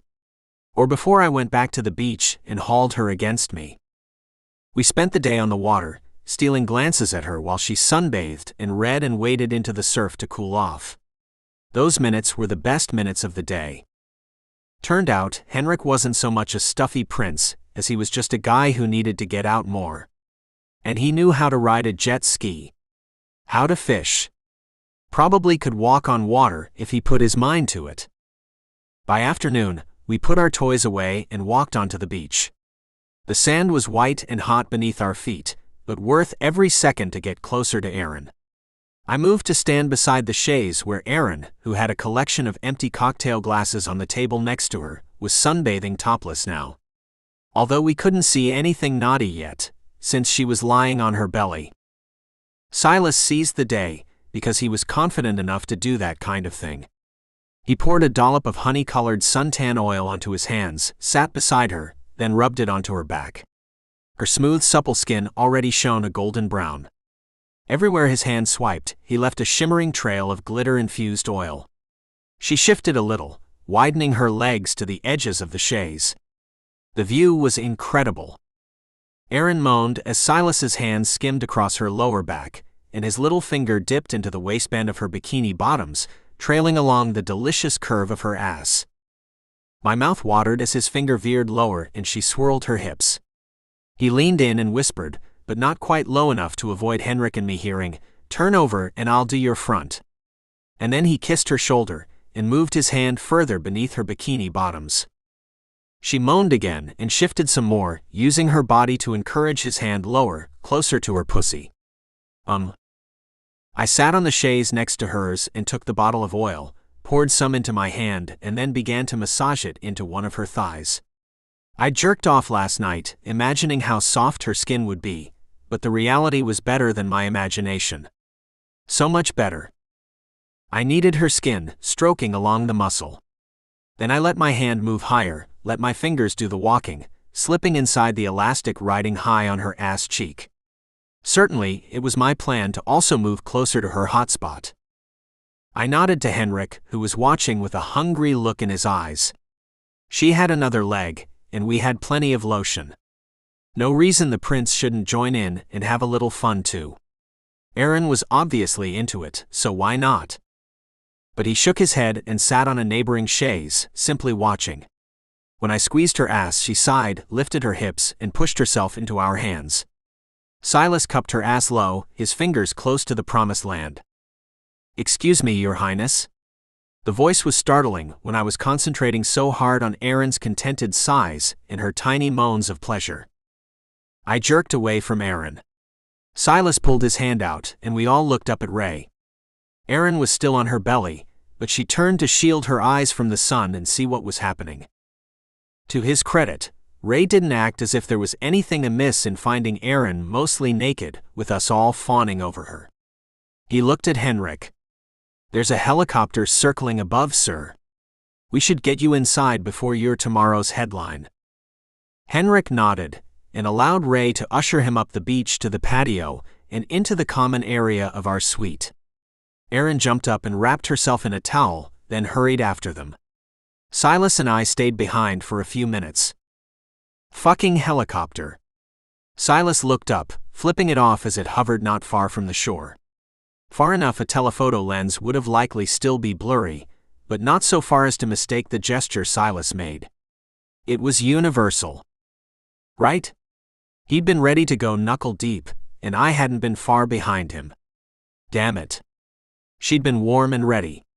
Maybe we should have moved her inside, reaping the rewards of our efforts. But instead we were on the beach, and Henrik had her all to himself. The letdown was real. I flopped onto Aaron's lounger and wished I had a beer. I looked over at Silas, who was also reclined on the lounger Henrik had vacated. "So, what do you think about Prince Charming in there?" He shrugged. "Don't know. I don't think he's ever going to be as relaxed out of the water as he was on it." True. He'd only watched us then, not touched her. But I'd seen the need in his eyes. Even last night when she kissed him, he hadn't done much more than lay a hand at the small of her back, but the desire when he looked at Aaron was unmistakable. This might be too much for him. "But he wants her," I said, shaking my head. "Why couldn't he just be like me or Silas and admit his feelings for her? Even somebody as uptight as he is can't disguise a boner when he's wearing swim shorts." Silas chuckled. "Wanting her might not be enough. I mean, if he was normal." It was easy to figure out where Silas's mind was at.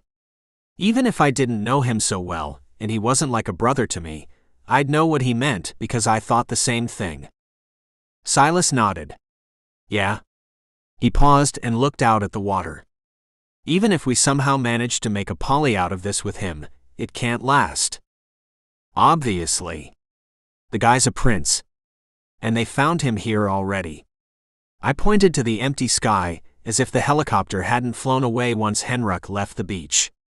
"There's no way to make this long-term." He nodded. As usual, we were on the same page. And then he grinned. "But this is our vacation with her, and I'm thinking that so long as we keep her happy, she'll keep us happy." His smile widened. "And whether Prince Charming goes all in or not, I think we know how to keep a woman like Aaron happy." "We do." "So true." That sounded good to me. So fucking good. Chapter 20. Aaron. When we left the beach, I immediately went to my room. I showered because I had a coating of oil so thick on my body, if one of them had decided to get on top of me, he would have slid right off. There were about 30 different ways I wanted them to have me. All of them. That was a given. I hadn't been able to think about much else since we got here. The agreement we'd made in Liechtenstein was never far from my mind, and I'd found it hard to think about much else. The deal was, we would wait until we were on the island. And now we were on the island. Not that I wasn't anxious. I'd never done something like this before. Sex, yes. 3 men at one time? No. It was unnerving just to think of it. Unnerving, but so exciting. Tonight, we were going out. Dinner. Dancing. Drinking. The whole 9 yards. It was about 7:30 when the dress arrived at my room, courtesy of Henrik, of course. And this thing was stunning. Silver and sparkly, short, backless. One wrong move, and my wardrobe malfunction would be catastrophic. Although, that might have been the point. I pulled on a pair of strappy stilettos, and walked down to the common area. And hello. Henrik was in a soft cashmere sweater the same shade as his eyes and gray slacks. Silas wore jeans and a button-down that made his chest look broader and his legs longer. Victor wore a black t-shirt with jeans. Never before had I ever been so grateful for a t-shirt, but this one was tight and stretched across his defined pecs. My belly quivered in anticipation, and my breath caught in my throat. It was going to be a long, and hopefully fulfilling night. Silas smiled when he saw me, then Henrik and Victor ceased whatever they'd been chatting about and gaped at me. So this silver dress was already worth its weight in, well, silver. I smiled back at them all, suddenly feeling like $1 million under the scrutiny of 3 lustful sets of eyes. Ray walked in behind me and leaned in to whisper, "Get him, girl." I grinned at him over my shoulder. Oh, I planned to. And I meant it. Every single one of them. We were having dinner at Calma, a restaurant with a port view terrace. Silas took my hand as we walked from the hotel to the waiting car, and I loved being able to lean into his strength. Feel his heat against me. It was about 20 minutes to the restaurant, and I sat in the back between Victor and Silas, while Henrik sat in the front with Ray, who was driving. Every once in a while, Henrik would glance behind him and catch my eye. I finally timed my wink right, and he grinned involuntarily when he saw me before he turned back to face the front. It was in that moment that Victor slid his work-roughened palm from my knee, up to my mid-thigh. He lowered his head to whisper, "Your skin is like silk. Beautiful." I could really grow to like a man who knew how to use his words. And I would have told him that too, if not for Silas, who at that moment slid one of the straps from my shoulder and pressed his lips to where it had been. I would have been able to breathe fine too, had he not flicked his tongue out to swirl the flesh there. I gasped, and Victor's hand moved up my thigh to the edge of my panties. Instead of hiking the short skirt of my dress even higher, I clamped my legs together, which trapped Victor's hand between my legs. But when I twisted toward him, the side of my dress Silas had loosened fell away. I now had one exposed breast. Before I could react and pull the dress back up, Silas's palm covered my nipple, and I gasped from surprise and pleasure.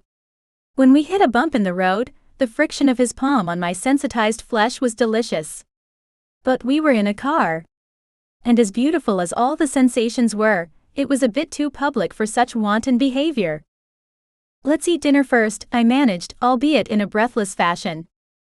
They grunted assent, so I set Victor's hand free and tucked my breast away. Ray smiled at me in the rear view mirror. He pulled the car up in front of the restaurant and stopped. "Oh good, we're here," I said, amidst amused smiles from Victor and Silas. They were a formidable team, and I had the feeling that once they got me somewhere safe, I'd learn the full meaning of no holds barred. And I couldn't wait. We all hopped out of the car, me on wobbly legs. Damn, those boys were good at seduction. Henrik handed the keys to the valet and we walked in. There was no fanfare of flashing cameras, thank goodness, and after a few minutes of surreptitious glancing around, Henrik relaxed as much as I thought he could. He sat beside me at the table, and Silas and Victor sat together on the other side. I didn't know where Ray had gone, but I assumed he was nearby and watching, just in case of trouble. Henrik spoke to the waiter in perfect Spanish, and I smiled at how awesome he sounded. In fact, I might have swooned a little, had I not already been sitting. He made the language sound so romantic, so sensual. If I didn't know better, I would have thought he was asking the waiter to come back to the hotel with us. But the waiter left, and then returned a couple of minutes later with a bottle of wine. When I laid my hand on the table, Henrik covered it with his own. He gave mine a quick squeeze, then pulled away, as if he craved the touch but didn't quite have the courage to go for it. I knew why he did it like that, of course, but I wanted so much more. I wanted to touch and be touched. Properly. I placed my hand on his leg and stroked his thigh lightly with my fingers. I was already on edge from the car ride, dealing with swirling need not just in my belly and between my legs but everywhere in my body. I wanted dinner over already, so we could get to the club and start dancing. There was nothing I wanted more than the 3 hot bodies I was at the table with to grind and gyrate in time with mine. But first I had to get through the meal. "You look beautiful tonight, Aaron." That was Victor, always ready with a compliment. I smiled at him. "Thank you. You all look nice too." Nice wasn't accurate. They looked incredible. Amazing. Hot as fuck. But everything I tried to come up with in my head seemed too bland, so I didn't bother amending what I'd said. "I think we should toast to what a wonderful night this is going to be. I'm grateful you all stopped the bickering today." I lifted my glass. "And let's toast how lucky I am to be here with all of you." Another understatement, but I didn't know another word for lucky. The guys had really pulled it together for me today. They'd been perfect. No fighting. No death daggers, at least that I knew of. They'd played like kids in the water, zooming around on jet skis like old friends. The fear that I'd carried with me all last night that I might have to leave was now gone. We were all on the same page. I think. Henrik smiled in response and I gave his leg a gentle squeeze. He really was beautiful, they all were. And that wasn't the wine talking, I hadn't even had a sip yet. It was a simple fact, undeniable to anyone who saw them. I think we're the lucky ones, but I can drink to what a wonderful night this is. And what a wonderful night it's going to be. Victor pulled his lower lip between his teeth, and he looked almost boyish. But then his words registered properly and I saw his eyes, dark with want and desire. An involuntary shiver worked its way down my spine. As I stared back at him, Henrik shifted closer to me and I got a big whiff of his deliciously spicy cologne. When I tilted my head, I could feel the warmth of him on my cheek, and I loved it. Perhaps I shouldn't have been so into this, but I liked him. I liked all of them. Maybe too much. Because this had to be a crazy idea. I'd risked my job to take this vacation with them. But there was no regret in me. Nothing that said I shouldn't be doing this. I could barely eat, but it wasn't anxiety that stopped my appetite for food. It wasn't apprehension. It was something different. Something good. Anticipation. It had been a long time since I had anything to look forward to, as much as I was looking forward to what was coming later tonight. I finished my glass of wine because I needed to calm down and I thought the alcohol would help, but the more I drank, the more the lines blurred. By the time we arrived at the club and headed onto the dance floor, my body was on fire for them. The heavy thump and beat of the music made every primal instinct inside of me rear its head. I danced with all of them at the same time. Silas gyrated behind me with his cock hard against my ass. Victor stood in front of me, his hips aligned with mine. Henrik was right beside us, his hands grazing my arm and the curve of my hip. Every grind, every thrust, every touch, was a prelude to what they wanted. What we all wanted. Then they shifted positions and Silas was in front of me, and Henrik slid in behind me, until Victor slid him around a little so each of them could claim one of my hips. Henrik leaned down and kissed my throat, and I turned my face to let him kiss my mouth. Instead of turning away, as I half feared he might, he held me by the face and deepened our kiss. I threaded my fingers into his hair and held on to him while he kissed me not just with his lips, but with his entire body. He yanked me closer and aligned our bodies. He groaned and an answering moan rasped from my lips. How much longer until we went home? Silas whispered in my ear, "Let's get out of here, gorgeous girl." Oh yeah. I was so ready I could barely stand. My legs trembled with the need to fulfill this ache inside of me. In the history of ready, no one was more ready than I was. Right. This minute. I pulled back from my passionate kiss with Henrik and walked somewhat unsteadily off the dance floor. The boys followed, and I waited at the door for Ray to get the car as the others came up behind me. We hadn't lasted but one dance, and I wanted them so badly. Wanted to kiss and be kissed, touch and be touched, until they were trembling with the same level of need that was already pulsing through me. In the car, I sat between Henrik and Victor this time, while Silas reluctantly rode up front. I kissed Victor, enjoying his taste and soft moans. Then I turned to kiss Henrik again. The car rolled to a stop, and Henrik pulled away as if he expected someone to be waiting for us when we got out of the car. But Victor and I climbed out together into the cool night air, and I wasn't even tipsy anymore. Silas joined us a few seconds later. There were going to be no excuses tomorrow.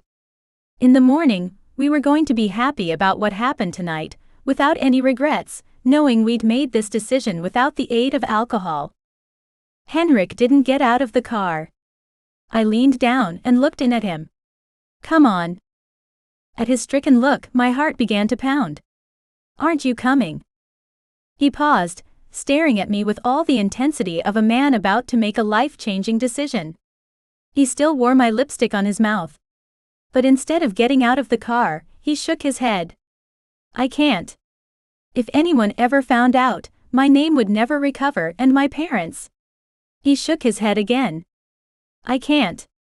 But you can. You can be with them, and you should. It's what you want. They're good guys, Aaron. And they like you a lot. I want them. But I want you too, Henrik." He smiled softly, but there was no changing this guy's mind. That was obvious. Even so. "Please?" I asked, extending my hand to touch him again. I had to try. He shook his head and slid further away along the seat. "Okay. If you change your mind, you know where to find us." I stepped back and Henrik pulled the door shut. Sadness pushed through me. Despite all my hopes and plans and our beautiful kisses, he wouldn't be joining us after all. Ray slowly drove away and I watched them go, not knowing where they were going or what to say to the others. None of us knew the pressure Henrik had to deal with, and I'd probably never really understand. I didn't want to. But I had hoped he could get past some of his hang-ups, at least for tonight. I turned to Silas and Victor. We could go into the common area, or take the elevator up to the second-floor rooms. I loved the setup of this place. So many options. As sad as I was to see Henrik driven away, I still had two wonderfully hot and sexy guys ready for me right here. "Shall we?" I asked, and sashayed through the doors into the common area, then over to hit the second-floor button. The elevator was moving way too slow for me now. I turned to Silas and kissed him, then twisted out of his kiss and pressed my mouth to Victor's. With two of my men taking it in turns to kiss me, I didn't care how slowly the elevator moved, or if it stopped, or if the bottom fell out of it. When the door finally dinged open, I tugged my stiletto shoes off my aching feet and held them in my left hand. We then walked down the hallway, jogged actually, to the door to my suite. I pulled the key out of my bag and handed it to Silas, as Victor used his body to hold me against the wall in a kiss that was as passionate as it was sensual. Chapter 21. Henrik. I was on the outside, looking in. Not literally, because there was no way I'd be able to watch Aaron have sex with Victor and Silas without jumping in. I didn't like the feeling. At all. Not that it wasn't a trend in my life. My entire existence since I was born was that of someone always looking in from the periphery, but never a part of the action. Was that enough? I wanted it to be, wished it was enough.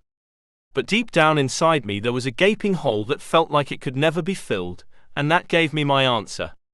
It wasn't enough, just to observe as everyone else lived their lives to the full.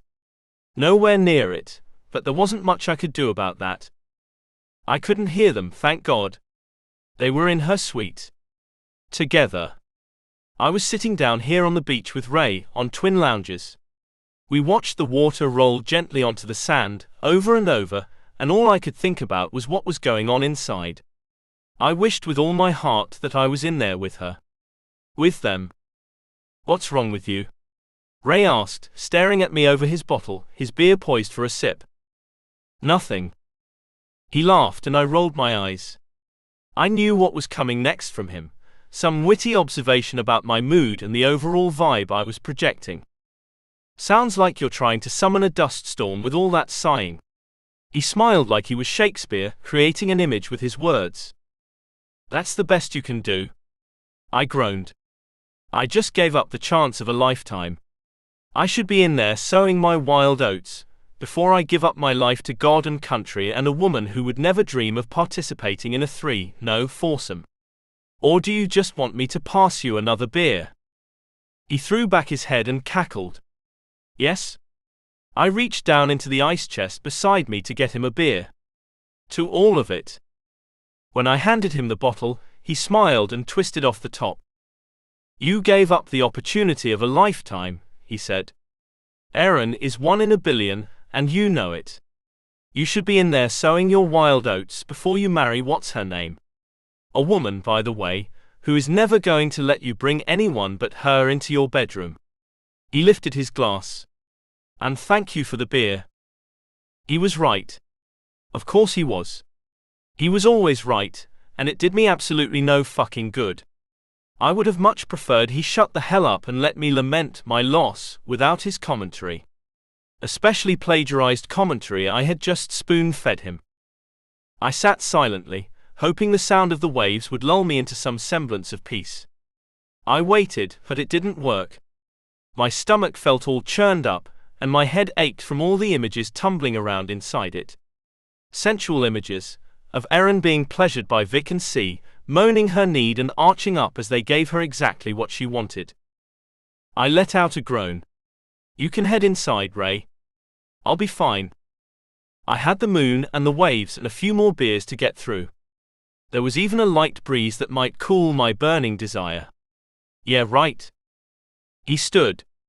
"I know that you want to do what's best for the monarchy, and for Liechtenstein, Henrik."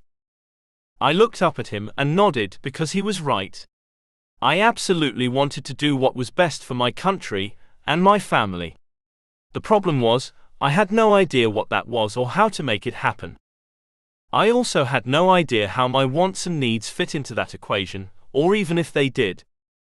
"Well, Your Highness," Ray said, reverting suddenly to the more formal address. "Who says that marrying that woman is what's best?" And like Ray always did when he'd imparted a nugget of wisdom, he walked away into the hotel and let me ruminate alone on what he'd just said. I stayed out all night, until the sunrise began to streak the sky in ambers and oranges. Then I dragged myself off the beach lounger with all my empty beer bottles, and went to my suite. I slept fitfully, until Erin knocked on the door and came in to sit beside me on the bed. I yawned and sat up, scrubbing my hands over my face. I felt rugged and unfit for company. But Erin wasn't just company. She was smiling, and made the room brighter just by her very presence. "Morning." I studied her intently, looking for something different in her demeanor after the night she must have had. But she just looked as vibrant and full of positive energy as ever. "I missed you last night," she said softly, and then lifted my hand to thread her fingers with mine. Erin was beautiful. Her eyes, the shine of her hair, the smile. She was also graceful and elegant. Kind and sincere. She was everything a woman should be, and her sexy body was just a bonus. I still couldn't believe I'd passed up the chance to be with her, to see her thrashing and writhing with passion. My cock began to harden at the thought. "I can't." My voice was almost a groan. I cleared my throat, aiming for calm. "Liechtenstein is counting on me." She scooted closer. "I didn't invite Liechtenstein into my room last night. I invited you." She leaned in and kissed my cheek, then stood. "At least come out and eat breakfast with us. It's late, but we all overslept." And there it was. That shy yet sensual grin, as she clearly recalled the memories of last night. Memories that I hadn't been a part of.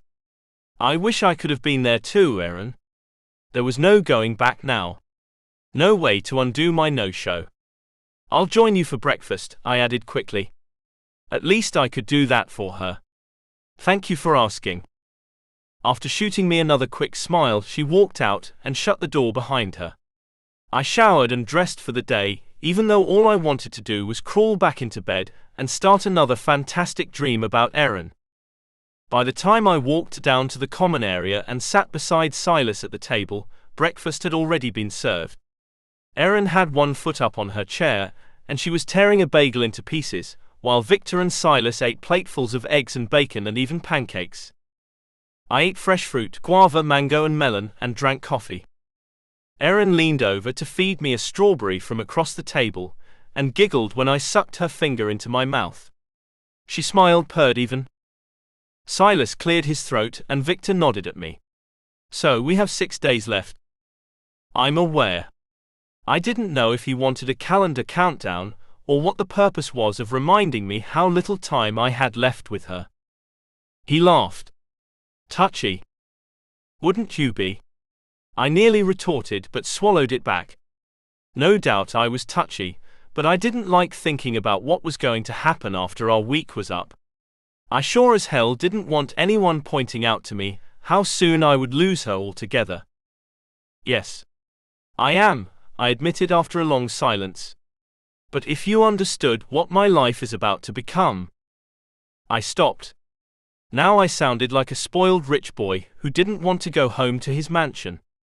And it was true. I didn't want to go home to the castle, or the woman who would soon be there waiting to marry me. Why does it have to be something you don't want? Because my future doesn't include Erin. I didn't say the words aloud. Silas didn't understand, but I couldn't blame him. And even if it does have to be that way, why can't you just enjoy the time you have here? Victor nodded, like he'd just found the solution to world peace. Just let go. You're not the crown prince here. It didn't matter how many times they said it, it was never going to be true. I was the crown prince of Liechtenstein, no matter what country I happened to be staying in. And there would always be people looking at me, watching me, waiting for me to be the disgrace other royals had proven to be. I couldn't do that to my family, or to my father. He was counting on me to step up and be responsible. Tell him. Silas looked at Erin. She held out her hand and I lay mine on top of hers, giving a little squeeze. Yes, do tell me, Erin. If for no other reason, so I could hear her voice before I packed my bags and headed home. I'd made the decision last night on the beach that I wouldn't stay the whole time. It would be too painful to go to bed alone every night while they did God knows what in theirs, just down the hallway. I hadn't told them of my decision yet, and with her hand in mine, I wasn't itching to say it now.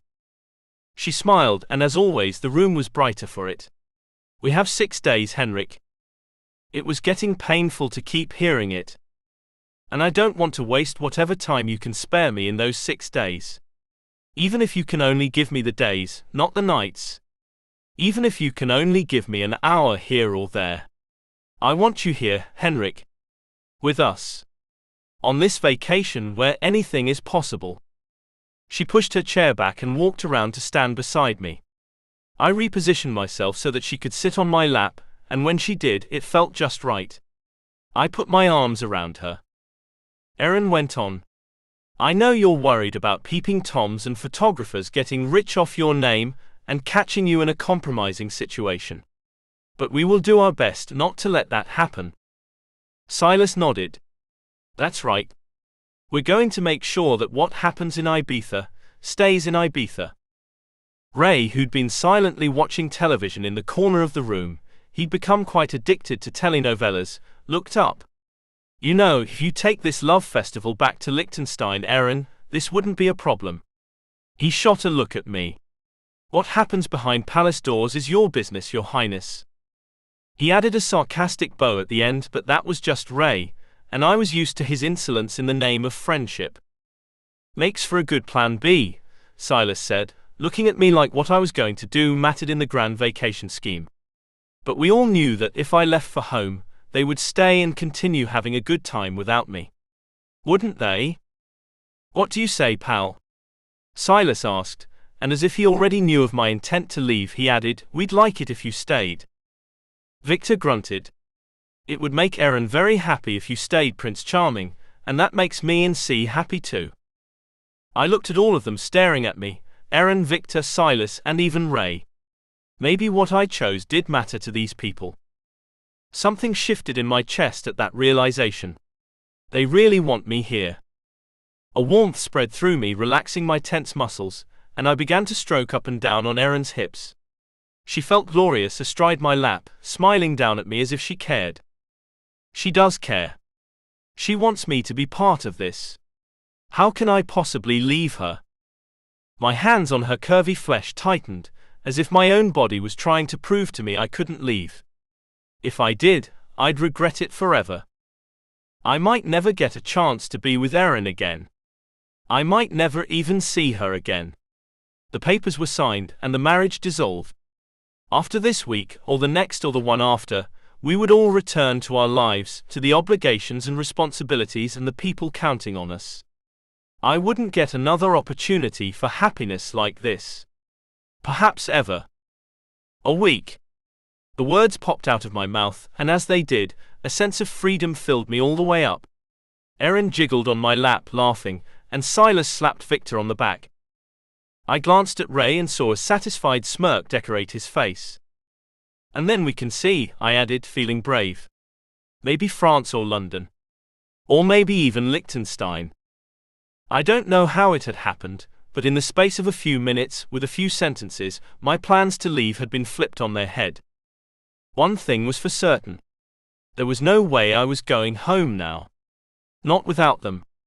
And if after this week we wanted more, then I would just have to convince them all that it was the right thing. To return home to my palace. To the stress, the obligation, and the prying eyes. Heaven help me. The end of part 1.